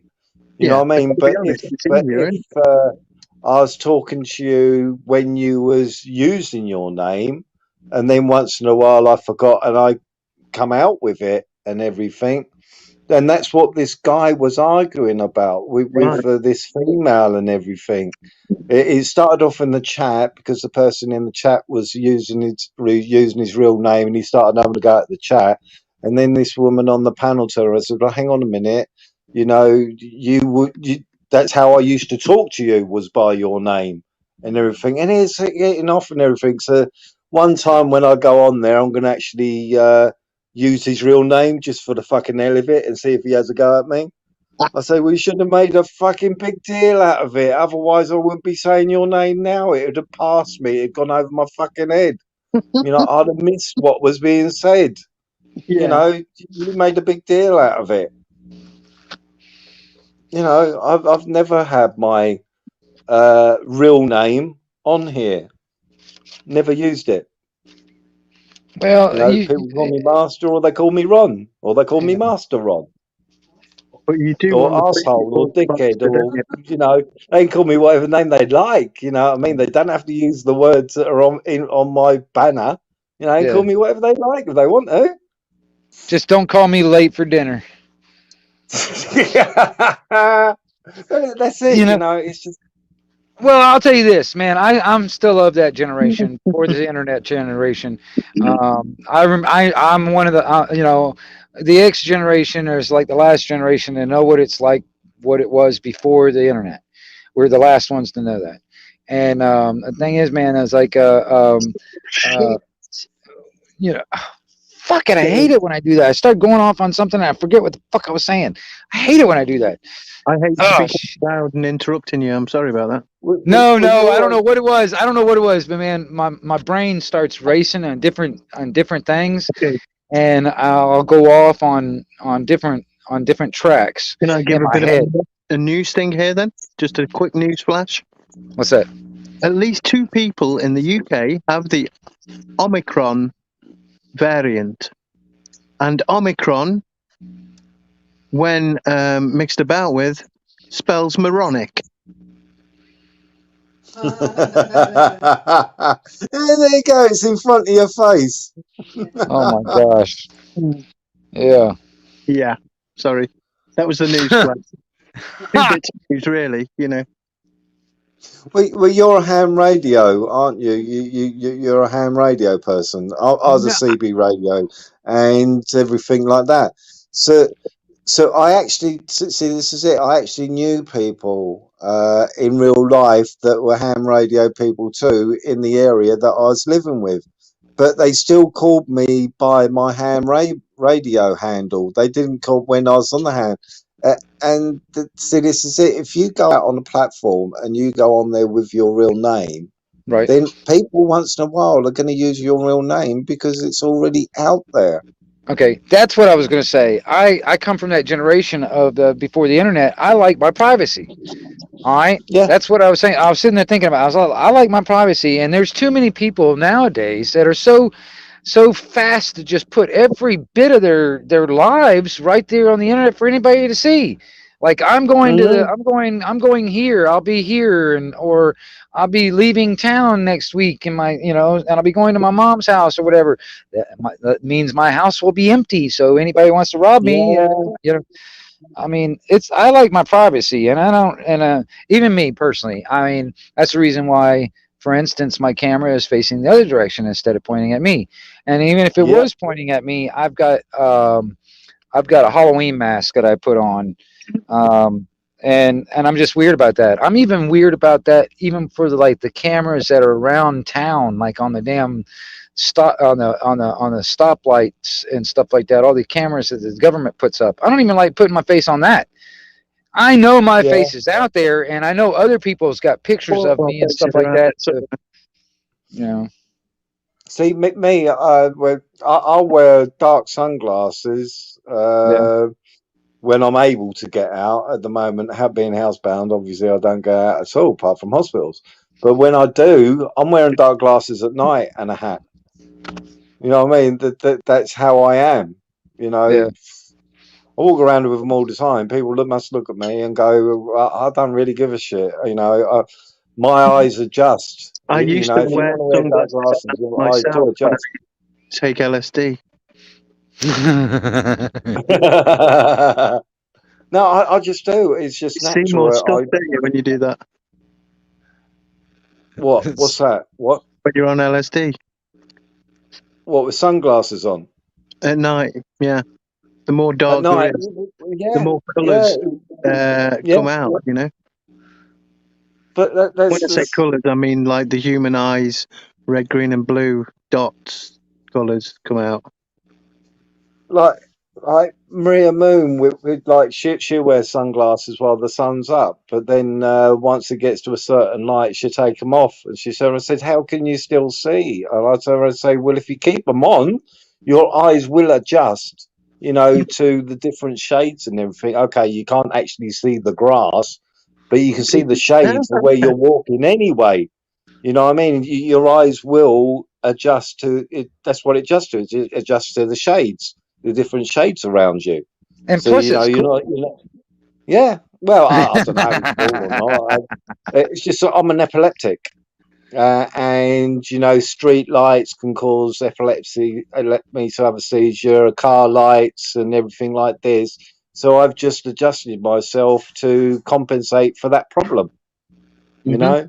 So now I just wear dark glasses. You know, if I'm in the middle of a field, because we live in the countryside, so once we do really go into the fields and you can't see anything, then obviously I have to take them off then. You know, if there ain't no moonlight, then I'm either going to walk into a tree and I'm going to take my chances, you know. But, yeah, you know what I mean? Or a G5 pole, it might be there. Boom! You know what I mean?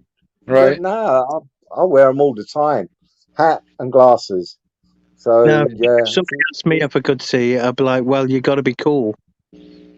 Yeah. Sunglasses on. And at night. You know, you know the song. Yeah, mirrored. and they are mirrored as well. So you know, at least the car can Yeah. see me because the light's shining from Yeah. these mirror glasses straight back. Unless, Yeah. of Yes, course, I it am gets somebody. like reflecticals, like Hmm. people that But reflect. you saying about last March, 2020. Oh, See, that's right. Yeah, I didn't finish. we weren't following the news hardly at all, and so there's restrictions on how long you was allowed out and everything. Well, And yeah. we didn't know all this. It weren't until our kids told us, you know, oh, you're only allowed out for a certain amount of time and everything. And we'd be out for 3 hours, 5 hours, whatever. But we loved it because we could walk in the middle of the road. You know what I mean? I weren't falling off the path every once in a while and everything. I had space to walk around in. I was loving Yeah. it. I have to admit, So, I so did me, enjoy driving around with everywhere looking like the goddamn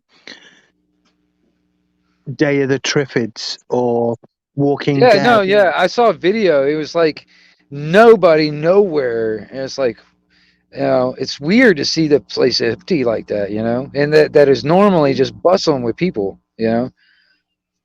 well, that's what I mean. We couldn't understand why we weren't still seeing people driving around and everything. So we thought, oh, this is nice. You know what I mean? Nobody's around. They must be staying indoors and everything. It wasn't until our kids turned around and said, you do realise you're only allowed out for a certain amount of time. Fuck that. You know, we've got fields and everything. Fucking We're not time. sticking indoors. You know what I mean? We're fucking off. We are. We'll do what we Right. normally do. Walk out of our front door and it's a field and Well, I woods mean, and shit. everybody should just do that. And it's like, you know, why should we change the way our lives, you know, Yeah. and conform to this stuff? I mean, the new normal. No, I don't want this to be the new normal. We're gonna have to No. make our own damn normal now. We're gonna have to make our own. I was going to say, I really hate that fucking saying. I do too. New normal. No, there is a normal. Yeah. That's it. Well, okay. Have you ever heard of that that KGB thing that's called a ideological subversion? It's a tactic the Okay. KGB used to use. Well, there's 4 steps to that. All right. The first step is to demoralize the nation. The second step is to destabilize it. The third step is to bring the nation to crisis. The fourth step is to normalize the nation. In those 4 steps, what step do you think we're at? The last, of course. Exactly. It's you think about it, because even here in the States, I argued this on another panel with somebody else, but he totally wanted to dismiss it. But in my observation, I don't want to sound like a defeatist, but in my observation, I think a majority of people out there have been demoralized. All right, and it's been Oh, they are. done. That's It's why been they're done. going wrong with everything. Yeah, it's been done decades ago. Okay, The well, fear, I think the fear did it for a lot of people yeah. with the sea, you know. Yeah. That's it. Well, okay. With the nation demoralized, you bring the nation. What is it? In fear, Yeah. demoralized. You did destabilize the nation. It was You know, destabilized. Yeah. economic destabilization. All right, that's the next step. You got everybody demoralized, and now they're fucking, you know, stressed out because of the money. All right, you bring the nation to a crisis. All right, and then after you do that, it's kind of like the order out of chaos. They bring the nation to normalization. All right. That's where this new normal. That's what bugs me about it too. Is when I heard that, I remembered that, and I'm sitting there thinking, I was like, dude, you know, a lot of it just does make sense when you start looking at the sequence of events that's happened over the years, in the past 50 years. Put it that way, you know. Well, here's one for the thing. You know, I was saying that in March, I think it was March anyway. March in 2020, I was waiting for my vehicle to be delivered, right? Yeah. I spoke to him on the phone. He said, I'm like half an hour away. Something like, oh, he said I'm an hour away. That was right. So when it was half an hour, I went out because, you know, I didn't want to miss him. have him go past or something. So I'll stand there next to the road for half an hour. So I stood there for half an hour. And he didn't turn up. He was late. He didn't phone him. Didn't phone me. I couldn't phone him. The mobile phones weren't working. I don't know if you had that, Ron, but it seemed everyone in the goddamn country had it. Phones weren't working in March at some point. March, April. Well, I can't remember when it was, but it was right at the beginning of the lockdown for us, the first few weeks, you know. And so I couldn't get in touch with him. Right, so We've had it happen this year, but not then. No, not where we are. Well, yeah, I had that, and I just couldn't get through to him, so I had to wait there, just wait and wait, and it was like an hour and a half. But during this hour and a half, about 8 vehicles went past that were the same. They're all vans, and it was all this company. And I checked out the company. It was a US electrical technology and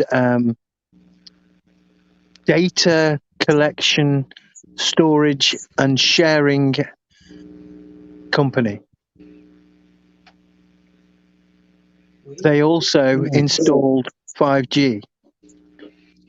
So during the pandemic in Britain, while nearly everyone who was British in Britain was locked down, there was Americans in Britain implementing the installation of 5G towers or systems.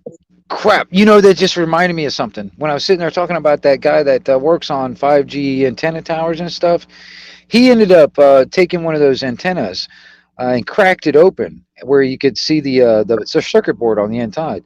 Okay. It had COVID-19 written on the circuit board. What? Yes, on a 5G antenna. Wow. I was like, this can't be freaking true, but yeah, evidently was. But yeah, this is something. And that video was scrubbed from the internet. I cannot find it anymore, and I didn't save it. I actually had it on my channel, but it got deleted.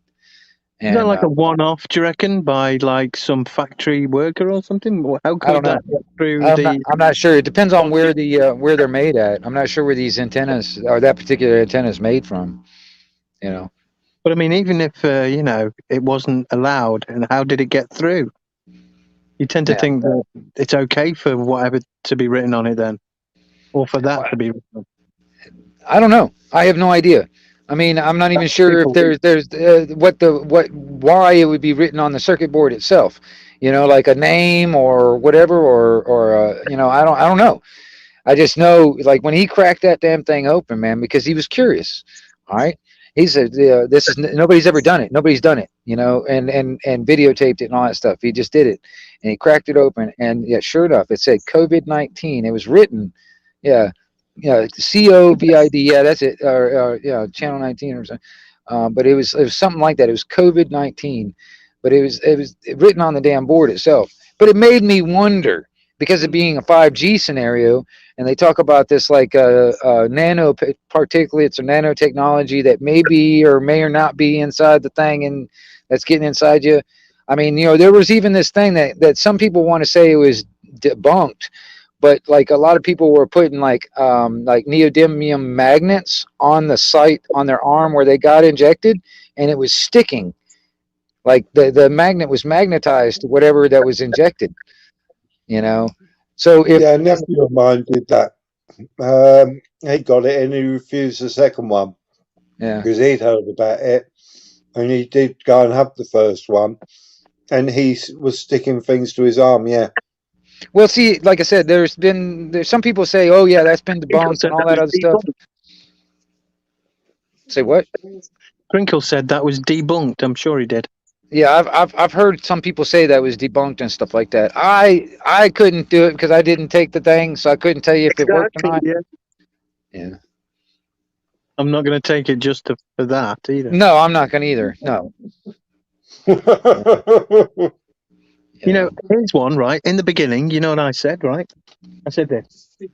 I said, okay, So if they're going to do a trial and it's an emergency trial, yeah, on everyone with this planned blah, Yeah. yeah, sorry about that, nearly. Okay, so with the planned then I want to opt out for the medical science reason that it'd be a good idea if somebody opted out. Mm-hmm. Because whenever you do some kind of trial, you do want people who don't do it. Right. Yeah, like a control group. Yes, you got it, exactly that. And somebody who was a medical expert said, well, medical professional, sorry, said, you want to maybe contact some medical experts about that who are to do with this, because that is a very interesting point, and you may even get entered into something like that and, have to follow testings and, observations. You may even get paid. And I went, do you think I give a fuck about that? Yeah. But you know what it's the a first good idea. You know, the first thing that pops in my mind though is like of them still forcing it on us and then only keeping some of it like a placebo. You know what I mean? There's your control group using the placebo, but it was still forced on us, and everybody thought. You know what I'm saying? Yeah, totally. But yeah, that was the first thing that popped in my mind when you were saying that. Well, yeah. Miss Lockhart Perspective, good to see you out here. Good to see you out here, lady. I'm telling you, I've been out here. It's going on 7 hours and 30 minutes. Thanks, Warfield. With everything in my head, it's a wonder I can type coherently. Yeah, holy crap on a cracker, man. It's man, I didn't realize it until just now. I was like, I knew it was a lot. We've been on here for a while, but my gosh, it has been. It's almost an 8-hour stretch. See, this is it. See, I've never ever done, well, no, can't say that because somebody did the lottery for me, but I've never actually done the lottery myself. But I'm not going to be a person to be a lottery tester. You may get just saline water, but there again, you might get some other shit. No, I'm not playing the game. But why would you want to? Why would anybody want to gamble their life? You know what I mean? Yeah, exactly. It's less favorable odds than Russian roulette. Yeah. Mm-hmm. I don't know, man. It bothers me because I mean, even here in Florida, all right, the governor doesn't do the mandate on the masks and all that stuff, but there's still people out here that ride around with a mask on, in their car by themselves with the window rolled up. You know what I mean? It still happens, and yeah, I've seen it creasing up. I am thinking, oh, you're fucking crazy. How many people do you know that wash their hands and the towel's missing, and not that you see it, but but they haven't got the towel, wet hands, they go and turn the light off or on with wet hands with a proper switch, right, and they don't get electrocuted, and they go, oh shit, I shouldn't do that. But they keep doing it. Yeah. It's a form of insanity, isn't it? You keep doing the same thing over and over again, expecting different results. Expecting different results is actually a sign that you are insane. Right. I know. There's a lot of aspects that it's like a mass. It's like insanity on a massive scale. It's almost like, in some respects, when we're talking about the government scenario, it's almost like Stockholm syndrome on a massive scale. You know what I mean? To me, when I start looking at it, and I don't know. It is mass insanity. I don't feel it's like I don't consider it sane to be well adjusted to an insane society. I can't remember who said that, but I agree. And you know what Nikola Tesla said? He said that in a world of conformists,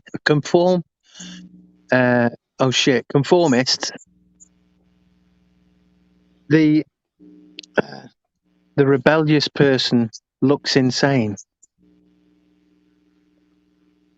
Right. Not Yeah. the exact words, and No, I got the meaning. I had to sit there and think about it for a second.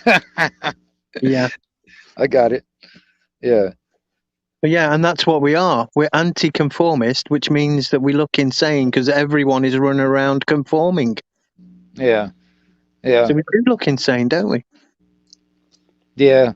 It's like, you know, if everyone is escaping a walking out or driving out of a city that has been deemed to be about to be attacked by a nuclear bomb, but you're walking in, then you'd look insane, wouldn't you?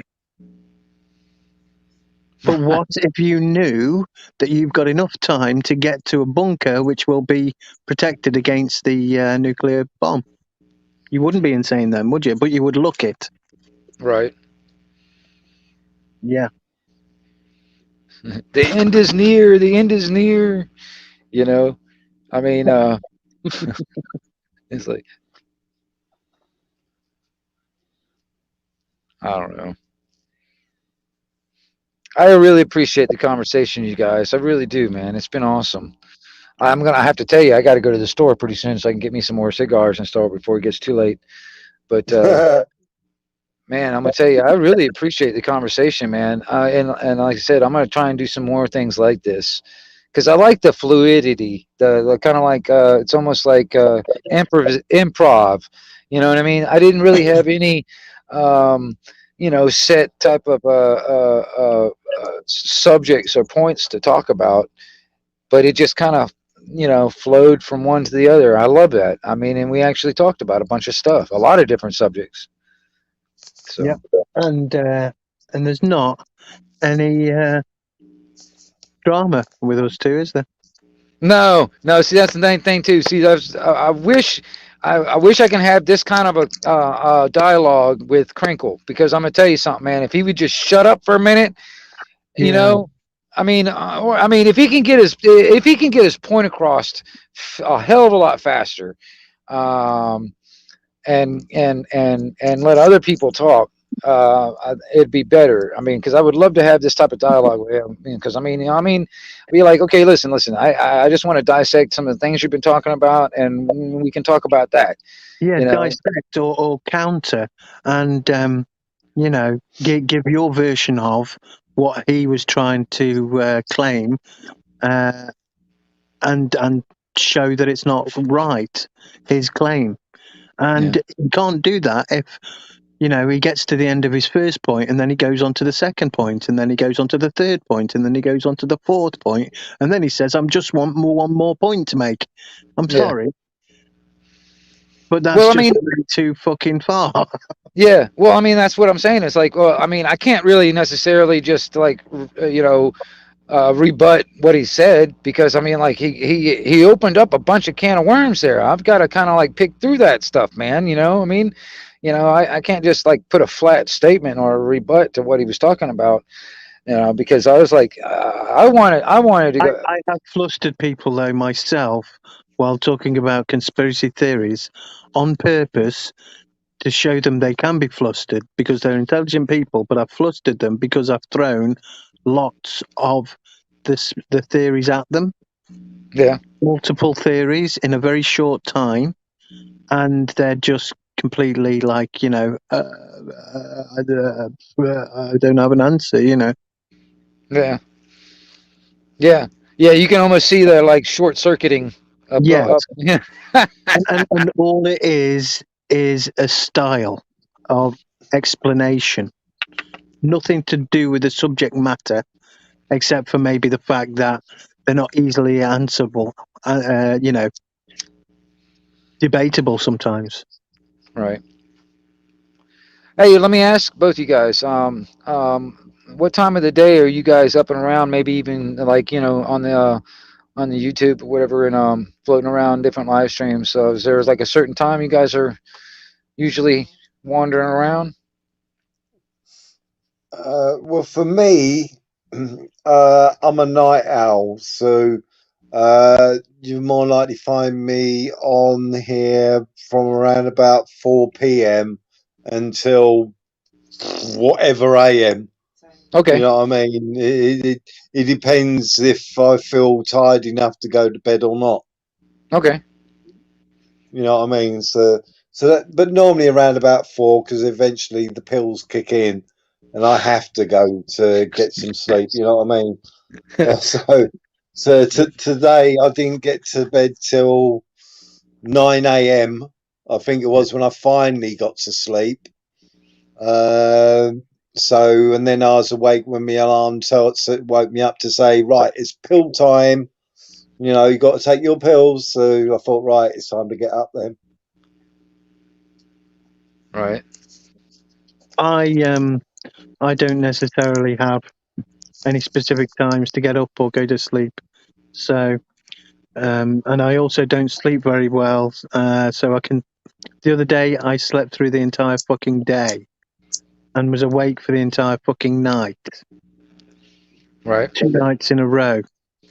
It was a right pain, believe me.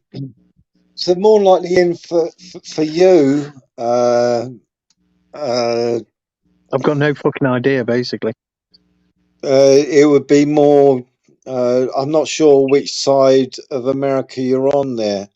I'm on the east side, so it'd be like let's see here, if it's like around let's say if it's 3 o'clock your time, it's about 9 o'clock in the morning here. So Yeah. I mean, it's about a 6-hour difference. You guys are 6 hours ahead of me about that. So Oh. you know, the only reason I was asking is like, you know, I mean, during the week when I'm working and stuff like that, during the day I'm not really on here, but you know, at night and stuff like that, especially on the weekends, man, I'm on it a lot more. But yeah, I mean, I was just trying to figure out like around what time, you know, like you guys are mostly in the afternoon, mostly probably, you know, around 2-3 o'clock and on.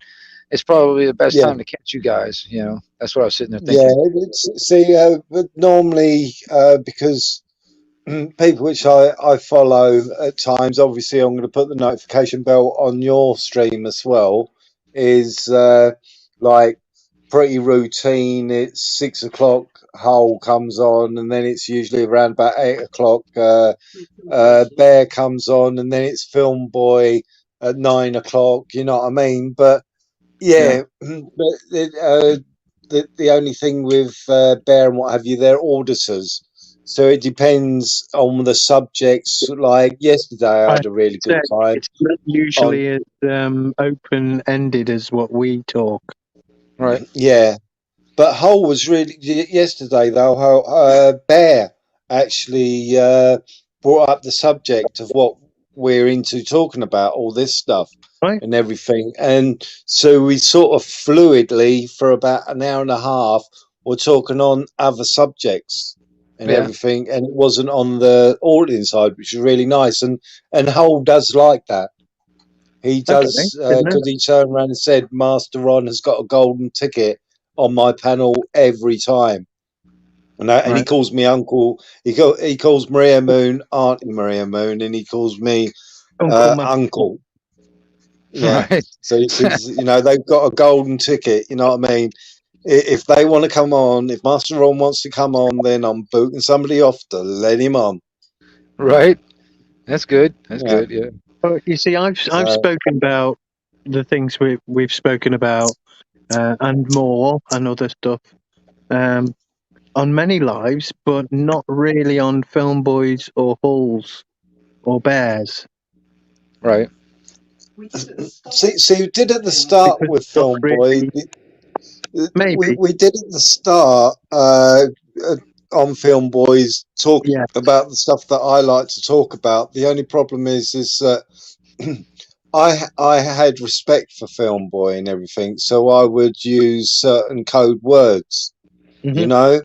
But the people who would come on or whatever, well, Crinkle at some point was allowed on, but he quickly shut him off because Crinkle hasn't got a filter.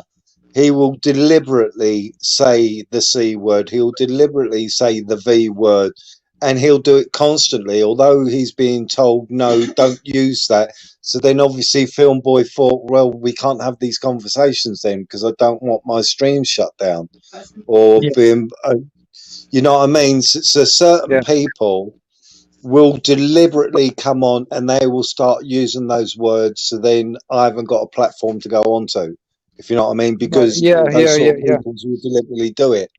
Yeah. But SG's, I'm waiting for Cherries, up the Cherries to, he keeps on saying that eventually he's going to open one up and it's going to be open, you know, no code words and everything. Well, that's what I do. But I usually try to have a reason behind doing a live. But there is somebody else. I know Dino does. But there's another one which I've been on. Oh, Brom sometimes has a stream where anything's allowed. Blackburn audits. What's that? Smokey's POI did for a bit. Yeah, Smokey does. He allows it, you know what I mean? And it's a breath of fresh air, you know, to go in there and you're not having to think, oh, got to watch your P's and Q's. I still do. If I go on Smokers and if I go on to certain ones, I still do sort of keep to, because if I do go on somebody else's live stream, I'm still in that trained mindset to be cryptic and everything, because otherwise you just drop a clanger constantly on other people's, like on Bears or something. You're completely, if you're not keeping into the mindset. Well, it's nice to be able to go on somebody's in case you make a mistake and the person ain't going to jump down at you and go, you know, you shouldn't use that word. That presenter did at the football. Yeah, I wonder if it's something to do with the Yeah, exactly. Yeah. No, I mean, I did notice that about Crinkle too. Now I think about it, you know, he didn't have that filter, or it wasn't kicked on, because no matter how many times Blackburn told him, it kept on slipping out. And someone said the other day, why does he always have to on purpose? The V? Yeah, he does it on purpose. He does actually know what he's saying. He goes around trying to get people's lives shut down. Shut down. He does it on purpose. Yeah. Oh, definitely. Right. Well, I don't know that, but like, it's certainly all you have to do is that, isn't it? Yeah. Well, I mean, you know, that's the thing is, like, I mean, I couldn't tell you exactly what his literal intentions are, but what his actions show, you know, it shows that, you know, he might be really doing this on purpose. But I mean, it also could be he's just stupid, you know, and it doesn't care for them. Yeah, he doesn't care, and it doesn't click. You know what I mean? I'll tell you one thing: he cares about his own channel to the point, at least, where he's civil, more calmer, and he's actually not too bad.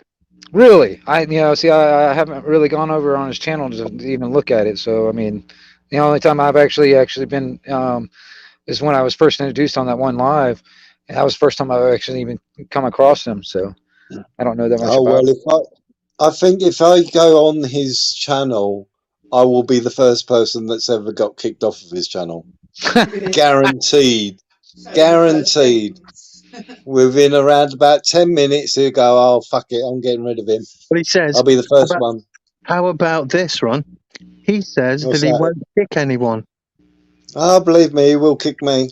But if he does kick someone, they'll instantly be allowed back the next day. Oh, I doubt he'll let me come back on. Seriously, I doubt he will after the first time. Experience that. Mm-hmm. But yeah, if you said you got to go off Anarchy, you know what I mean. But if you come on again later on, you know, I might do that. I got plenty of time, because I made a new account because I was running low on my hours, because I was getting close to my 20-hour limit. So I went ahead and made a new account. So I got plenty of hours on this account, you know. So I might do that, but like I said, I wanted to catch the store before it closes, and I'm running out of cigars. I smoke my last one right now, and I need to go up there and get that, and I need to shut this thing down to do that, because I mean, last time when I even just walked out here in the yard, that's when all that damn static in my microphone was coming in. So it'd just be better off if I just drop the stream and then come back later or something.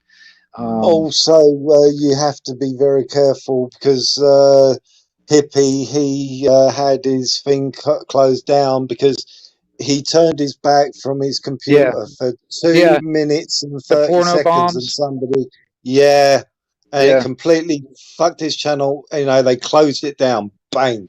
yeah. You know, I he know. lost Well, all see, his that's the thing. It's like subscribers. I'm gonna kind of keep it personally. Me personally, I'm not gonna, you know, start letting anybody and everybody on the damn on my Mm, panel and stuff. I mean, I like having these type of conversations, so I'm gonna yeah, be, you know, kind of choosy on who I get on a panel with. Otherwise, if I'm just gonna do a live, I'm just doing, you know, whatever I normally do with like my radio or, you know, whatever stuff I'm working in my shop or whatever. That's that. But when it comes down to panels and conversations, I like this type of thing because, you know, like I said, we're not solving the damn world's problems right here in this one live stream, but there's a lot of stuff that we, you know, that just needs to be talked out, hmm, and I don't want to be stuck in a bubble, and I don't want to feel like I'm only talking to people in my area over here in the United States, and it's all I'm talking. I want to talk to everybody around the world because I like getting yeah, other people's views of what's going on in their area and how they're looking at it. You know, because everybody's different and everybody's brought up different in different areas. You know, I was brought up a yeah, certain way in the way I was down here in Florida. I mean, you know, it's just not the same type of stuff that they are over there in the UK. You know, uh, hmm, you know, it's just different. You know, and I that's why I like to talk to people because I mean, you know, it brings more understanding on each end of it, and I know I'm not the only. Like I said, I've said this before. Is like I know there's a lot of us that are very united. The only thing is that we're very divided geographically. You know, yes. it's a shame that we don't live in the same neighborhood and we can go to coffee, you know, and get coffee somewhere. You know what I'm saying? Hmm. Yeah, this is the closest thing we can get because as it's going, you're going to be restricted on where you can go. Yeah, yeah, You know what I mean? If you haven't complied to their system, then you're not able to go and see people. And this Well, is a if you go fact. to China, yeah, and you speak out about too much, your social status will go down, and then you'll probably use internet access. Think Hmm. yes, Miss Yeah, Waterman. Yes, I do. I want to try and make time and actually do that. I want to actually get up on her. She wants me to get on her panel and you know, talk about some like communications, like CB stuff and all that stuff, and oh, that would be kind of cool. Yes, I all want to try right. and make that if I can. I want to try and do that. Well, So I'll bounce off then because otherwise we could more likely carry on talking and you yeah, never get down the fucking shop. we'll I be hear here you. I for hear you. So I'll bump off. I'm going to go over to Blackburns. But if you do go live or you pop on Blackburns or one of them which is around here, but if you do go live and then my notification bell will cling up and I'll come over. All right, man. I really appreciate it, Ron. I really do. You know, and Yeah, we you want to do. join SG's one as well. Hit the notification bell because SG might go live and I get notified then, and then I Yeah. go And straight what'll over be to tomorrow SG's. is the plan to do with common law. Yeah. Hmm. When did you say that was again? When you want to do that? I'm gonna go with you know, Peter Pope. He's like the common law kind of expert lately, anyway. But he's not the only one I know. A person who's interested in common law. So I'm trying to get a couple of people on, but I've only got him currently. That's all we need, though, to be honest. And I'm going to try and get it all to come across slightly different than what it has done previously for him, because it's not gone too well with some people. So It would literally do another like I'll for sit that in the week. sidelines. Obviously, I wouldn't participate, but I'll definitely sit in the chat and listen. Yeah, You yeah, know what I mean? I'm a reasonable person. I'm open-minded, though. yeah, How the situation, you know, my view on it. You know what I yeah. mean? If it sticks But to be around, honest, it'd be a good idea to know it. to be honest, the first however long might be just me and him anyway, up on a Yeah, panel. There's Right. no point in exactly. having him on when we're stating stuff, you know. And When Exactly. asking him when are stuff you so he when are can you relate. when are you thinking about doing that? Like Well, like I say, without confirming it yet, I'm looking at afternoon for us. like next week sometime No, or tomorrow. oh tomorrow. Oh, okay. Yeah. So afternoon time, that'll be in the morning for me. Okay. I'm sitting here thinking. I'm thinking. Okay. And I will leave it up, of course. Yeah. Yeah, because I mean, you know, if I can get up early enough, or you know, because if I go to bed early enough, I'll get up early enough, you know, and if I'm up early enough, I can probably catch it. Because if you guys are going to do it around the afternoon time, that'll be probably, I don't know, 6, 7 o'clock in the morning here, so that it wouldn't be too bad. I mean, you know, but yeah, So, I want to try and if I catch it. did do it at about 5 o'clock in the evening, what would that be for you? See, it was a 6 hour difference, so that'd be, you know, what, 11 o'clock. 11 o'clock, yeah. So In the that's afternoon. easier. So Yeah. anything between 3 and 5 basically might be all right for you. Yeah. I mean, you know, because I'm gonna try and do some. I'm gonna try and do Miss Waterman also. I'm gonna try and do her panel also. Mhm. It don't matter really which one or the other. Like I said, I'm probably gonna, you know, get up early anyway. You know, before the sun comes up anyway. So if you happen to do something earlier in the day for you, I'll probably be up for it anyway. You know what I mean? Yeah. But I'm gonna be around all day tomorrow on this thing and talking to different people and stuff like that too, because like I started out today, it started out for me just talking to people on the radio, and then it ended up almost 8 hours, going on 80 hours of us talking here. So yeah, you know, this is a full day. This is a full day of just sitting there, you know, having it out. You know what I mean? It's a full day's work, yeah. Yeah, I wish I could get paid for it. Oh man, could you imagine us just having this kind of sitting there, just shooting the shit and getting paid for it? Now that would be cool. Mhm. Yeah, and no soapboxing either. We're not telling anybody out there what they should do, what they shouldn't do, and No, everything. It's just yeah, an opinion of yeah. people, you know, just people's opinion. Well, that's the thing. It's like, you know, I get tired of it. You know, sometimes when it comes down to some people are like, you need to do this, you need to do this or that, or you should do this, or you should do that. And I'm like, yeah, well, shit. I kind of like want to think for myself. You know what I mean? Yeah, exactly. Exactly. So Right, I'll bump off first. It's been a pleasure. I'll hit the notification bell. So if you do, you do. If you don't, you don't. You might want to do some channel hopping yourself. Thank you. Yeah. hey, Thanks I for really having us on. appreciate it. Hey, cheers, mate. Yeah, cheers. Yeah, it's been nice chatting to you. And SG, obviously, you know, always there for you, mate. And everybody in chat, never seen your names before, but hopefully we'll get to talk to you at some point if you join the panel. It'd be nice. Yeah. I'm always Thanks, open to talk to new people. Yeah, Anyway, I'm really glad to meet you guys too. I really am. I'm glad to meet you guys.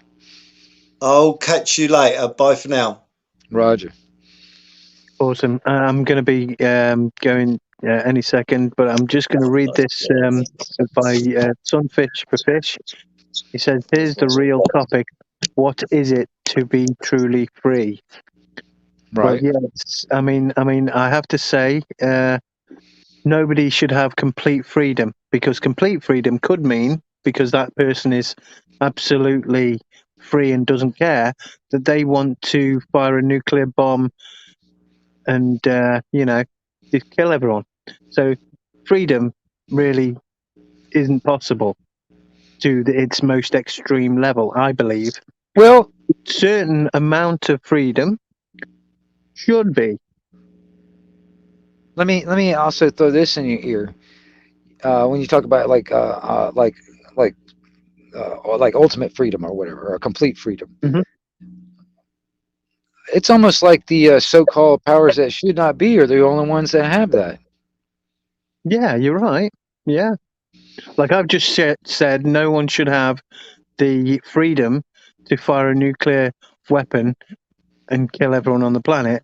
When, like you just said, the powers that be the governments, the leaders of the governments of the free world, they call it. You know, they can push that button. And do we really trust them? Well, no. So why the hell should they have that button? Yeah, They exactly. shouldn't have that fucking button. Well, I mean, it's kind of like, they talk about like a Second Amendment and all that stuff. I mean, technically, um, we have the right to have the exact same weapons that the military has. All right. That was the whole reason why the Second Amendment was put there in first place, is so we can protect ourselves with a firearm, with violence, to protect ourselves from a tyrannical government. Mhm. All right. And if somebody's going to come at me and try and kill me with a Scud missile, by God, I want a Scud missile so I can fire it right back at them. Yeah, but the thing was, that's why there were sold Scud missiles, Iraq. Yeah. We knew they were shit. Yeah. It's like, especially the US. The US had like this massive list of weapons we could have attacked back with from way outside their attacking range. Right. In fact, Bill Hicks made sketches about that shit. He'd be like, "Hey, Tommy, pull up D7. I haven't used that before. Says it destroys everything but the fillings in the teeth. Let's give that a roll." Yeah. Yep. I now become what is it? I now become death or some shit like that. Yeah. The Bring destroyer. up DX, Yeah. And he joked about a Scud missile is like a bus flying through the air that just doesn't hit the target it's supposed to. You ever tried like flying a bus through the air? Right. No, I've never tried doing that. Yeah, while it's in the air, you can't really fucking aim. Yeah, I hear you. Well, hey, SG, man, I really appreciate it, man. I hate to cut it short, but I'm gonna try. I'm gonna get up to the damn store, and like I said, I mean, if you happen to get on a live or something like that later on, I might try and jump on or something, or if nobody's doing anything, maybe I'll put another one on, because I mean, it was pretty cool, man. For the past 8 hours, man, we've had a pretty good conversation, and I like how it just, kind of flowed from one to the other, and we didn't really have a set,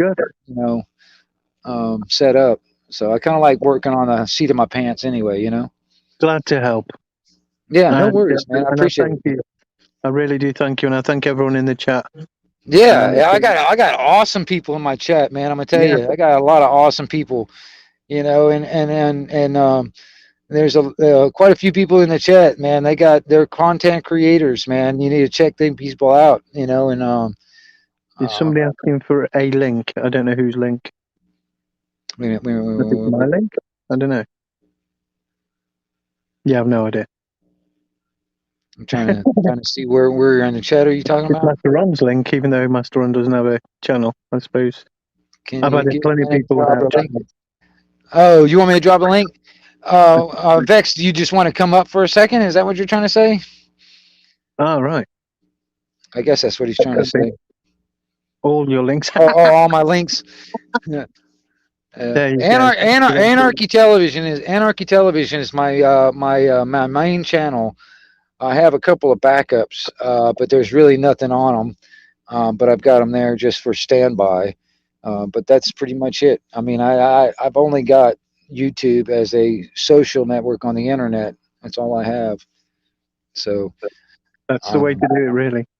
Well, like I said, I'm still kind of analog. I mean, I still talk on a CB radio. So I mean, I try to keep it to a minimal on the social network on the internet part of it, and like I said, I tend to watch a lot of YouTube instead of TV anyway. So I mean, I'm kind of whittled it down to just one.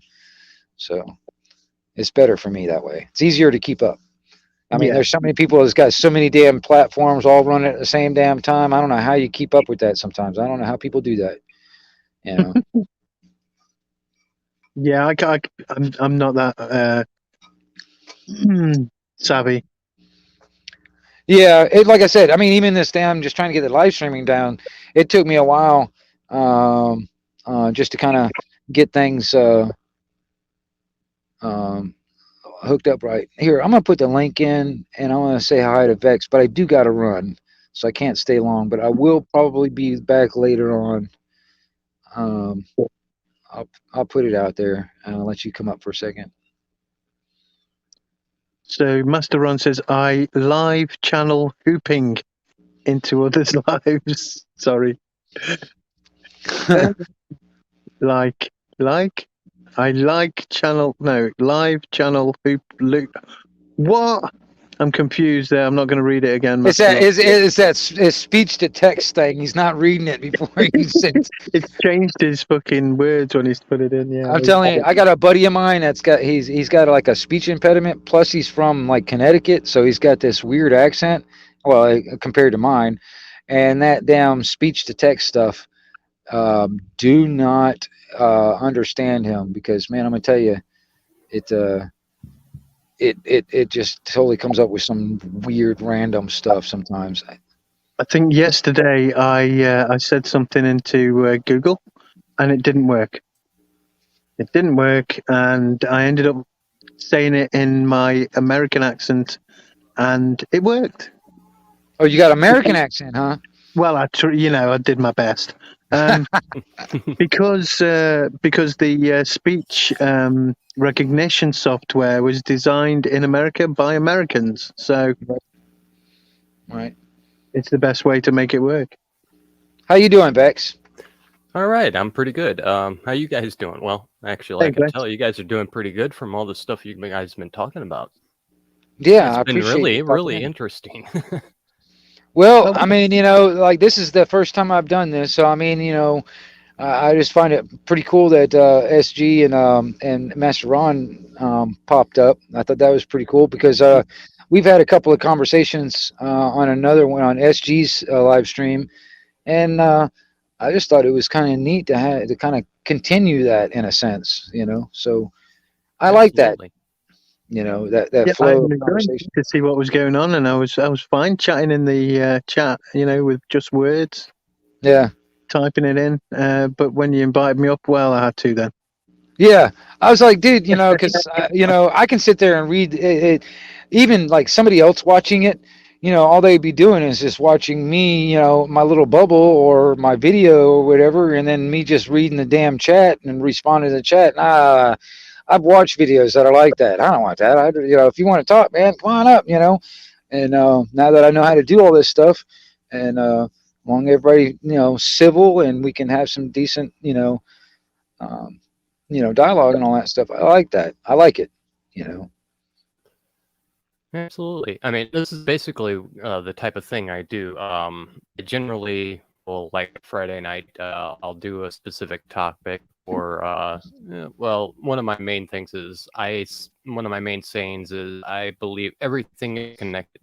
And that goes from, space dust around in the universe all the way down to the grain of sand on Earth. So, right. Everything is connected. Everything in between, including politics. Hold it together. Yeah. Mm-hmm. I do get kind of philosophical about it on the Monday nights. Those are my two main broadcast nights. I usually go at 10 p.m. Central, if you guys are interested. And I went ahead and threw my link for my channel in the private chat for you guys to look at it at your leisure. Excuse me. Everything in a computer simulation is connected, isn't it? Absolutely. And you can make a computer simulation within a computer simulation within a computer simulation. Yep. Well, kind of like fractal and there mathematics. Are plenty of computer simulations running inside the universe, which could be a computer simulation. Yeah. Reality is up to our own individual perception of what reality is. You know what I mean? I mean, there is that argument we could all be living in a computer simulation. Sprinkle said that he doesn't believe that we're the imagination of ourselves,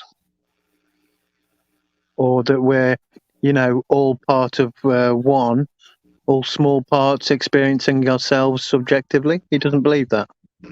Right. Well, Uh, I mean, there's a lot of stuff that's objective and subjective. I mean, it depends on. Yeah. Now, in another level of I do understand that is a Gnostic way of looking at things, because supposedly heaven was when all the consciousness was in one, and that may have been singularly God, and by exploding into, like in a Big Bang, into smaller versions in the same image, but obviously not as powerful or as able to think as much as the main entity. We have been,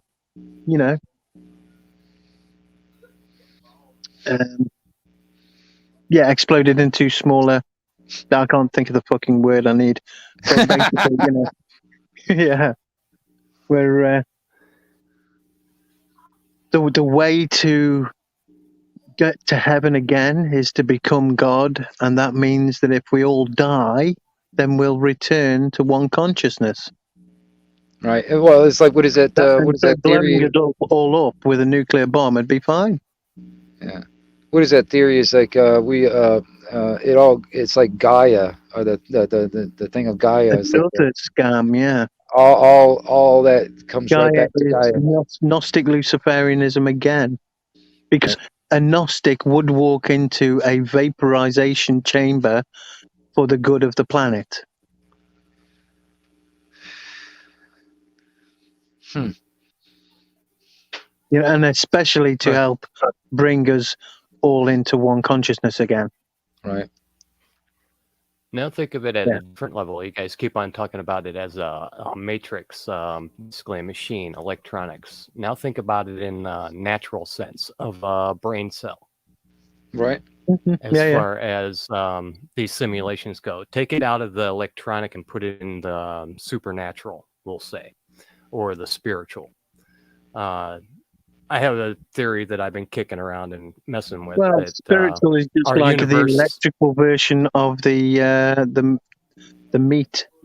Isn't it? I agree. Because it's like bio electronics. Yeah, so that's what we are. We're bioelectronic. We're basically like an android with flesh instead of chips. Yeah. And our hard drive is wired into the spirit, which is wired into the creator himself, which I believe our universe is within a thought of the creator. And our consciousness is able to be received by the meat radio. Yeah. Receivers and emitters. Yeah. You know what just popped in my mind is I started thinking about that Sophia robot, and there was somebody that asked that robot, "How do you know you're a robot?" And you know what Sophia asked? Sophia asked that person, "How do you know you're human?"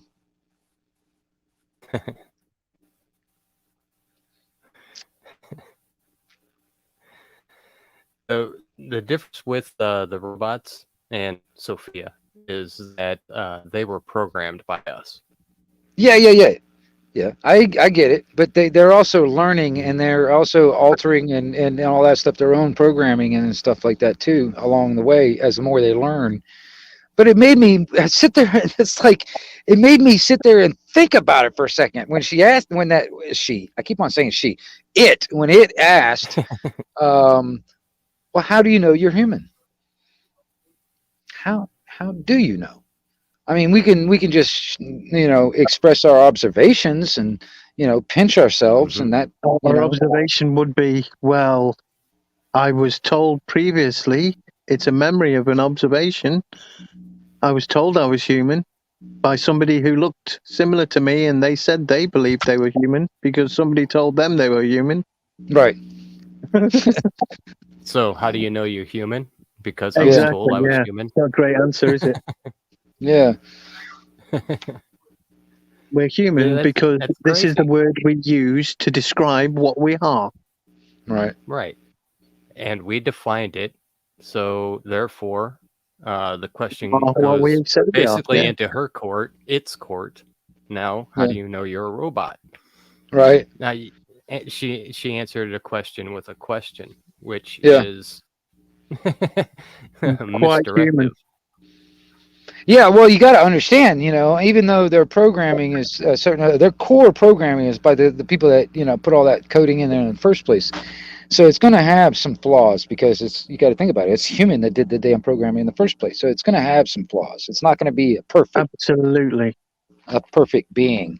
And this reminds me. Okay, before I leave, I was going to tell you about this story also. Now, this is a story I come across a couple of years ago.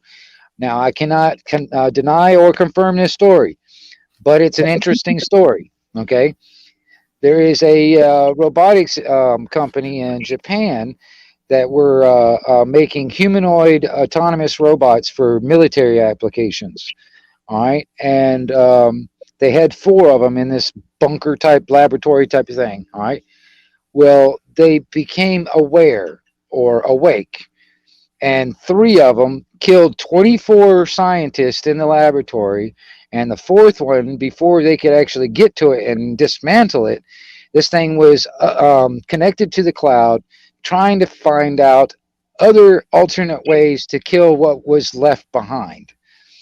Okay, like I said, I cannot confirm or deny this, but this was almost 3 years ago when I heard this story. Interesting. Yeah. Then when was Skynet put in place? Well, I know Skynet here in the United States was put in place a while back ago because it actually is part of the major drone, like what do you call it, the Predator drone technology. It's actually called Skynet. Oh, I thought you meant the fictional one. No, there's an actual one. There's an actual one. The U.S. military's got this thing called a Skynet, but it does a lot of the. I think the original one was August 4th, 1997. Right. No, I'm just kidding.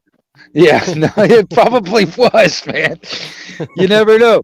I mean, until I can sit there and build my damn time machine, I'll probably never know, right? Yeah. I wish they'd brought out this current crisis on April the 1st, because everyone would have been, fuck off. Yeah. Yeah. Like, oh shit, let's wait a week. Yeah. It'll blow over. What is this from that April the 1st, April Fool joke thing? What? Yeah. Can't have that. Well, you guys, I really appreciate you guys stopping in. Hey, Vex, I really appreciate you stopping in too, man. Like I said, I gotta go to the store, go get me some cigars, and I might be later on. I might do another live, depending on what's going on. Otherwise, I'll be floating around. But I'm gonna try and do more panels like this. You know what I mean? Where, so because I mean, I know my channel is mostly focused on that CB stuff, but I do other stuff too. And now that I got this stuff kind of like worked out, I want to do more like little panels like this too, where it's like, it's not like a set rigorous type of a scenario or whatever. We're just kind of like shoot off the hip, kind of just go where the conversation takes us. If it takes us in a big circle around, that's fine too, because I mean, honestly, man, we went to a lot of different directions, but a lot of that actually circles back, you know what I mean? Because it all is connected. In one way or another. It might be random offshoots, but they all, circle back and connect somehow, So I like having conversations like this. I really appreciate it, guys. Love it. Thank you very much for having me up. I appreciate it. Yeah, I really do, man. I appreciate it. I'm going to jump out first, and I thank you very much. All right. Cheers, mate. No worries. No, thank you. Peace. Go ahead and spread my link around if you don't mind.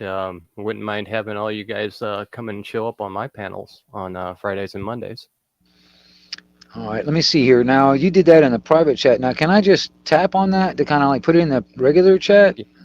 Are you on computer? No, I'm on a cell phone. Okay, I'm not exactly sure how it works on a cell phone. I'm on a PC. but it should be right next to your comments, and you can toggle back and forth between them. Yeah, you should be able to just hit private chat itself, and it should take you over to another column. Let me try this right here real quick.